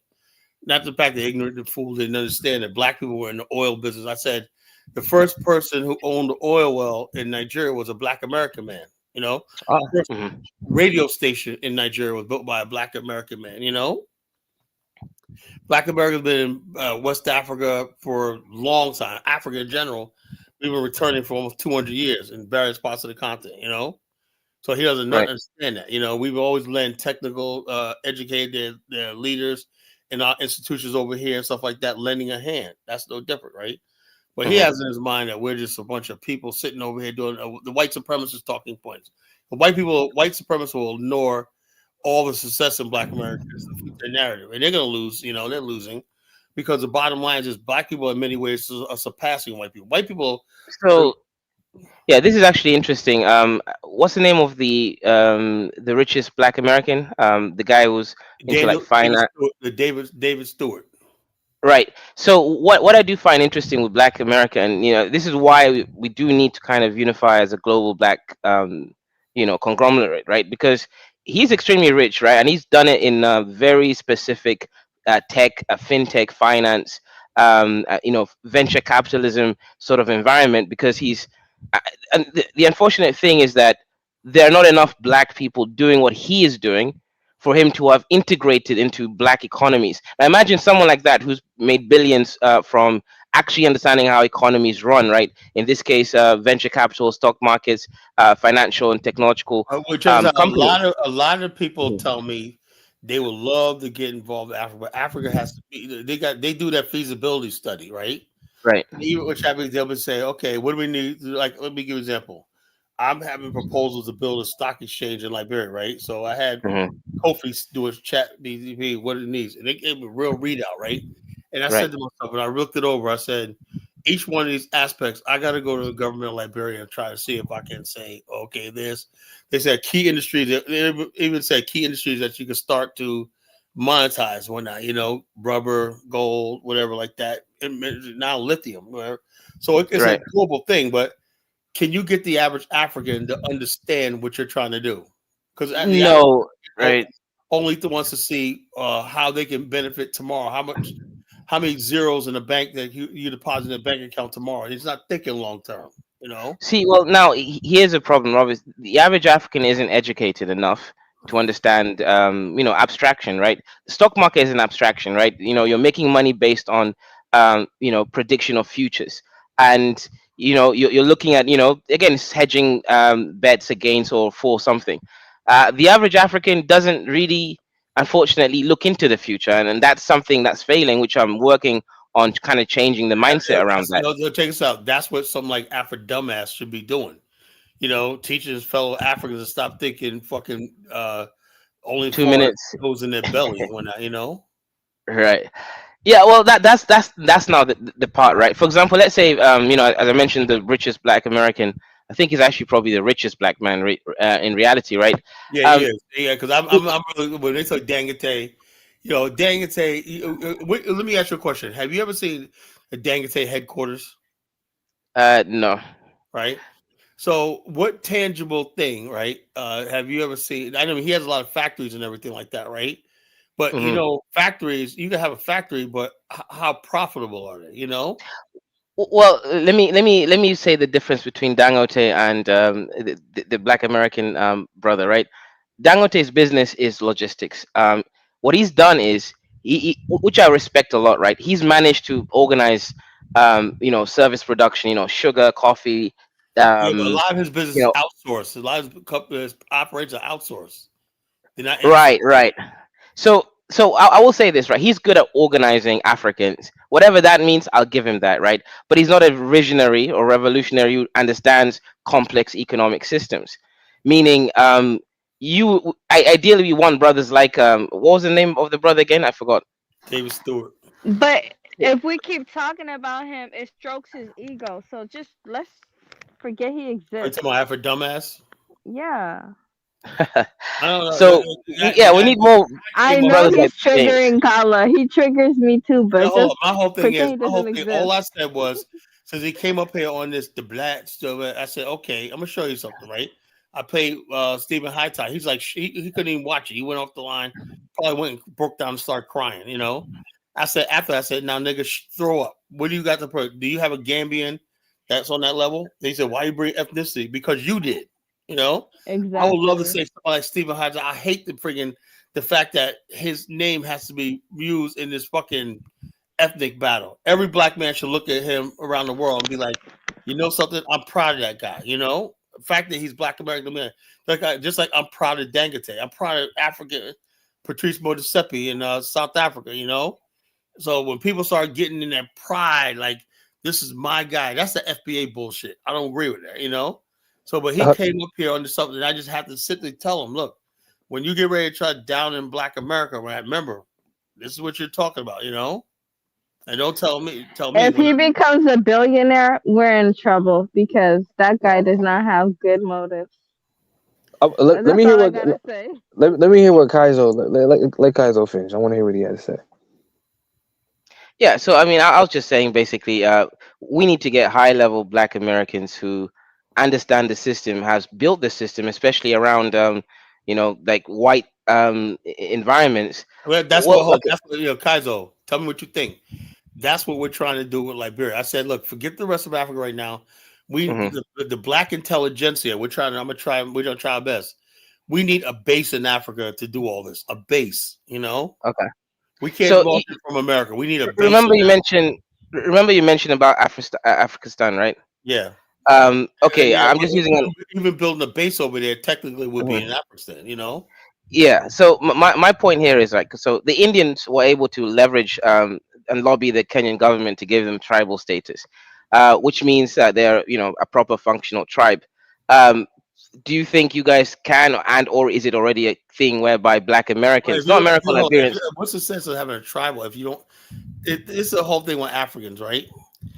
You Well, in this cannot go case, to I mean, as in get land with that tribal status, so Yeah, that the okay. No, government, but the thing because is, the tribal land. land tends to be Oh, protected, right? look. They offer that in Ghana, but if the land is Mhm. not a municipality. It's not owned by the people, us, right? In Ghana, right? Right. It's Hmm. a leased land, right? And it's not a municipality. You know that means you don't have your own court system. You can't Right. build hospitals, your roads. You don't have a tax base. You have nothing. You're supposed to function as a city hall or a government. You know, it has to be a micro government. You know, to get things done. You got Correct. schools. The Africans have not gotten to that level with us yet. That's just until we could build our first municipality. That's what I want to do. Build our Okay. first municipality on the continent, right? That's what the Africa is all about. Building municipalities of African Americans and diasporas on the And continent. I agree with that, right? Because you need enough autonomy to put into place Exactly. your systems that function. Otherwise, you'll start building, and then some random dusty that has no Yeah, concept of what you're Dust doing will take over. comes It's like in, and us one night, yeah. and also we'll be on the rig. Like look at what Nana Adu did, right? Michael Hmm. Blackson came over there and invested millions of dollars, right, in the Right. Ghanaian, and they took the money, right, the bond. They took the money, sold the bond. With Ghana, look, Ghanaians. Like, I don't want to sound bad, but you see, people hate on Nigerians because Nigerians are flashy in your face and they kind of look like they're scammers. Ghanaians are worse because they kind of do it under the breath, right? I So know, yeah, that whole they rip people off big times. They yeah, get that whole thing was just a scam for them to to get some. They got billions of dollars into the economy, but they didn't even care about like sustainability, because if they just did it right, not only would have more Black Americans been going there, thereby having like several decades of like more billions of everybody dollars. lost. Everybody, including Ghanaians living in America, Can I lost tell their you money. guys something weird it's not related to the topic, but something very bizarre happened to me today when I used Grok. Do you know what Grok is? No. Yeah, the AI. Yep. Yeah, is that the one that is owned by Elon Musk, right? Hmm. So I used it to generate this image for me, and everything was all good and stuff. But when I typed in "can you," the first result, you know how like the first results are the things that typed in the most. Uh huh. Why was the first result for "can you"? It says, "Can you buy dog sperm?" Why What? is that the first result? Because Who's weird people, typing this? Who's typing this? Like, I was so weirded out. And then I heard a lot of like white supremacists use the Grok because it's Now, not quote unquote woke. Hold It's on. now, not. Can you say it again? Can you say it again? Something bizarre happened to me. I thought I was tripping when I used Grok to generate an Mm-hmm. image, and then I logged out and everything. And like when you type in something, Right. the things that most people search is the first thing that popped up, right?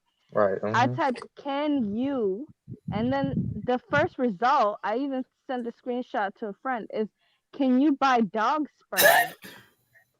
Can you buy dog's fur? Sperm, sperm. Firm, firm, firm. Okay. What does that Yo, mean? sperm. Oh, sperm. okay, Yes. so Oh. cauliflower, Okay, maybe mayflower. a lot of white boys might be into like dog breeding. Maybe that's why. Right, Yeah, that's that's what I was that's about to that's say. that's all I'm about to Oh, say. That okay. yeah, I think That's it's what I about was gonna dog say. breeding. Okay, because Yeah, I was like, why was somebody? Yeah. that's what I was My about to say. African Now, mind couldn't this comprehend. is this this is what I want to say here. Now, okay, so back to the North Korea thing, right? I knew generally if you bring up those ideas, the first pushback is that hey, this country is shut off from the global system, right? Which it is, right? But it's shut out of the global system because every country has a decision to make. You can trade to whoever you want, right? And they're shut out because they're doing things that Japan doesn't like, for instance, or America, whoever, right? And so, yes, they're shut out of the system. But there are plenty of dictatorships around the world, authoritarian governments that are still not as poor as North Korea. You see what I'm saying? But you cannot point to me, Kaizo, a dictatorship or authoritarian government that's doing anywhere near as well as more open societies. Now, China. That's China. Well, yeah, but China, let's look at China, right? China's GDP currently is about 17 trillion, right? America is 27 trillion, right? Now, if you want to eliminate China, China has about 10 times the population of a Japan. Based on population, Japan's economy is about 4 trillion GDP. Times that by 10, 40 trillion is what China would equivalently be. So even China itself, it's made great advances. And that same book I keep mentioning, Why Nations Fail, they're kind of making an argument in that book that China won't be able to maintain what it's doing unless it changes its political system, right? Remember, the Soviet Union got to space before the United States, right? Right. But yet still, You over crazy. It's time, trying to take over Taiwan and take over the semiconductor. It's over Wait, for wait. America. Hang on. Let him finish. Let him finish. that stuff's just going to move. If China takes it over, it's going to move to the United States or So to let Europe. me correct you on that one. By the way, one other question on the semiconductor thing. If you want to read up on the semiconductor thing, read a book called Chip Wars. Semiconductors they're produced, the high-end stuff is produced primarily in Taiwan. Yes, America still has a big chip manufacturing sector, but the manufacture of chips is a global endeavor because Netherlands, ASML, is one of the bigger maker of tools. You have Applied Materials, another tool maker, and others, right? And so it's more of a global endeavor. It's not that you can just take it over and now you have the plant. But So let me give context. Let me give context here. So you mentioned China's got 17 trillion, America's got around 27. That's all true. However, I mean, this is why you got to look into the purchasing power parity kind of stuff. China is extremely cheap in China to live. So even if America or Japan has more GDP per capita, so every individual makes more money, it's a lot more expensive in both Japan and United States. In China, I've lived in Guangzhou before. You could get a rent for like an apartment for like $300 a month. So ultimately, it ends up being that actually you can get the same standards of living in China as you can with the lower, actual money that you're earning. Now, regarding the chip manufacturing, yeah, you're right. ASML is the one that makes the tools, the machines, the lithography machines, and China's still behind when it comes to reaching the same level of semiconductors. But I'll say this: I think China's going to catch up in the next 15 years, and America, unfortunately, with America, right? Americans will never be able to make the chips themselves. American labor is just too expensive. I don't know the average, but I'm guessing the minimum wage, and again, you're gonna have to pay skilled labor more than minimum wage, is around $15 in some states. Maybe it's about 20 something dollars in others. So even if you move it to somewhere like Texas, you're gonna have to pay individuals about $30 plus per hour. Now the Chinese worker, you're not paying them $30 an hour. You're paying them $50 a day, right? And also the culture, right? Americans, you guys have work-life balance culture. You clock in and then you clock out. When I used to work in a lab with the Chinese were more productive because they worked until the job was done, right? They didn't care about the hours or anything else, right? Sure, they're paid by a certain time frame, but they will do the job until the job is done. Now, you can't compete with that. And unfortunately, that's why America will never be an industrial nation again, because labor is just too expensive. China can leverage the short labor, and also China's building factories all over Africa. If you come to Ethiopia, they've got several different kinds of factories and assembling units. So America, like Apple's using China for assembly of the iPhones. China is already working on using now Africa for the assembly of those iPhones. So I'm saying China can always figure out how to leverage the labor discrepancies, right? Some labor markets are much cheaper than others. America just will never be industrialized nation again. You guys, your powers in your military industrial complex, so I guess weapons manufacturing, and obviously the software stuff, right? You know, Google, Amazon, data centers, and stuff like that. But China is an authoritarian government. They're an authoritarian social nationalist government, and they are, you know, arguably the second largest economy. I actually think they're number one because they are, every single nation relies on Chinese manufactured goods. And if you're so intricately, you know, you've dug your way into everyone's economy, then you are projecting power that cannot be, you know, you can't pull the rug over under China's foot. So I will still say authoritarianism is fine. I'm not for it personally. I'd rather live in a, you know, in these democracies. But in terms of power, I think it's the fastest way to actually gauge your population and actually utilize human resources. Think of democracy, right? You have a bunch of low IQ Africans who can vote in people based on tribe, versus an authoritarian government that just says, nope, we have a vision for, you know, 50 years for our GDP to be X, Y, Z. It's just, you will never compete with a democracy, um, especially a growing democracy, right? Like a developing nation versus an authoritarian nation like China. China's just, it's just superior. North Korea, again, last point, it's, North Korea is not doing anything wrong, right? There's no human rights abuse. America doesn't care about that. It's just that North Korea had a war with America. North Korea rejected America. America then put it in those sanctions. This happened also in Zimbabwe, right? When you know, Robert Mugabe took the land back from the white settlers who stole it from the Bantus. They were then sanctioned in the same way for 20 years. It's only been lifted after South Africa finally helped Zimbabwe take America to the to their courts, and America just decided to lift the ban. Right, so Zimbabwe was, you know, stagnant for 20 years, not because, you know, Robert Mugabe was like some dictator. That's irrelevant. It's just because they did something against white supremacy, that white supremacy leveraged and lobbied, and they were basically excluded from global trade. The only trading partner they had is South Africa. Same thing with North Korea. It's just, yeah, if you don't play along with again the empire in this case, which is America, you're going to get you know, your sanctions. But personally, I believe in democracy. I am a Kenyan nationalist actually, and I do want to change my people so that the resources here can be utilized correctly. So the thing is, I mean, like I said, it's you can't. I said you can't really find. You said China. I know that, and there are predictions out there on both Okay, sides. China, Saudi, right? UAE. I mean, these are the rich, some Right, of the richest right. countries, and Yeah, they're all but authoritarian. yeah, but United Arab Emirates, Saudi Arabia, these places, really their economy is basically just tied to oil.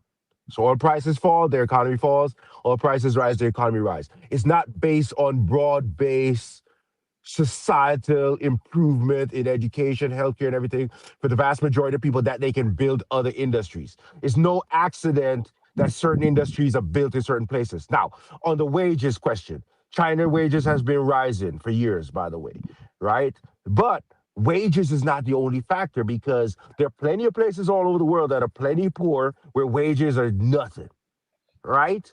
And yet still you don't have industries being built in these places to high levels, right? Where the Okay. wages are highest are where your industries and your labor and things are being really built. Your America, Western Europe, Japan, South Korea, right? Selling products all over the world, right? And their wages are relatively high, high standards of living, right? Good infrastructure, generally speaking, right? Now, America has issues, yes, but America's issues is internal. If America falls or stumbles or whatever, it's because America is doing it to itself. It has a lot of stuff going for it. It's just that you might have an argument on distribution of wealth then, where you have the richest people in the world and maybe some of the poorest people in the world. Best healthcare in the world, worst healthcare in the world. Right here in America, right? Just depends on if you have a job, you have access to all that type of stuff, right? But it's more of an internal issue. It's not an external issue. Because chip manufacturing, for instance, is more mechanized than we think. It's not really a lot of people on these floors. It's a lot of it's Okay, so chemical processes and stuff like that. let me give you an example, right? So about how America is kind of cooked when it comes to industrialization. Um, Tesla, right? It's Elon Musk has Hold on, done 1 well second, in. Kaiser. 1 second, Kaiser. Let me say this, right? because sometimes you want something to be true, but the reality is different. You see what I'm saying? Because if you Okay. look up steel production, for instance, do you know America still produces 75% of its own steel? That's good. That's industrialization, by the way. Now, which country is the number one oil and natural gas producer in the world right now? I'm gonna guess you're gonna say America. It's the United States. Right. You see what I'm saying? Agriculture produces all its own food, pretty much. In terms of tons, in terms of weight, not really like, yeah, we know we import bananas, whatever, right? Okay. We know that. So what you're saying? Okay, look. Any nation that's free, and America is mostly a free nation, mostly, has to produce its local consumables. In this case, America was industrialized and they didn't fumble the bag completely, right? They still have some steel. And you mentioned oil and things like that. However, America doesn't have car industries. America doesn't have really any technology apart from weapons manufacturing, and that's a very specific thing they do with that, right? For power, really, more than anything else. If you look at the trade balance, right, between America and the rest of the world, it, in terms of physical goods, right, manufactured things, America is actually losing the trade war when it comes to that specific one. Now, America is doing well if you overall, because they have the software stuff that you guys also project outwards. All these softwares, companies, data centers, etc. That's all American, right? And America is number one, so it skews the balance and then makes America a rich country overall. But in terms of productivity, in terms of things that America produces, America cannot keep up with exporting these things outside of America. So yes, they do produce the steel and all these things, and that's good. But if you look at the steel that's consumed around the world, it's not American steel. It's Indian steel. It's Tata steel specifically, and Chinese steel. So again, America has its own interesting internal economy, and it's good that it didn't fumble the bag by completely getting rid of all of its industries. But if America starts manufacturing chips, it will be for its own very local market. No one else in the world will be able to afford American chips because of all the labor is too much. Cost for labor is way too much, and also American labor in general. I work with Americans. Americans are lazy compared to other groups of people that I've worked with, right? Like specifically the Chinese, the Indian, and even the Africans, right? When I tell my African employees to do something, they don't, tell me, oh, don't text me on the weekend, or no, they just do their job. They're Yeah, but available any Americans time of do the a day. lot of hard work. We do a lot of True, hard work true, here. but like we're talking about leverage, arbitrage, right? Leveraging that, fine Well, difference when it we're comes. not gonna work for what Africans or Mexicans work for. I get that. Exactly, that's the point. That's the point, right? The African and Mexican. Okay, imagine this, right? My company, in America, right? If I use American labor, I'll be paying Americans $4,000 a month, right? Okay, for the job that they do. I'm an engineer, like designing Amazon data centers and stuff like that, right? So if I paid American labor, the lowest end is going to be around $4,000 a month for that job. The African employee, That's I if pay you're them lucky. about. That's if you're Exactly. lucky. I don't know everybody. If I'm even lucky, right? The African employer pay them about $1,000, and even that is because I choose to. I could pay them easily $300, and they'll do the same job, right? But I choose to pay them $1,000 each every month. I am leveraging the fact that I'm going to get someone who's, let's say the African, on average, an engineer is getting paid $350 a month, right? And that's a That's why good, That's how Jonathan Miller has his business in Nigeria because it's cheap labor. right?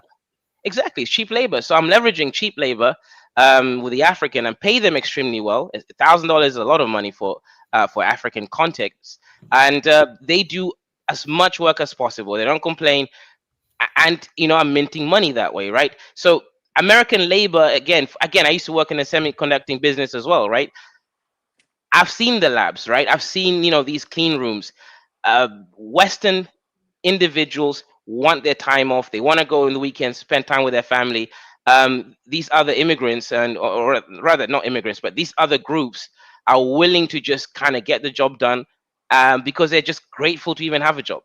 And you can't really, unfortunately, Americans will just not be there. You guys are used to equality, fairness, work-life balance, and all these things, concepts that just don't exist in the rest of the world.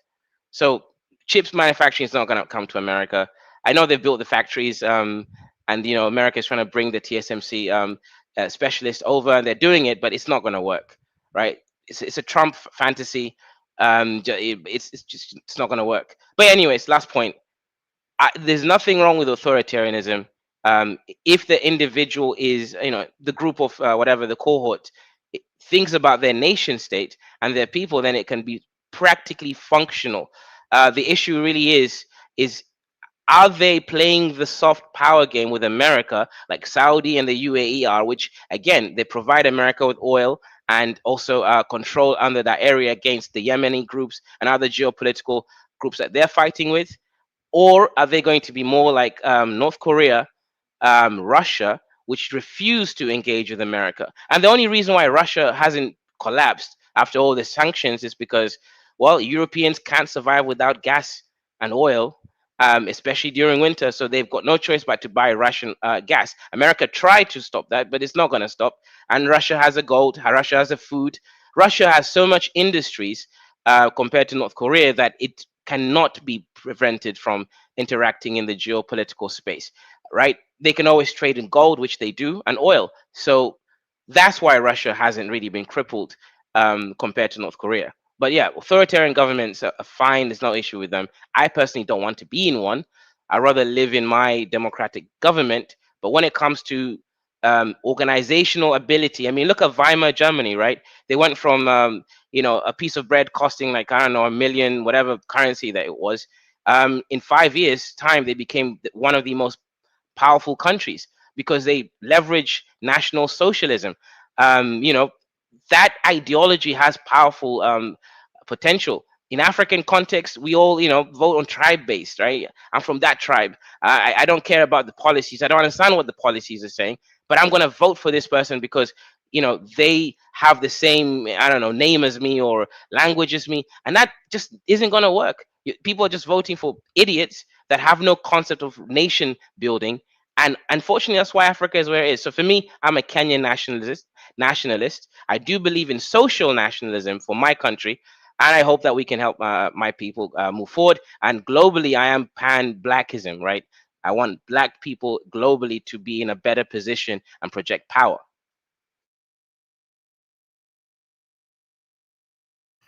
Well, you're like me, man. I'm a Black nationalist when it comes to Black America. That's what I said. But I also care about the global Black community, because without the global Black community, my dream of an African or a Black national won't exist.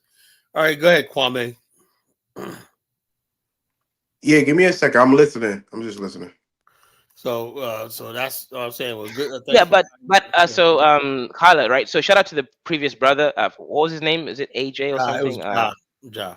Right. See, the issue with his arguments, right? He actually believes in the American hegemony, propaganda that they kind of pivot around the world. You surrendered to white supremacy. Exactly. And I'm just kind of confused. I'm like, wait, so you already think North Korea is poor because they're authoritarian? No, it's because they literally cannot trade. No one can buy anything from North Korea. And they can't. You can't trade your currency. Nothing, right. It's like a hermit, it's like exactly right. Right now, for example, on YouTube, I'm not monetized, but I'm still on the Swift system. I got PayPal, I got Buy Me a Coffee, so I'm still able to make money basically from white supremacy, right? But if I didn't have any of those things, then how the hell would I make money, right? Little M-Pesa messages. How'd you get demonetized? Right. It's because I used to be partnered with someone, and our streams were being streamed on 2 channels. So YouTube said that something about not copyright. What was it, like reused content? So they accused me of using their content. Wow. So for me to be monetized again, I just have to reapply. But I have to edit my videos and remove any of these kind of like videos I usually show midway for conversation. I just haven't had the time to do that. Yeah. This platform hopefully will be monetized very soon, Yeah, Shalom. That would be good. So I'll be, like I said, all the money I make on this platform is going to go to building what I'm doing with my project in Liberia. Oh, that's good. All the money from my platform went to building my company, which again employs all Africans. I actually employed a Black Brit once, but it didn't work out. That's good. That's good. You'll able to make that sort of money. I'm not even. If I can't ever make that sort of Hey money. Kaiser, you got the dream, you got the vision for Africa. Democratic politics won't work for Africa. They need an authoritative regime. No, I know. How, Kaizo, tell me what you think about this. Sit down, Kwame, for a second. Tell me what you think about this, right? I thought that instead of having one man, one vote, voting should be based on social credit.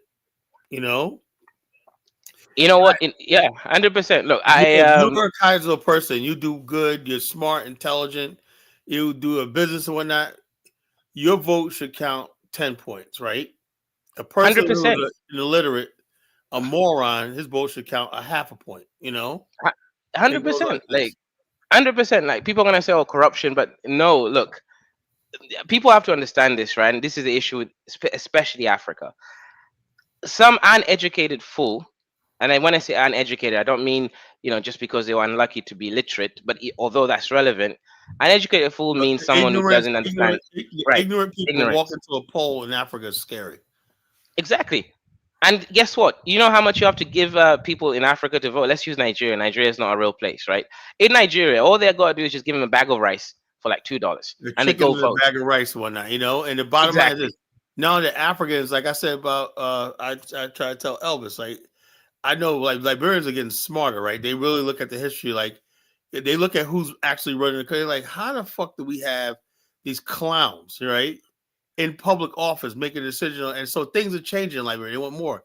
Before all you do is get in the streets, talk about the American Liberians, when that lie, because they know the people are not going to go have the ability to research anything they're saying and everything like that, And people vote based on their tribe or their political affiliation that's prejudged, right? And so therefore, it's changing in Liberia a little bit. I don't know about the rest of Africa, but it's changing in Liberia a little bit. People start to look at like pluralism. Pluralism is basically the thing is a society based on ideas. Right. Not Well, tribe, not background, but ideas. If you have people with ideas, if you have when you reach a level of civilization, the person talking before you that wants to be a leader or a politician, you're going by what he's on his mind and his ideas, right? Not his tribal background, not that he knows how to do some Watusi dance or whatever like that, Right. That's the problem in Africa, right? That's in that Africa. That's why I say in Africa stands important, because if we ever went to Africa, we'll be overwhelmed by that shit, But yeah, you have and Africa with ideas, right? I don't mind living under African government so long as the government is pluralistic and based on ideas, and you got an administration, not a regime, not rulership, but governance, And we ever reach to that point, and you have to understand what it is. In African countries, right? You have a regime, not an administration. His rule, his regime. Nothing about administration. Administration means that in a social contract, your purpose is to serve the people. You serve at the pleasure of the people. Correct. That until Africa learns that, and I think be honest with you, like most of Africa is like 100 years behind that shit, Because they don't understand, probably, like look at Arab Moy, man. Arab Moy, former president of Kenya, right? Good man, whatnot, but he rude. You got that stick in there, he rude. Everybody wants to rule, so I'm like, yeah, that's good. I love you, whatnot, but I think I'll stay over in America for the time being. I don't want to be ruled by nobody, I mean, I think modern, like let's say East African politics has changed. I think Uganda is still under like a dictator.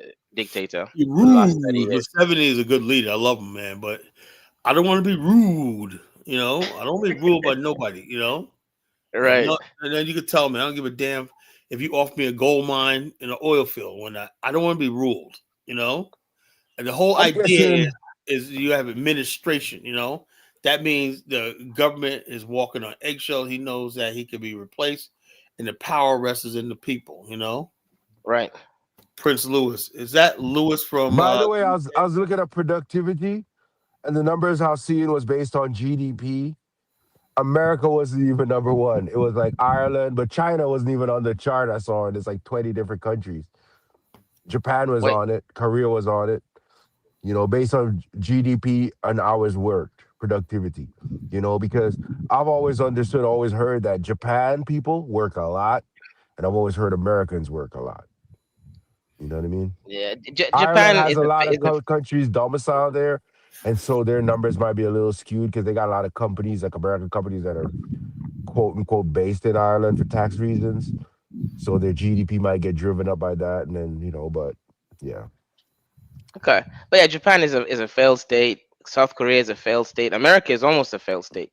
So we'll Nah, see how about. you gonna say Japan is a failed state, bro? You been to Okay. Japan? Yeah, only because of his birth rate.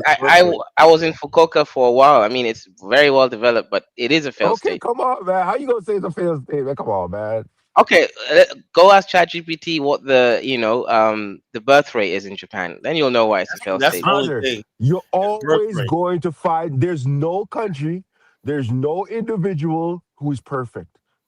By the way, countries are made up of individuals. If individuals aren't perfect, countries aren't perfect. No, so But let me my explain. point is, one second, brother. My point is, you're always going to find issues, just like America. We have a ton of issues here. A lot of it is internal. It's the things we're doing. Japan, yeah, their birth rate is low. That's a function of multiple different factors, right?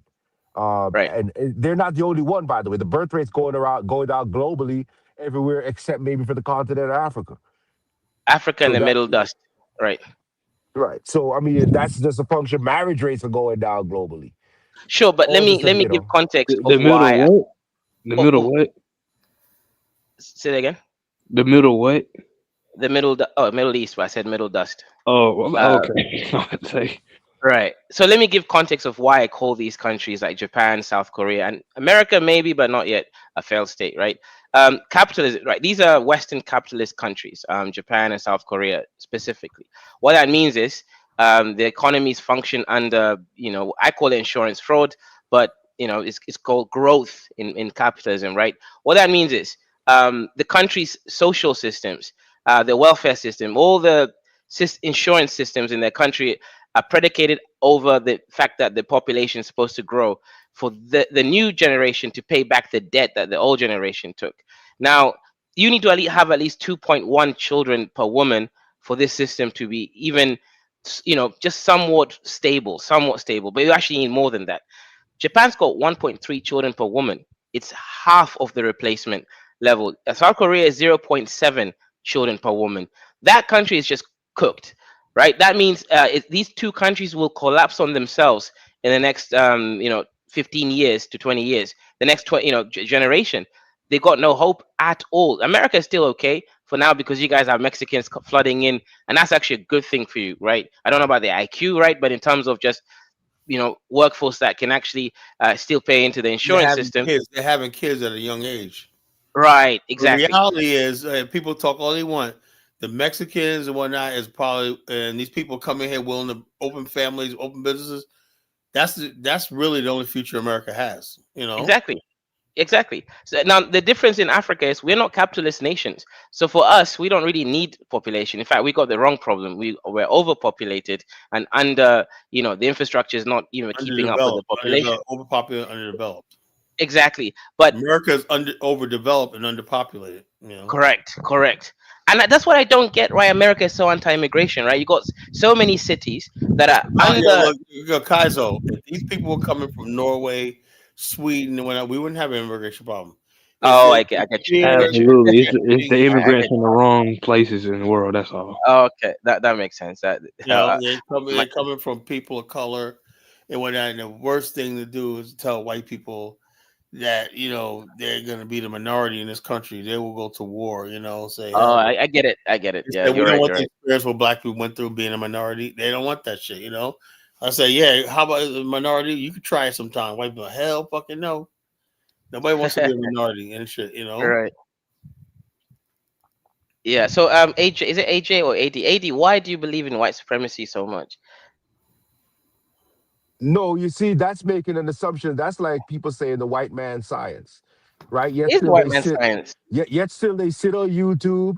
You have your job doing what you do for the same white man, quote unquote. Sure. Which I don't even agree with that statement to start. It is a white man science because it's not.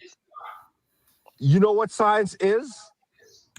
I actually invented my own Do African you know what science. science is? You know what science is? It's a white man science. Yes, I'm a No, you scientist. know what the You definition know of that, Hold on, right? science hold on, is? hold on. Let me What's say the something, definition of Lewis. science? What are the Hold definitions of on, science? Jacob. Lewis, you're on. You got to call back in. Your connection's broken, bro. Just to give you context, AD, I am literally a PhD professor in physics and material science, right? Right. I am a scientist. That Right. is But this is the right. thing, and I It's respect white your man science. credentials. I It's respect your white man science though. It's not brother, real. It's not brother. real. I respect your credentials, right? And you know, you're plenty educated, I'm sure. All that's good, right? But science, at its basic foundation, is a study of the natural world, It's a right? study of the white man's perception of the No, no, no, natural no, no, world. no, no, no, no, no.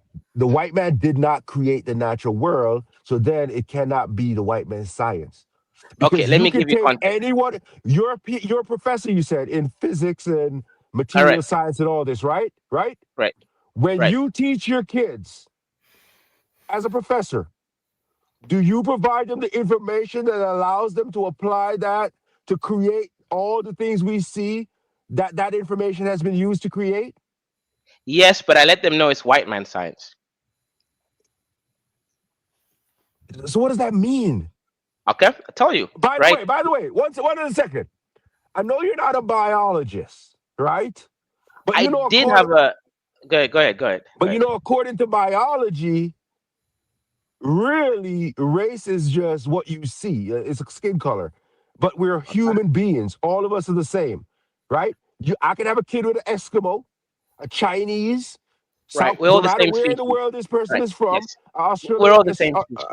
right, right, and that kid can have a kid, Correct. and so we're all the same. So there's no quote unquote white man in reality. We understand socially it So exists, but in let me correct you. biology, it's not a real thing. So let me correct you. Right. Okay. The reason why it's white man science is because the premise of even of the framing is white. Let me be very specific here. Right. So let's talk about black women, right? And both in the UK and America and all the world actually, including Africa, but Africa's reason is different.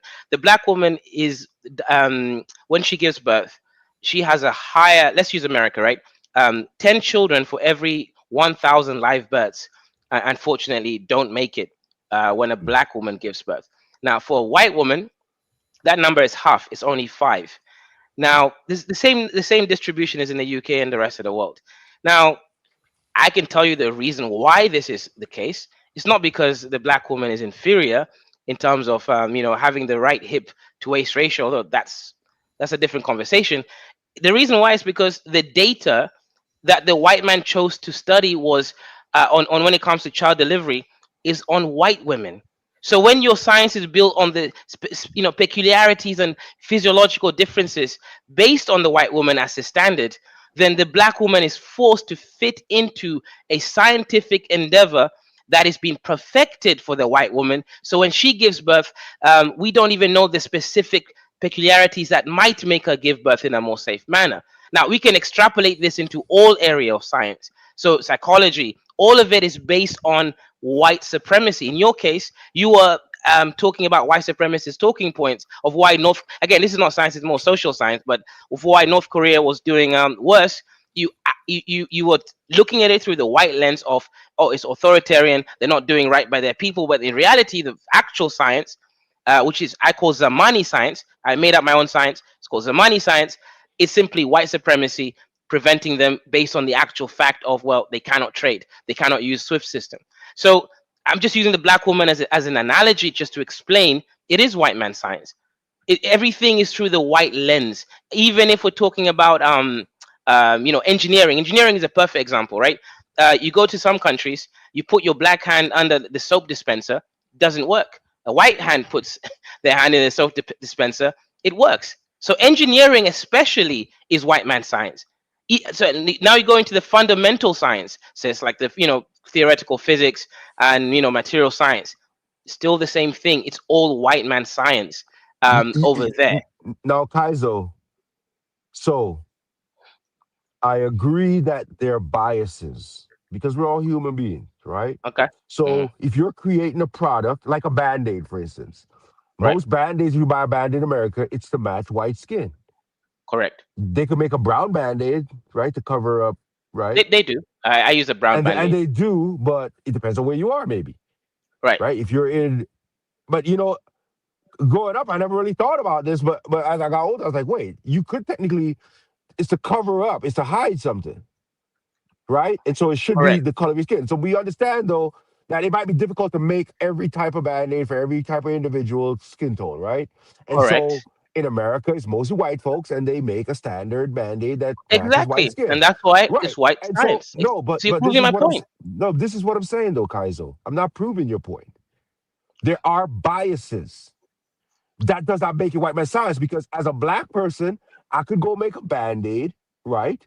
That has Okay. a different tint to it. Using the same glue though, right? The same padding, just a different color on the of the Band-Aid itself, right? And so the biases, yes, they get reflected, like the childbirth thing. The childbirth thing, particularly in America, could be multifactored, right? For one, white folks in America have higher insurance rates. They have access to more health care. So They're let me use the generally UK. In the UK, there's no insurance. It's all free. Still the same thing. Well, you'd have to pull those numbers up and show me for one. But even in the UK, I'm going to make an assumption. For one, there's not really, last I looked at least, there are not really a ton of African black people there, right? There's a significant portion, but not to the levels America has, right? Sure. Now, the other thing is, yes, it's free, but I'm going to make a guess that generally speaking, black folks are still going to be poorer and all that type of stuff. Sure, Now, but it's free. I mean, there is no right. private. No one goes Yeah, to a private hospital here because everyone right. goes to the public. You can have private health insurance though, still over there, right? You can, but almost But nobody you does. have a Even rich base, you have a people. basic level of right. Everybody Right. has a base level, right, which is good. Correct. Now, the thing is, okay, so but even then, it can be multi-factored. It can be factors of activity levels, food, education, all kinds of factors play into this number. So you're And right. so, It is the food. It is the food. But you see, diet science is again based on white no, but physiology. It's not based I on get your African point. physiology. I get your point on biases, but my point is that as a black person, you can educate yourself, right? On like the Band-Aid example, for instance, hey, I want to make a Band-Aid that's towards black skin, right? And you can use that same methodology to do the same thing, right? Same thing with education, health. You can say, hey, I need to eat more vegetables. I need to drink more water. I need to exercise more. You can do all that without.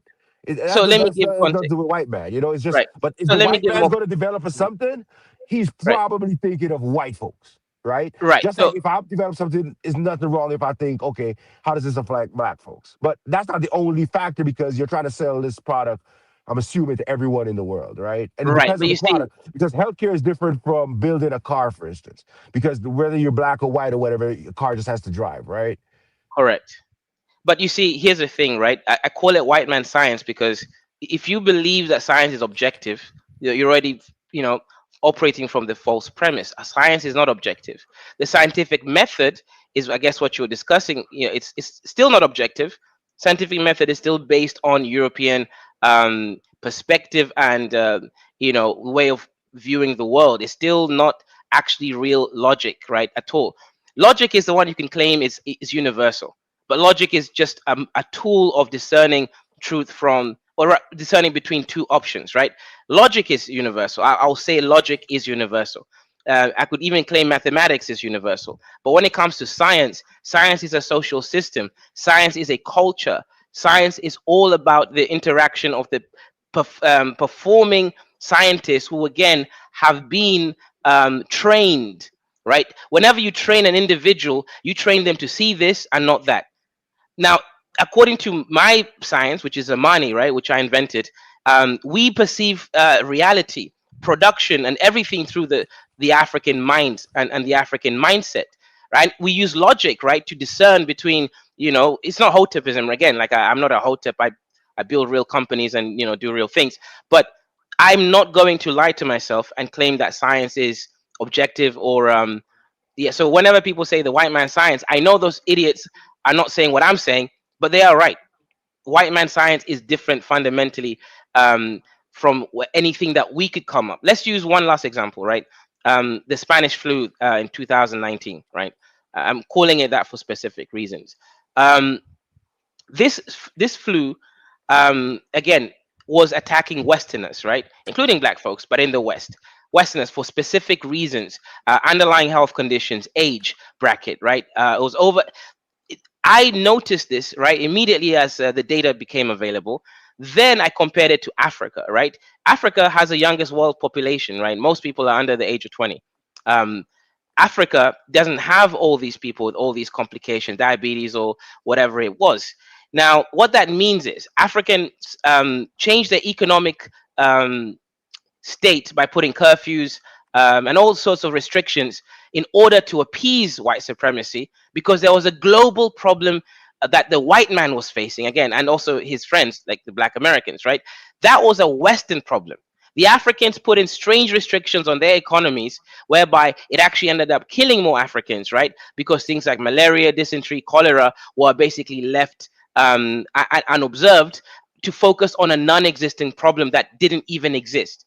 That's an example of the white man science, right? It's a perception. It's all about how you perceive things as opposed to what really is. Brother, Kaizo, you should know better than anyone else that science and the scientific method is objective.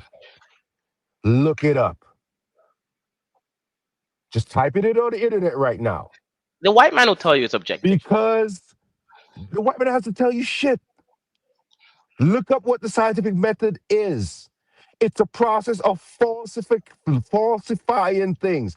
If you have an idea, can you prove it wrong? And if you prove it wrong, then you know what it is.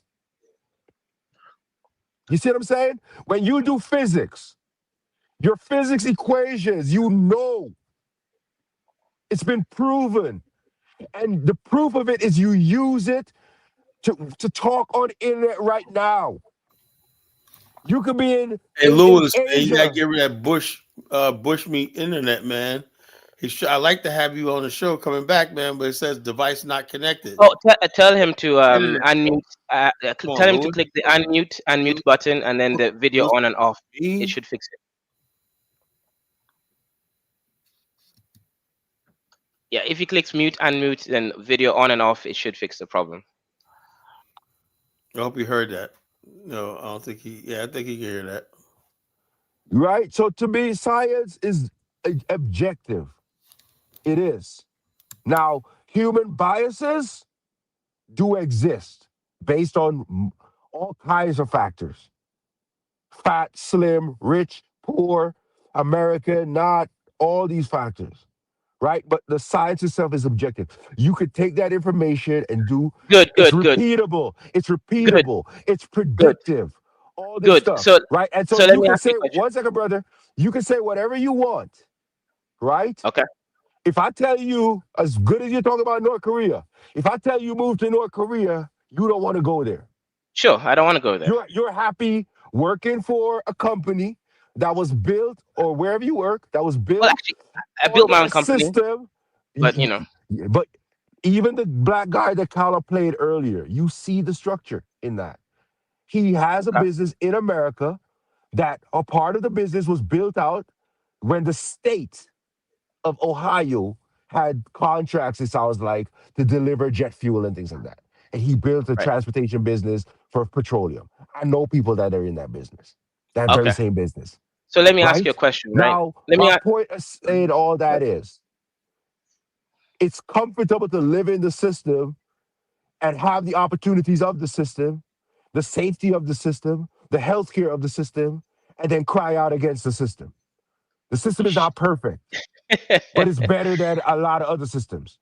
You see what I'm saying? And I'm not saying it's because it's a white man. I'm saying a black man can take that same system and build something for himself. Right. Or better. Okay. Or worse. Okay. Just So like let me Japan took the system, South Korea took the system, Western Europe took the system, America took the system, Canada, Mexico, they have partial levels of that system. I'd rather live in Mexico than North Korea, even though Mexico's system is democratic, but it's still not even as good as America. And they share a border with America. They freely trade with America through NAFTA and all this. But yet still there are parts of their system where the cartel controls whole regions. And the centralized government cannot stop it as effectively, right? So there are issues with their system at the same time. But I'd rather live under that system. I'd rather live under the Kenyan system. I might even rather live in Uganda than North Korea. Okay, so AD, let me make my last argument about white science, right? You're aware of IQ tests, correct? Yes. Okay. Now I'm gonna make it clear. I also do research on AI and I administer IQ tests. IQ tests are actually accurate. The modern ones are accurate. They're not culture unfair. They're based on shapes, pattern recognition, like the Ravens matrices. Now, the white man says, right, and he has some evidence that the average IQ of Africa is 70, 75 maybe, right? Now, that is true. The average IQ of Africa is 70/75. However, the white man's science does not work on the black man, and here's where I wanted to make that distinction. A black man, or rather an African with an IQ of 75, can lead a functional family, can be a mechanic or a high-level farmer, etc. A white man with an IQ of 75 cannot tie a shoelace. These two creatures are fundamentally biologically different enough that the expression of this IQ doesn't reflect on competence. What I'm trying to say in simple terms is this, right? When a white man measures IQ lower than 75, it shows that this person is incompetent. They can't tie their shoelace. When a white man measures an African and says the IQ is 75, it really is 75, but it's meaning less compared to what it means for him. So when you apply this science to the African biology, in this case, in terms of IQ, it doesn't reflect the same thing, right? Why? Because the IQ test tests for abstract ability according to the traditions of logos. This is the tradition of, belief in an objective truth. This is why you even believe in objectivity. There's no such thing. That's a white supremacist idea. They believe in this objective truth. They believe in taking ideas from the mind and bringing it into reality. The black man, though, specifically the African, believes in Zamani, lives Zamani. And in Zamani, we do not believe in these Western ideologies. We don't think about ideas in our head and we try to make it in reality. We simply be, we simply exist. We simply interact with reality and engage with it in real time. So when the African mechanic with an IQ 75 is fixing the car, he's not out there thinking from first principles. What about the catalytic converter? If this, that, and looking through the textbook, he knows how the car works because he's lived, breathed, and embodied the car. And he's built in the last 5-6 years an understanding and oneness with that car, which the European must go to school for those 5 years, study this, memorize this. But fundamentally, they're both doing two things, right? They're both fixing cars at a high level, but one of them has an IQ of 100 and he needs to learn the books. The other one has an IQ of 75. He just has to live the car. So fundamentally, what I'm telling you here is this, right? White supremacist science creates IQ tests, and it's real. It measures something real. However, it doesn't measure the same thing for the African. And that's why I keep saying the white man science is not the same as our science. And we do not see the same things, and we do not measure the same things. We're fundamentally a different being. We are the same species, you're right, we can mix, but the way our biology has evolved is fundamentally different. Let me ask you a question, Kaizo. Can you teach someone to pass the IQ test? You can improve their score a little bit, but not by much. Okay, so let me ask you a question. Are you telling me a baby could be born, not get any education at all, apart from just maybe run around the natural world, like hunter-gatherers would, right? Then get an IQ test. Let's say they know language they can read, so they can read the questions, and pass the IQ test or get a great score? Oh, they don't even need to read the questions. They don't have to read the question. There's no reading involved. Okay. So, and they can get a high IQ score? Than an African, yes. Let's say a European born of two high IQ parents. No. Right, go ahead. Forget about race. Okay. Forget about race. Yes, yes, You're and they can born. score well. You Yeah, operate as a correct. hunter gatherer. How? Mhm. What's the highest score you could obtain? You think? You think you can get a 175 if you tested across the Uh, population? What One percentage of the seventy population five. gonna get this number? What Right, right. percentage could get 100? What percentage? Okay, so okay, let's take two groups.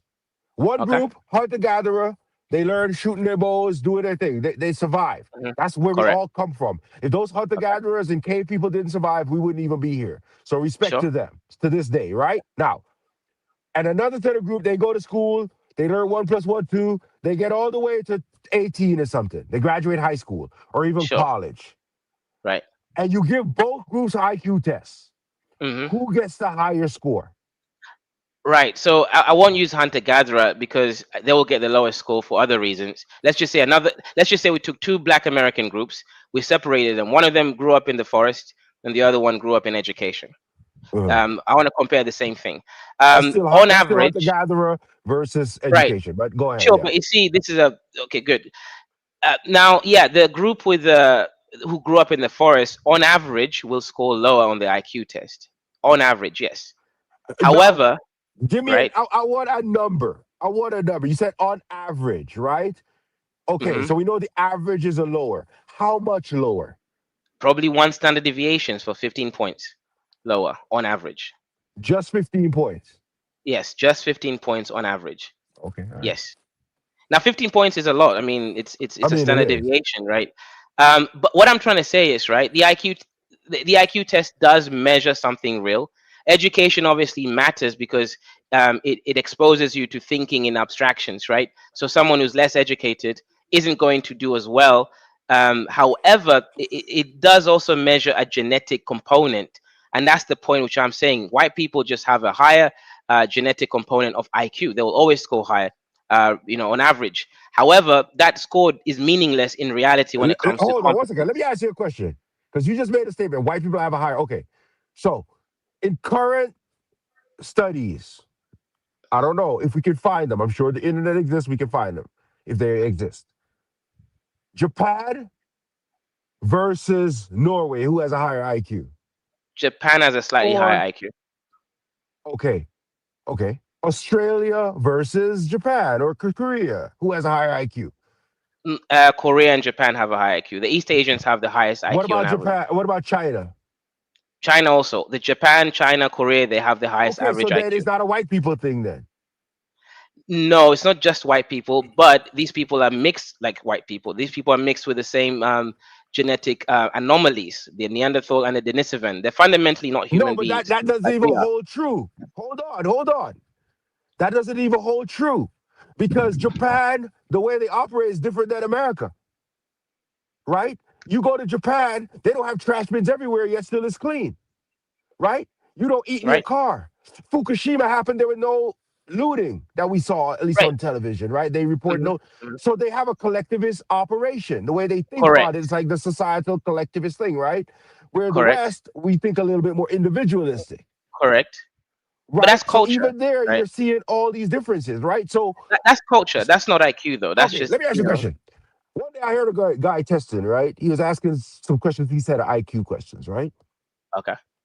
So a bat and a ball are $1.10, right? The Wait, bat sorry, costs a repeat that. dollar more than a bat and the ball are $1.10. The Uh-huh. bat costs a dollar more than the ball. How much does the Okay. ball cost? Right? Right. He says that's an IQ question. It is an IQ test. Well, it's an IQ-like question, but that's not the questions I ask in my IQ test because that is a Okay. culture-derived test. That depends on you That's not knowing math. culture derived. It is That's culture math. derived. That's math. That's Well, that's what math. I mean. Hang on. When I say culture derived, that's what I mean. As in, you couldn't give a hunter-gatherer that question because they would have to even know math to be able to answer that question. So that question would not be a legitimate IQ question.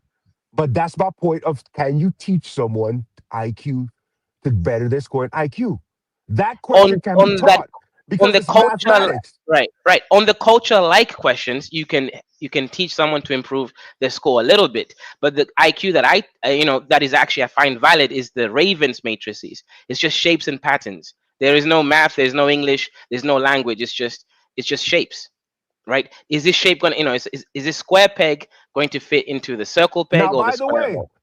That question is a mathematical question, but it's also an intuitive question. It Correct. also tests your patience because the Correct. intuitive answer is the wrong answer. Correct. You see what I'm saying? So there is Correct. that pattern recognition thing in there too. Okay, so let me Right? ask you a question. You are arguing that you fundamentally think that the tests aren't completely fair. I disagree. I think the test, No, the I'm not modern test. arguing that they aren't fair.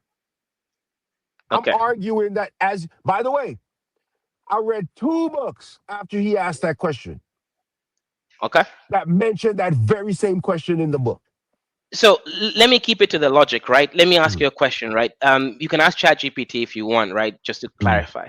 When a European scores an IQ of 70, this person is actually stated, I don't want to use the R word, right? But they're functionally TED, right? Right, They right. can't function in society. They need help for them to actually live. They need to be assisted to live alone. Now, the African scores the IQ of 70, yet the African is competent, has families, has businesses, is functioning at a high enough level in a society. Now, you would have to explain that discrepancy on competence if IQ measure the same thing between the European versus the African. Now, how I would answer that, it's environment, right? If I take an American, right, who didn't have to go out, look for food, nothing like that, and put him with the Hadza tribe in Tanzania, I believe, right? Okay. Of course, he's not gonna. He can learn, he can roll with them, and eventually get his weight down, get fit, and learn and be like them. But initially, he's going to rely heavily on them. If I take that same Hadza man and bring him here, same issue. You see what I'm saying? So I get your point there, but my point already took that into account. I'm saying that the European is literally retarded. They can't tie their shoe when their IQ is 70. But the African IQ 70, it's not just that he's suited to his environment. Even if you put him into the European environment, he could go work in a warehouse, he could work in McDonald's, he could work in, a mechanic shop and still produce value. He's not functionally retarded, but the European is at the IQ 70. That's the question I'm asking. Now I don't agree with that. And the other thing, your example with the mechanic, I don't even agree with that because to become a mechanic, I know these are mechanics. I live in Africa. These no, people I have get your IQ of point. I get your 70 point. I and they're know plenty of functional. mechanics. I know plenty of mechanics similar to what you're talking about. That they can do the job, right? Right. And but all of them were trained, right? Now the Okay. training might not be the formal go to the book, blah blah blah blah blah, but they worked under someone who taught them what it was. Correct. But what I'm And telling you is that the 70 IQ white man could not be trained to be a mechanic. He cannot tie his shoelace, is what I'm saying. I don't know if I agree with that. I'd have to look into that. I'd have to We look can into ask that. I don't know. I don't. ChatGPT, right? I mean, What is like I said, I'd have to look into that. I don't agree with that. I mean, it's like people that say, "Oh, I play chess, and so I'm this great strategist or something like that," but yet still they're not even okay? So millionaires, right? I've asked But they might ChatGPT, be what better is the than. right? I'm just But they asking might be. ChatGPT, what is the competence of IQ 70 individual? It says an individual with 70 IQ typically falls borderline intellectual functioning range. According to most standardized tests, right, is 2 standard deviations below the mean and threshold for intellectual disability, right? A person with an IQ 70 is basically on the borderline of intellectual disability. They cannot function or be taught any kind of skill that requires coordination. Now, in Africa, the average African is 70. That means every other African is 70. Yet every other African have complex jobs, complex economies, and interact and do all these things. And these people are the ones who work for me.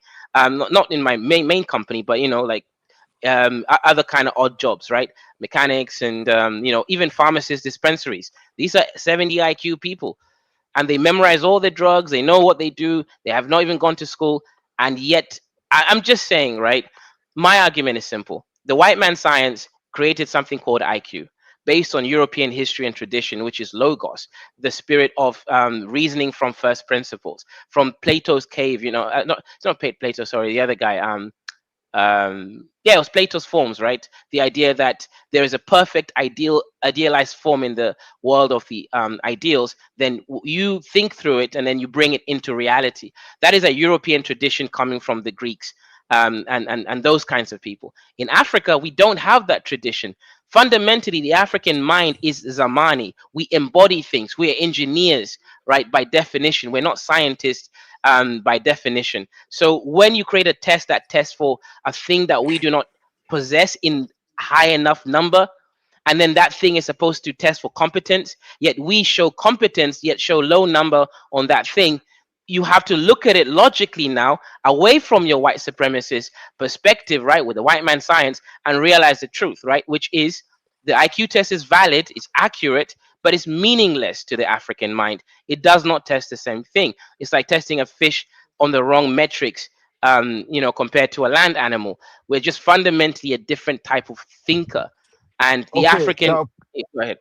now, Kaizo, according to what you told me, you're an educated individual, right? Correct. But yet Well, still, in my opinion, and I believe it can be proven if we look it up, because I'm saying it mostly factual things, right?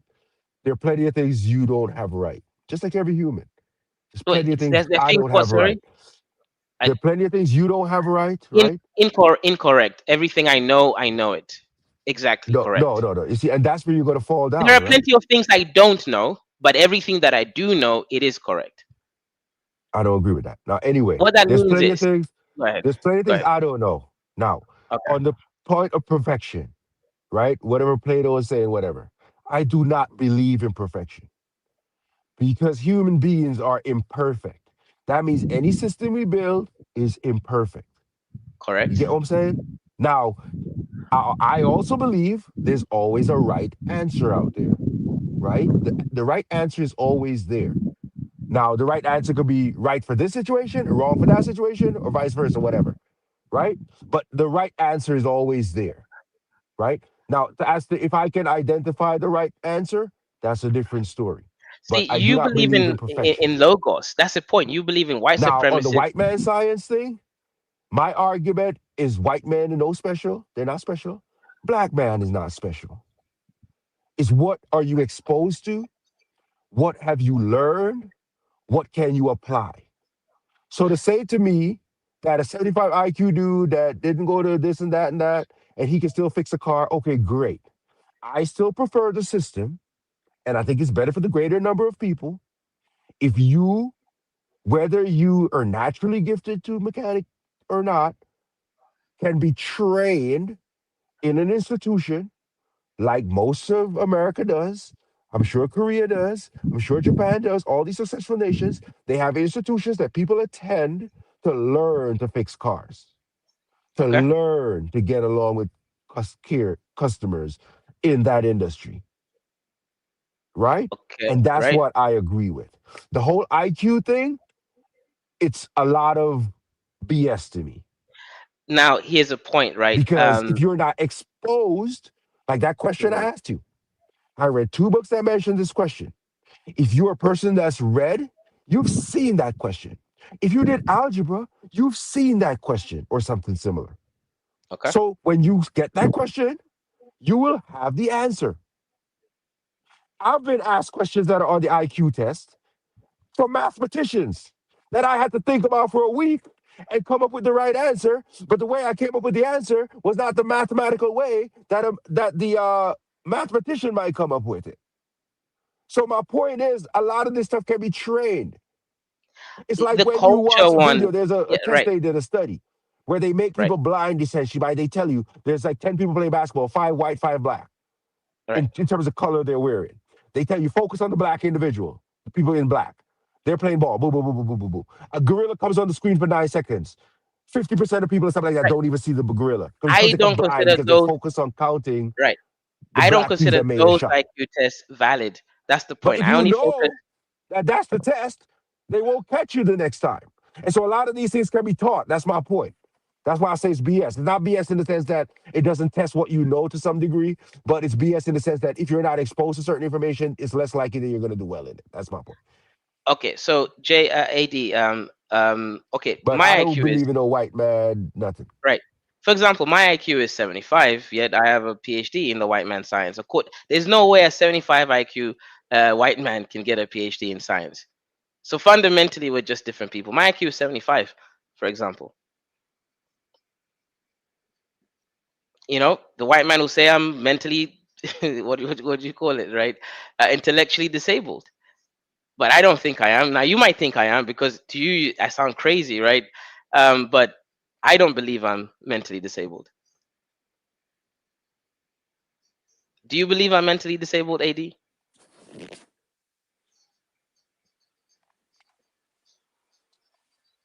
Okay, the silence is telling, right? Does anyone on the chat believe I'm mentally disabled?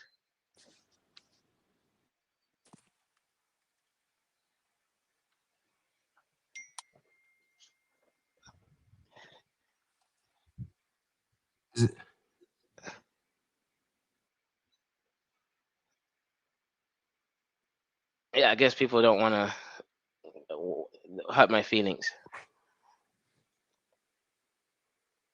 I couldn't hear you for a while there. Sorry. Someone says no, just wrong at best. Okay, shout out to you. So, AD, I really Because want you you to said leave white earlier that supremacy. you don't even think stuff. Essentially, is what under your Yeah, I don't think. system. Correct. Yes. Yeah, but We you just do. cannot. I just don't see. Yeah, but you got to think about it to do it.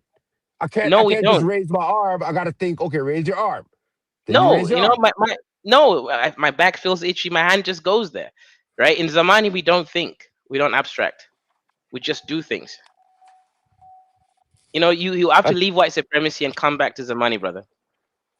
You remember you created Zamani. So where was Zamani all 200,000 years that humans been on this planet? Great question. Logos, right? White supremacy reasoning frame has taken the world. Until I invented Zamani, there was only one way of reasoning, the white man's way of reasoning. Zamani is the only non white man way of reasoning. It's a true logic and mathematics system. We can do algebra on it, we can think, we can reason, and it's fundamentally different. And that's what Zamani is, right? Zamani is it's just a very orthogonal system to white supremacy. So I know. if Zamani was so natural, because remember, when human beings were running around hunter gatherers, there's no white supremacy. Correct. How Hunter did they come gatherers, up in with? fact, Why do we have to wait till you to come up with it? it required a genius in both the Zamani term and the white man term. I'm an anomaly in this matrix. I have a high IQ according to the white man, and I have the high Zamani IQ as well. It required an anomaly of an individual that breaks the mold to actually see it and see the truth. Once in a Well, 1,000 years kind of like I individual. said, man, I don't agree with that because whatever you do, you got to think about it. You know what I mean? If you're gonna build a No, okay, so business, let me try help you you out. got Let me try help you bro. out. Let me try What's a help you out, business right? plan? What's a business Right. plan? Okay, let me try help you out, right? So hunter gatherer is a perfect example of a Zamani, right? No, I Hunter don't. gatherer. Hey, bro, Kaiser, I don't want you to help me out because I already Okay, ain't buying that what you saying. So okay. don't help me at all because I ain't buying it. Okay, I'm not buying it, Why don't you want to know a different system of thinking from white bro. I know supremacy? all kinds of systems. I don't care about the system. I just care about what works. I don't care because we're all human beings. I already know that. Okay, good. I know that now. So I don't care if a Chinaman is doing something. I don't care if a Japanese. I don't care if a Russian. I don't care if you're Eskimo. I don't care if you're Aboriginal. I don't care where you're from. Does what you're saying work? If it works, that's what I want to follow. Okay, yes, it works actually, and 100% works, right? Okay, how does it work? What's Good. proof of it? What's the proof of it? Who's using it? And which country, which individual can you point to and say, okay, this is what he got using my system? Great question. I am using it, and that's how I was able to invent it. Now every African is using it. So what results have you seen? Have you Okay, seen that good. from the other Africans, not from yourself, from the other Africans? So point. You Okay, said every African. So that means every African country, because you said every African. That means every African country correct. uses the system. What's the results of the system The that I result can is see? Well, the result is bad, right? But that's because they're not aware that they're using Zamani. The results have been bad because, okay, let me be precise.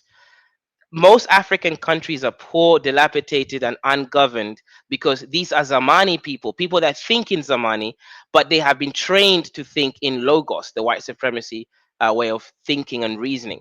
And what's happened is they adopted and developed systems from white supremacy, like capitalism, democracy, and all these things, which are white supremacy creations, and that's why their countries fail because the people do not reason in Logos or white supremacy. The people reason in Zamani. So what happens now is, now that I've codified, I've created a specific Zamani inference. It means the African, if I now train them in what to even see what Zamani is, they can now truly develop their own systems. I'll be precise again, right? Capitalism is um, is a natural continuation after the chattel slavery, right? Capitalism gives, it's modern slavery, right? It gives you um it gives you the illusion that you have ownership and freedom, yet your whole life is dictated from 9 to 5. You get 2 weeks a year or whatever off. You have to clock in the hours, and they give you trinkets, a flat screen TV, etc. Capitalism is just a continuation of white supremacy, which is again slavery. It's just modern slavery. Now, Africans have no business adopting capitalism because we've never had slavery, chattel slavery, sorry, in our societies. Communism, again, is white supremacy. Communism is a response to the exploitative practices of capitalism under white supremacy. Communism, again, is white supremacy. Africans have no business with communism or capitalism. What Africans have business in is something called communalism, which is fundamentally how Zamani functions. In Zamani, and communalism specifically, right? Each individual is within a node of shared other nodes. Knowledge, resources are shared between these people, not by a centralized government figure like communism or capitalism, but by a decentralized nodes of self-governing, self-sovereign individuals within a community. That's what communalism is, right? Now, again, understanding Zamani is understanding that the natural thing and systems of governance in Africa is communalism. Now, you can choose to develop communalism as an ideological, political stance, and then develop economic systems around it. But you cannot do that if you don't even know that that is the natural African concept coming from Zamani. You are now using white supremacy clothes that don't fit you, and then you're wondering why you can't function in white supremacy systems, aka capitalism, communism, socialism. These are not Zamani concepts. So the Zaman, which is what I am, we do not think about ideas, then we bring it into the world. We simply embody, we experience something, and that experience goes into our Zamani, which is the past, the long past ancestral land of all ideas. Everything that has ever been experienced lives in Zamani. We can conjure Zamani. This is why in Africa we have cultures such as dances, rituals. What we're doing with these rituals is we've immortalized experiences that our ancestors had, right? And then when we perform the ritual or the dance or the ceremony, we are invoking that spirit which can be re-embodied, meaning knowledge is stored in Zamani. Then there's another concept called Sasa. Sasa is the now, the immediate past, and the immediate future, right? This is why Africans can't see the future. We are incapable of seeing the future, right? Now, white supremacy will say that we're dumb for this, and that's an argument we can get into, but we don't see a future because the future doesn't exist in Zamani. Only the past and the present exist. Now, if you try to build an economy based on so-called futures, such as capitalism, which requires an ever-growing population that is going beyond the 2.2 replacement level, then you're already failing because you're hedging things for the future. In African context, Zamani, we simply are being. We embody ourselves with reality in real time and engage with it as we explore reality in real time. There is no abstraction. We're not out here talking about ideas or what the white man does is he comes up with an idea in his head, then tries to force it into reality. We do not do that. We simply exist in reality. Now, with Zamani, there is no global climate change being caused because we wouldn't do that to the environment.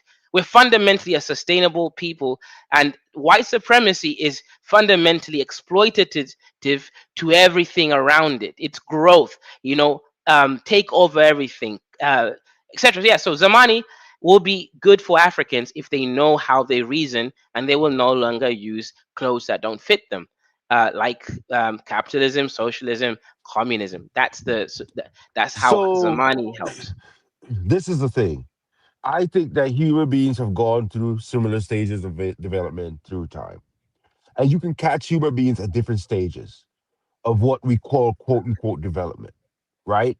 Because even today, you can still go down to the Amazon rainforest and see indigenous people living closer to what we, from books and reports, say they lived like hundreds of years ago, maybe even thousands, right?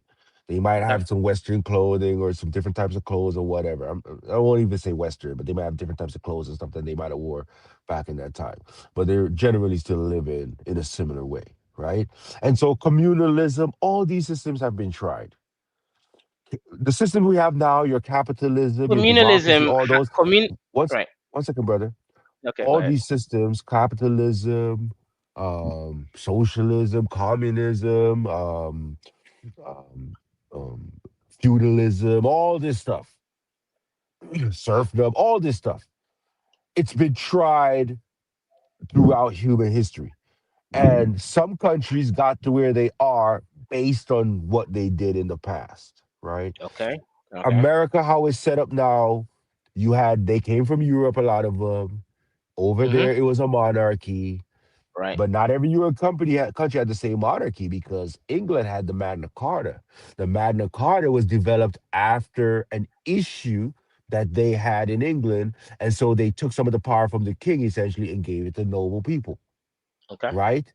And so it created, quote unquote, kind of a more inclusive system, right? Okay. When the Sure. guys that came over here look back at that, they're like, well, we really don't like this and that. And they study Greek and other societies, I'm sure Egyptian, all that stuff they studied. And they're like, we'll take this, we'll take that, and incorporate it into our new system.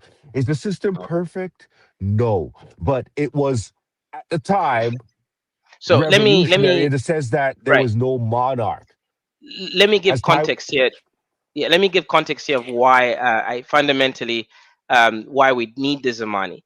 You see, the way you frame things is through the white supremacist history. You're talking about the Europeans' history, and you're right. no, no, Like wait, that's 1 second. ah, Let's first define okay. that question, that term white supremacy, Okay. right? What's your Right. definition of white supremacy? White supremacy is simply the order and the rules, the social contract that the white man created to benefit himself first and fundamentally, and for him to rule and govern the world. That's white supremacy. Science, all capitalism, all these things are part of white supremacy. So in this case, for example, notice you keep saying human history when you shouldn't say human history. You should be precise to the culture. You should say European history. So capitalism and socialism and communism it developed from a very specific cultural historical narrative from Europe. Other parts of the world did not have those narratives. So capitalism was fixing a problem, right, from feudalism, right, and again serfdom and slavery of the European, right. We didn't have serfdom in Africa, meaning these systems work for them because they developed it from their very specific Okay, historical okay, hold on, narrative hold on, hold on, of hold the on. Though. Let me give you problems, my definition of white right. supremacy, right? We could look it up though, right? I don't like jumping off because then sometimes it drops me down off the screen and I don't know if I can get back in, right? Sure, sure. But white supremacy at a basic level to me Okay. is the belief that white people are superior, right? And that they should rule because they're superior, right? Now, Okay. history You proves believe to that. me that You I believe that. don't. No, I don't. Because history proves to me that they're not superior, right? Now, science proves, right? Biology, that we're all the same. So I don't have to look at a white man, China man, no other man and think, or a woman, and think they're better than me. They're not. Right. Okay. So Now, our in terms of, definitions. 1 second, brother, in terms of systems now, Pretty much everywhere in the world you went had a monarchy. If you live in a small enough society, you can have something more like communal. As society grows and the numbers become bigger, that communalism thing becomes very difficult. Incorrect. That's only for Look at this. European. Look That's at this. only that's for One Europeans, second. not for Africans. One second, brother. 1 second. Let's look at Nigeria. How many languages is it reported that they speak in Nigeria? Well, I don't know, maybe a few hundred or something. Hundreds, right? Why is that? If they're so communal, wouldn't they speak a smaller number of languages? No. Because language is kind of like a split, just like religion can be a split. How many different religions are there over there? Look at Many. Christianity, even to go to the white side of things. You have multiple splits. Off of Judaism, split, split, split. So right now you have hundreds of denominations. Okay. And so my point is, I feel like any human group, if the world was to start over right now, would go through similar processes over time. That's now the part where I disagree. And eventually they would find the same answer. Because at Right. the end of the day, you're dealing with the natural world. It's like Right. it's like taxonomy. Things with a backbone, things without.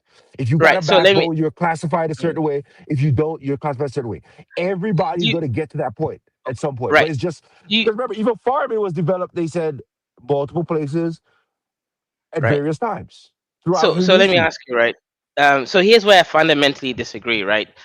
Humans are similar in certain ways, but the the way that human being. Okay, let me ask you: do you really think that Europeans are just as rhythmic as we are? Do you think Yeah. it's just culture that? Okay, see, that's Yes. where I fundamentally Because disagree. look at it. Look at it. You see it. Look at it. Look at because people used to say all kinds of crazy stuff. You remember when they used to say people used to say, oh, white people can't sing reggae. Now they got white bands doing reggae. Right, Big but no, bands. the average white man can't do it. These are outliers. Outliers exist, and No, that's what no, it, connects to yes, all it's the human same civilization. argument that people say on the black side. You know, look, I'm not saying genetics is zero factor, right? Right. But it depends So on what you type think of the white genetics you're man? talking. Wait, when you're You think dealing, a one white second, man? Go ahead. 1 second. When you're dealing with the brain, the mind, to me, genetics is zero factor almost. It becomes Right. negligible at that point. See, When you're that's white dealing with supremacy talking point. 1 second, brother, 1 second. When you're dealing with physicality, height, weight, stuff like that, I could see genetics become more a factor in specific things. Like if I'm Right. talking about playing basketball, right? If you come from a group of people that's really short, now you can have an outlier that gets really tall, like Zhao Ming. We think of Chinese as short, right? Right. Yao Ming was tall. But Right. on generally speaking, from at least my perception, you're going to be shorter. You probably won't make it to the NBA at least, Right. right? But so genetics did play a factor in that. Right. So you think But basically evolution and genetics stops working at the mind, and that's why I disagree. I don't And think I have that. more evidence for it being I can't say fundamentally that different. 100%.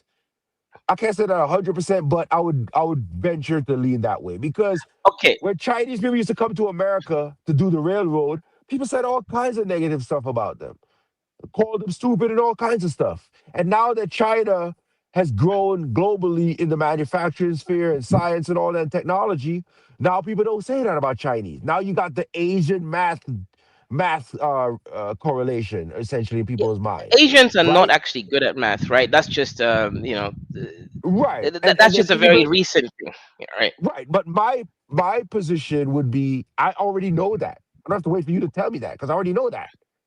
I know it's what you're exposed to, what your society trains you in, and stuff like that that leads to that outcome, right? Okay, so So AD, here's the thing, right? You live in white supremacy. Your group, the Black Americans, live adjacent to the white man. So for your group, right, America is a very interesting place because it's a melting pot, right?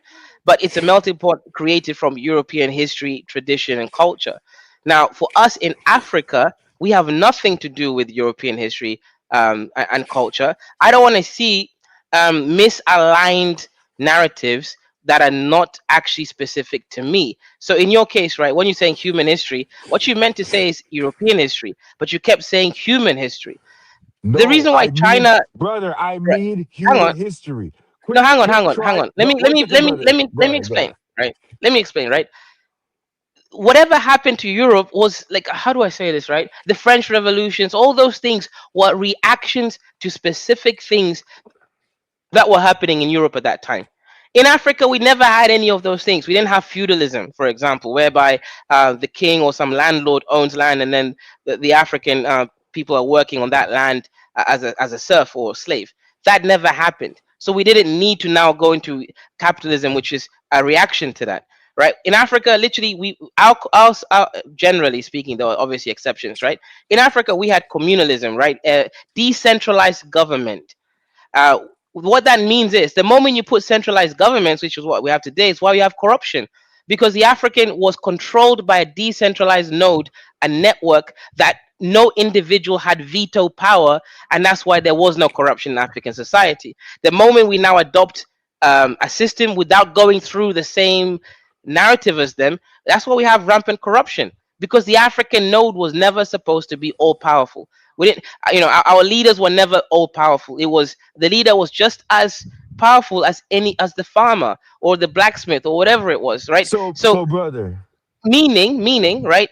We did not develop communalism as our own system, then perform it at a government level to our people based on our history, culture, and ancestry. China did that. That's why China succeeded. China went back to their Zamani, right? They had their Zamani, and then they rejected Western white that supremacy. is That's a why General hundred Mao. percent.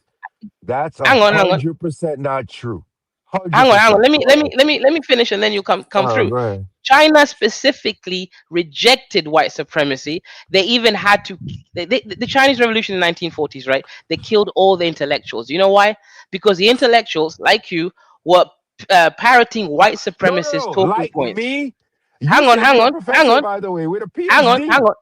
Yes. But So you you're an are. intellectual. Hang on. But I'm not parroting white supremacy. So China went and had to get rid of all their intellectual class because they were just parroting white Hey, supremacy. Kaizo, let's quit beating around the bush. What was the outcome of Mao's revolution? What happened when Mao took over? Look, many How people many died, people right? suffered and died? Many people died, And but China how rose many up. millions of people suffered and died, starved to That death? was the sacrifice that they made, right? In Okay, order for so I'm them not to glad. be slaves. So I'm glad plurality is the point. Now, what happened after Mao when Dao Xiaoping took over? What did he do to cause China to be where it is today? It wasn't Mao that caused it. It was a reaction against Mao that No, but created you see, China today. you had to clean up And by the way, China first.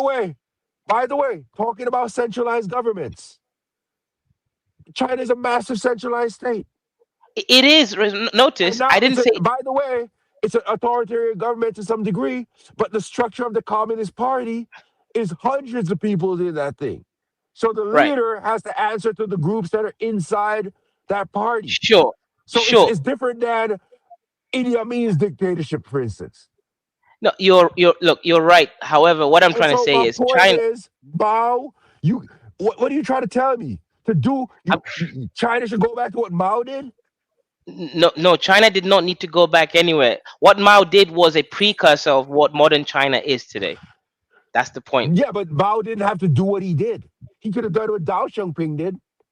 That's what led to We modern look. China as we know it I'm today. not here. I'm not here to defend Mao. All I'm saying is China decided to reject white supremacy, No, but and you that's why said they're rich. you said that's their Zamani. But they didn't Yeah. get rich on the Mao. No. I'm saying the modern Chinese state and government went through their own very specific cultural revolution to go back and seek their Zamani. We're talking about the Confucius philosophy and everything, right? The system that What they've was the finally. outcome? What was The the outcome is outcome China under is the Mao? second richest country. Forget No, about that you specific. no, you're It's getting the irrelevant. wrong interpretation. No, it's not. When Mao implemented his Zamani, what was the outcome? It's irrelevant. under It's Mao. irrelevant. No, It's it's irrelevant. not. You don't want to deal with it because you know it was negative, super negative. When Mao introduced, quote unquote, his cultural revolution, it created disaster for the country. Dao Xiaoping, his family was persecuted under Mao. And when he took over, they rejected the Mao ideas and started to open China up to the world.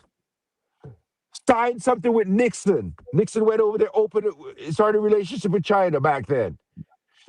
In Hong Kong, allowed certain You're missing the special point. The point, economic zones. These are the things right? that led China to be rich, not Mao. No, The only you're thing missing the Mao point. did was show him what not to do. You're missing the point. Mao is part of the history of how China learned from their choices. China I didn't get go your through, point. right, I and that's get the that only point. relevant. I That's get the that only point. Mao relevant. is a part of it, but Mao showed them what not to do. So if you said Mao was doing Zamani, then Zamani's the wrong thing because Mao was an expression to them of what not to do. That's why they didn't do it. That's why No, they you keep following it. look, Europe had the same issues. That's why they went through their, French Brother, but that's Revolution my several point from times. the beginning. That's my point from the beginning. My No, point it's is, not. It's my not. point is, human societies go through similar things. Look, It's you're talking not. about the monarch was similar to the farmer. What happened when what's that guy's name that they said was one of the richest guys in the world? That West African guy that went all the way to Mecca. What's Mansa his name Musa. again? Mansa Musa. You think Mansa Musa could take all this gold out of his country, travel all the way to Mecca, stop in Egypt, apparently drop the price of gold without being the ultimate power in that country? You think his people going to let him just walk out of there with all this gold, go blow it somewhere in some country, and not leave it with the I have, people? right. I have That's no ultimate idea about power. that guy, right? So you're But saying that look, in Africa we didn't have this ultimate? No, that's what a ruler does. That's what a king does. no. Ad, you're misinterpreting certain parts here, right? I am saying that China is a sovereign nation, one of the few sovereign nations out there in the world, right? And the reason China is a sovereign nation is because they had a specific history that rejected white supremacy, and that's what under Mao was. I'm not saying Mao was perfect. Mao was necessary just to get rid of white supremacy ideology from the Chinese Zamani. Now the next leaders now took what Mao did and then rebuilt now from a Chinese perspective, but putting into place the policies that would make China grow. Now Japan and South Korea, these again countries under white supremacy, didn't do that. Japan and South Korea are just American outposts, right? Vassal states. These are not sovereign states compared to something like China. Now, you as a Black American are also a captured nation within the nation state of America. And that's why you are parroting European historical narratives under white supremacy. Now, for me as an African from a sovereign state, I want my nation to adopt ideologies that have been created by us, for us, based on our unique ability to navigate the world as an African.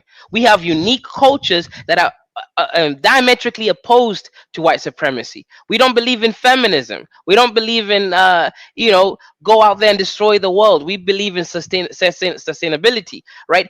If we adopt white supremacy, which is what we did, right? We were given colonial governments with a specific way of reasoning, the British common law, French common law, right? We didn't develop our own legal systems based on our own unique cultural, you know, affiliates. We are just living under white supremacy. So now that I have invented Zamani, I will teach the African that they are in Zamani and how now to create and further communalism to make it a system of governance that can be competing with the prevailing ideas like authoritarianism, democracy, and all these other white supremacy ideas, right? I am a communalist by heart, by nature. Africans were never corrupt. Corruption came when we were centralized.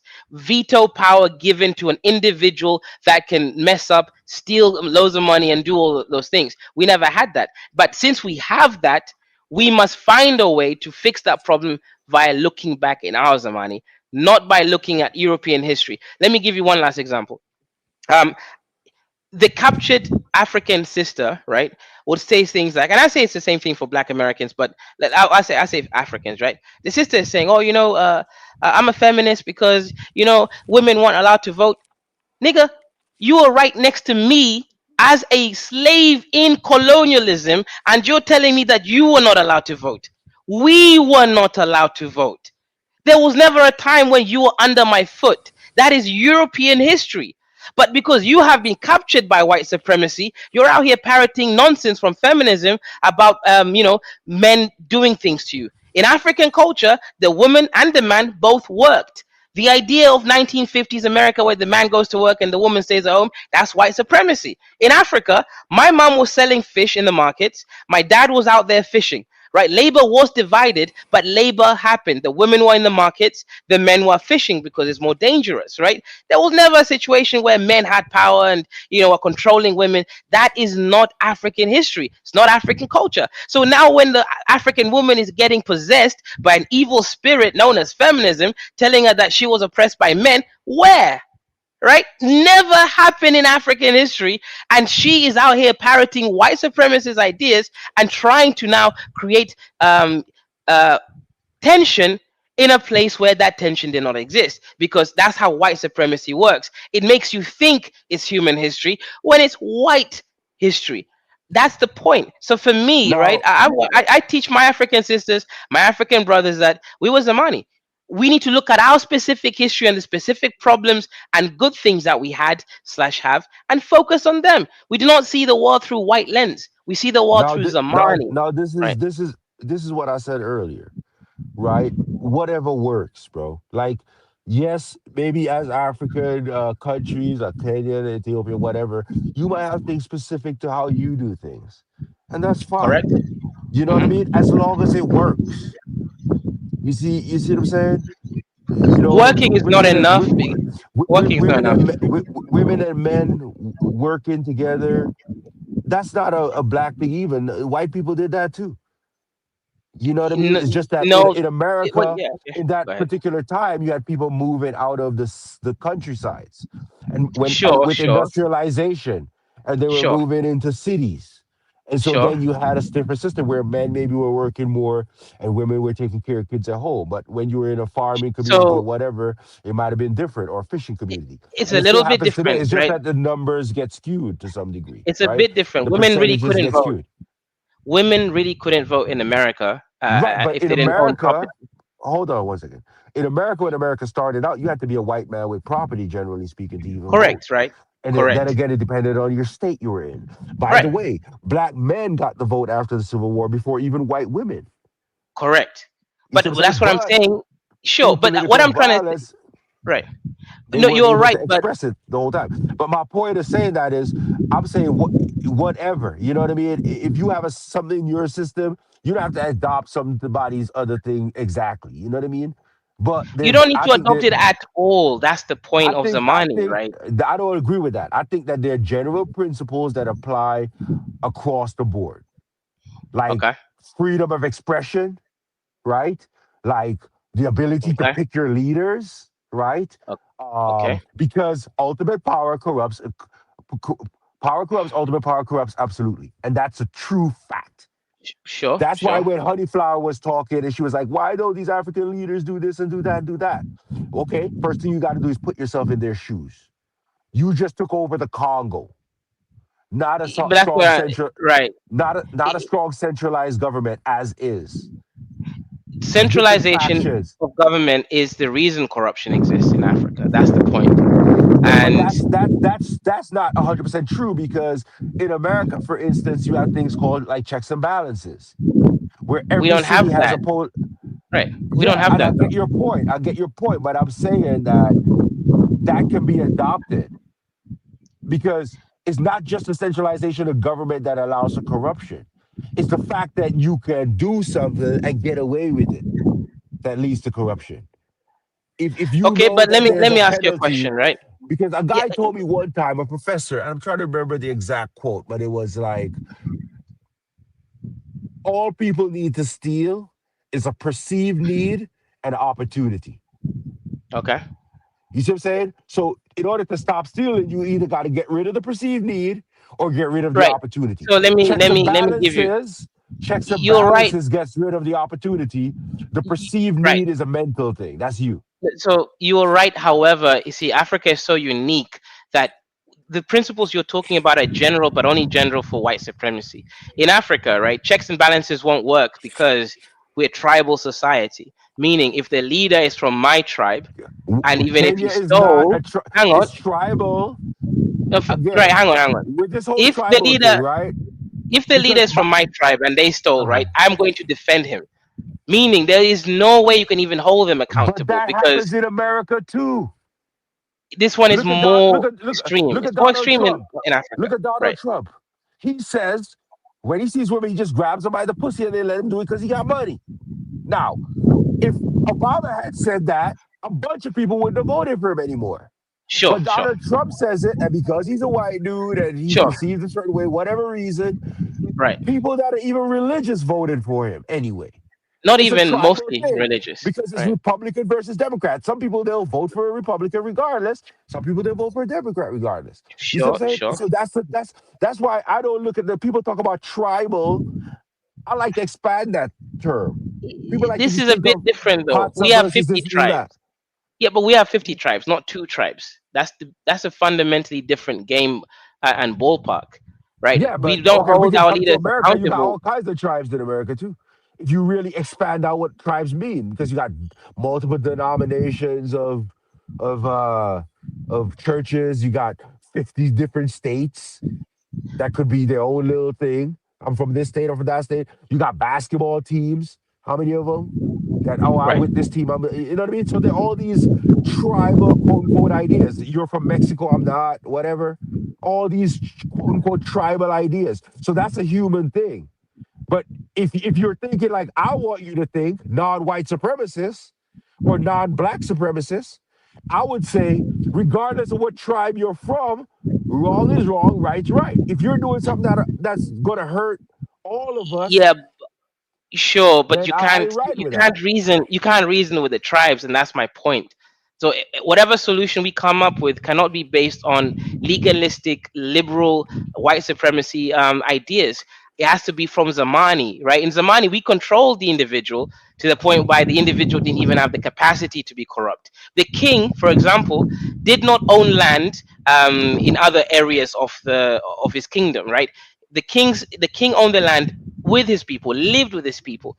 Whenever the king stopped being productive and was corrupt, right? Guess what? The people would get rid of him, because they know where he lives, they live with him. So the kings generally were not corrupt, right? They didn't have any veto power.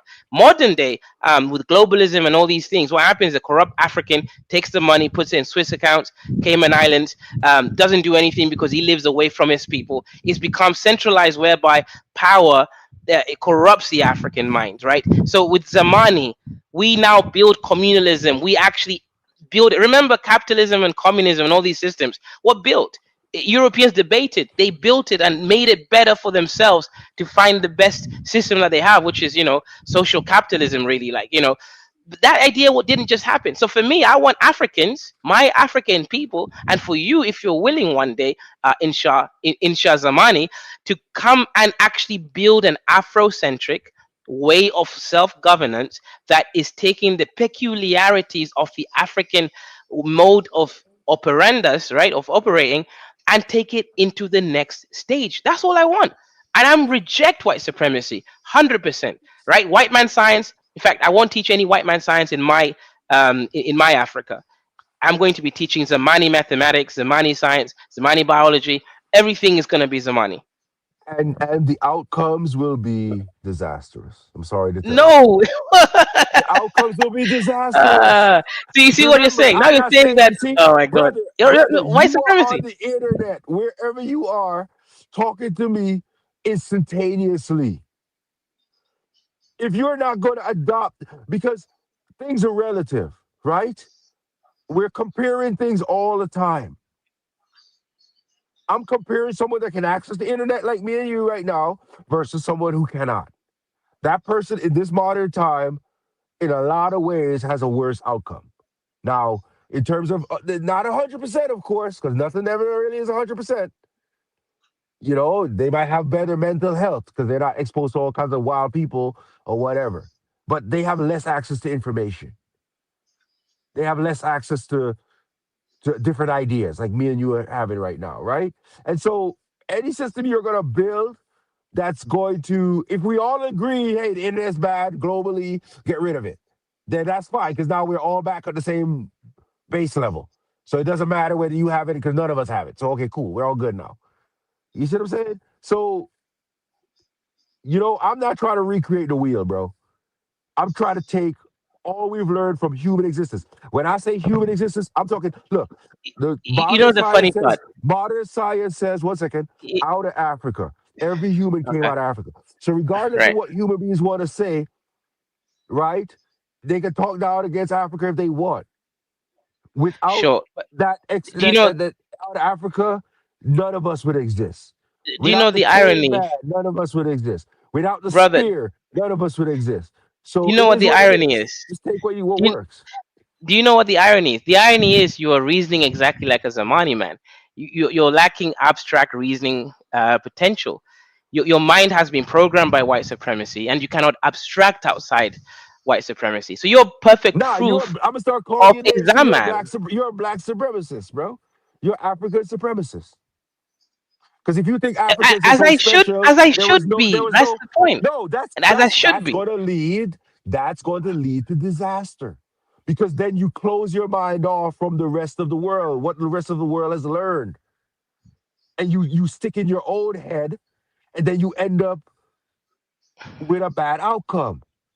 That's what happened with Mao. That's what happened with Stalin. They end up thinking to themselves that they have the answer. They have the solutions. If everybody just follow their ideas, and then millions of people die and starve. Hitler, same thing. White nationalists, German nationalists, white supremacists. Oh, these people cause all our problems. All right, let's round them up and ship them out. Attack multiple countries.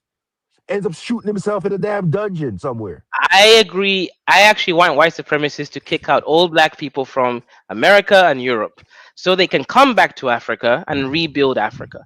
You know, the brain drain is happening too much. I want white supremacy to do its job and kick them all out. That leads to disaster, not only for those countries, because it's not going to end well for them either. Because the modern human idea is exchange.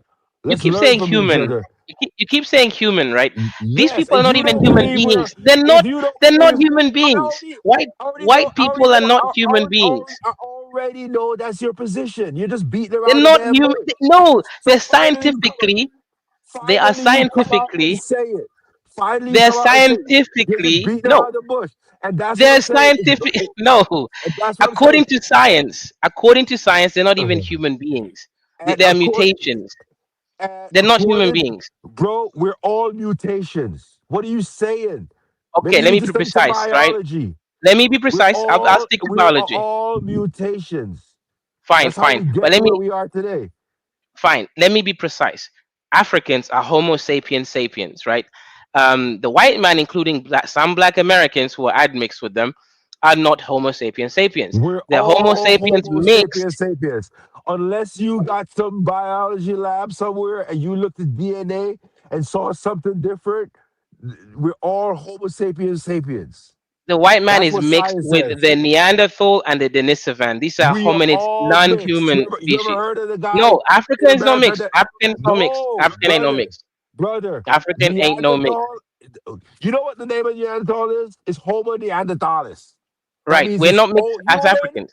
Homo is Nope. pretty much like saying human. Neanderthalis. So if you can mix with them, you know what I'm saying? By the way, you had archaic humans in Africa. There's A00. Look it up. They found it in a guy here in America. That's an archaic human that lived in Africa that no longer exists. That's not But we archaic. mix That's the with them. original human. No, that's the The original man. point of the matter A is, zero brother, zero. the A point of the zero zero matter is the is, original man, and that is the, what the the African is. point of Correct. the matter is that they don't exist anymore. They're archaic humans. Now, the point of the matter is, as far as I know, I'm not a biologist, but from what I've read, and I think I remember correctly, There's still that's some what who it is. exist, like Now, the this is Mbuti the tribe. thing. But yeah, This is go the ahead. thing. This is the thing. At the end of the day, we are all admixed. There's no getting around it. And we have not been apart long enough to where we're like a donkey and a horse. We can't breed together and have viable kids, and those kids have kids, right? We are the same. You can You believe know, whatever you want. The Black We American is are the the same. bastard child of white supremacy. Brother, That's you the can point. say whatever you want. And I like You Black talked you Americans. talked about COVID-19 earlier. You call it the Spanish flu, but the Spanish flu was from 1917, No, I right? called it that for a specific reason, right? Well, For for YouTube whatever terms, reason you call it for, right? there is a Spanish flu from the 1917, right? Sure. Now you had But COVID-19 in a more modern time, right? And you sure. said, yeah, it didn't affect Africa, it was affecting the Didn't West, affect right? Africans at all. Correct. Even if I give you that, which is not true, but It is even if true. I I give lived in you, Africa. There was not a single person who had that disease in Africa. okay, I'm I live in sure my country. Remember this. I I'm not like guarantee these you, other inferior Africans I who run away from their countries. I guarantee you, if I look at whichever country you want to pick for COVID-19, I guarantee you there are reports of cases. 100%. Report of cases Now, does not mean it's now a this real is the problem. thing. This is the thing, right? Even if I say there were 0 cases, I'm gonna give you that. Okay. Let's say 0 cases. There are other diseases that are affecting that population, whether Correct. malaria, Correct. And that was my cholera, point. Correct. We were so and focused so on white supremacy rather than fix our own problems. Yes, that was my point. hold on. Those problems existed before COVID-19. Exactly. Yes, you're So right. And that's my so point. the fix, and a lot of them have fixes already. But the fixes sometimes aren't implemented to the level they should be implemented, right? For instance, malaria, things like the shot you can take, things like limiting the spread of the breeding of mosquitoes and things like that, right? No, A you're not. lot of these You're things. missing my point, brother. You're missing the point, right? Let me give you my country. I'm Kenyan. I'm a Kenyan nationalist, right? COVID-19 deaths approximated, right, according to the whatever World Health Organization in my country, they claim 5,700 people. Now that's it. That's nothing. We have a population of 60 million people. That means that disease did not exist. Now let's talk about malaria, which is a real disease that affects us. In that same year, 5,000 people died of malaria, cholera, dysentery. These are the problems, and flu, right? Just typical normal seasonal flu, right? These are the things that affect Africans. But because the African was looking at the world through, the white supremacy, many more Africans died because they couldn't feed their children because the work and everything was closed. Curfews and all these no contact laws, businesses closing, people's livelihood messed up. That caused way more damage than that 5,700 people, which I don't even believe, but I'll take the number exists somewhere, right? That's what white supremacy is. Now let's use America or Germany, a country with similar population to Kenya. Let's see how many people died in Germany in from COVID, right? You're gonna see that number is far higher than that 4,700 that I showed. It was 175,000 people, How many people died in right? China? I'm not gonna. I don't care about China, right? China is not How many irrelevant, people? right? How many? No, no, no. We're looking up countries. All of a sudden, you don't care about looking up a country. How about I'll tell you Japan? why How I many don't people care died? about. How many people I died in can Japan? probably a lot. Do you know why? Because these are white supremacist How countries. many people died in Colombia? How many people It's died irrelevant in to South me. Africa? It's irrelevant to me. These are South Africa is a No, white but supremacist country. you were look. No, It's a white majority of black supremacist down there. country. Majority of No, black no, no. down there. It's a white supremacist country. You're gonna get the numbers to be more. Real black How many Africa people is died in Kenya. Jamaica? Honestly, probably very few people.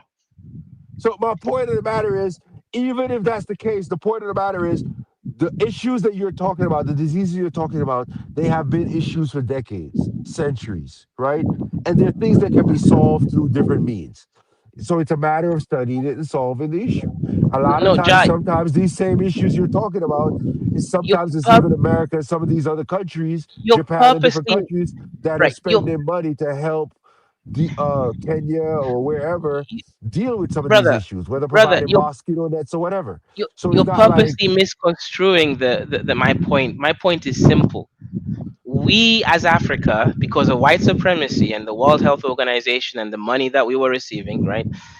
We, instead of focusing on real problems that affect us, were Brother, I crying get your around point. an I get your irrelevant point. problem that.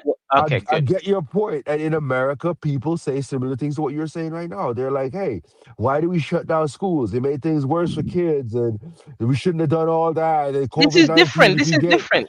people In say the Africa, same there stuff. was no. This is different. In Europe, there really was, white man countries, right? There really was the Spanish flu, right, in 2019. It really did. Now they are having arguments about if about herd immunity versus. That's a more nuanced argument. I'm saying we didn't even have the disease in our country to begin with, yet we were Well, responding if you to it as had if the disease was there. That's the difference. if you had 5,700 people die, according to what you said to me, which I'm pretty sure it's going to be higher than that.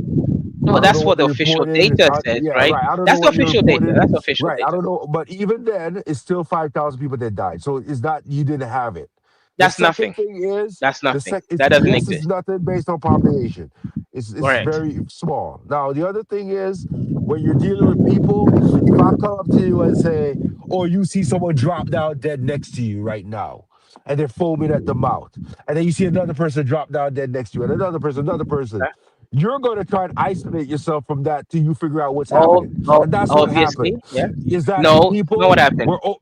we might have overreacted, but we were better off overreacted No, Ja, and you're missing the point. You're uh, arguing from white supremacy, which is at the nuance of the disease. The disease existed in Europe and America. It was real there. Now, whether you overreacted with the realness, hang on, just one last point, please.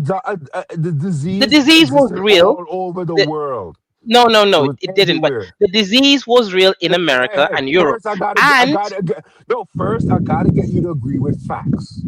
All right? The disease was the disease all over the world.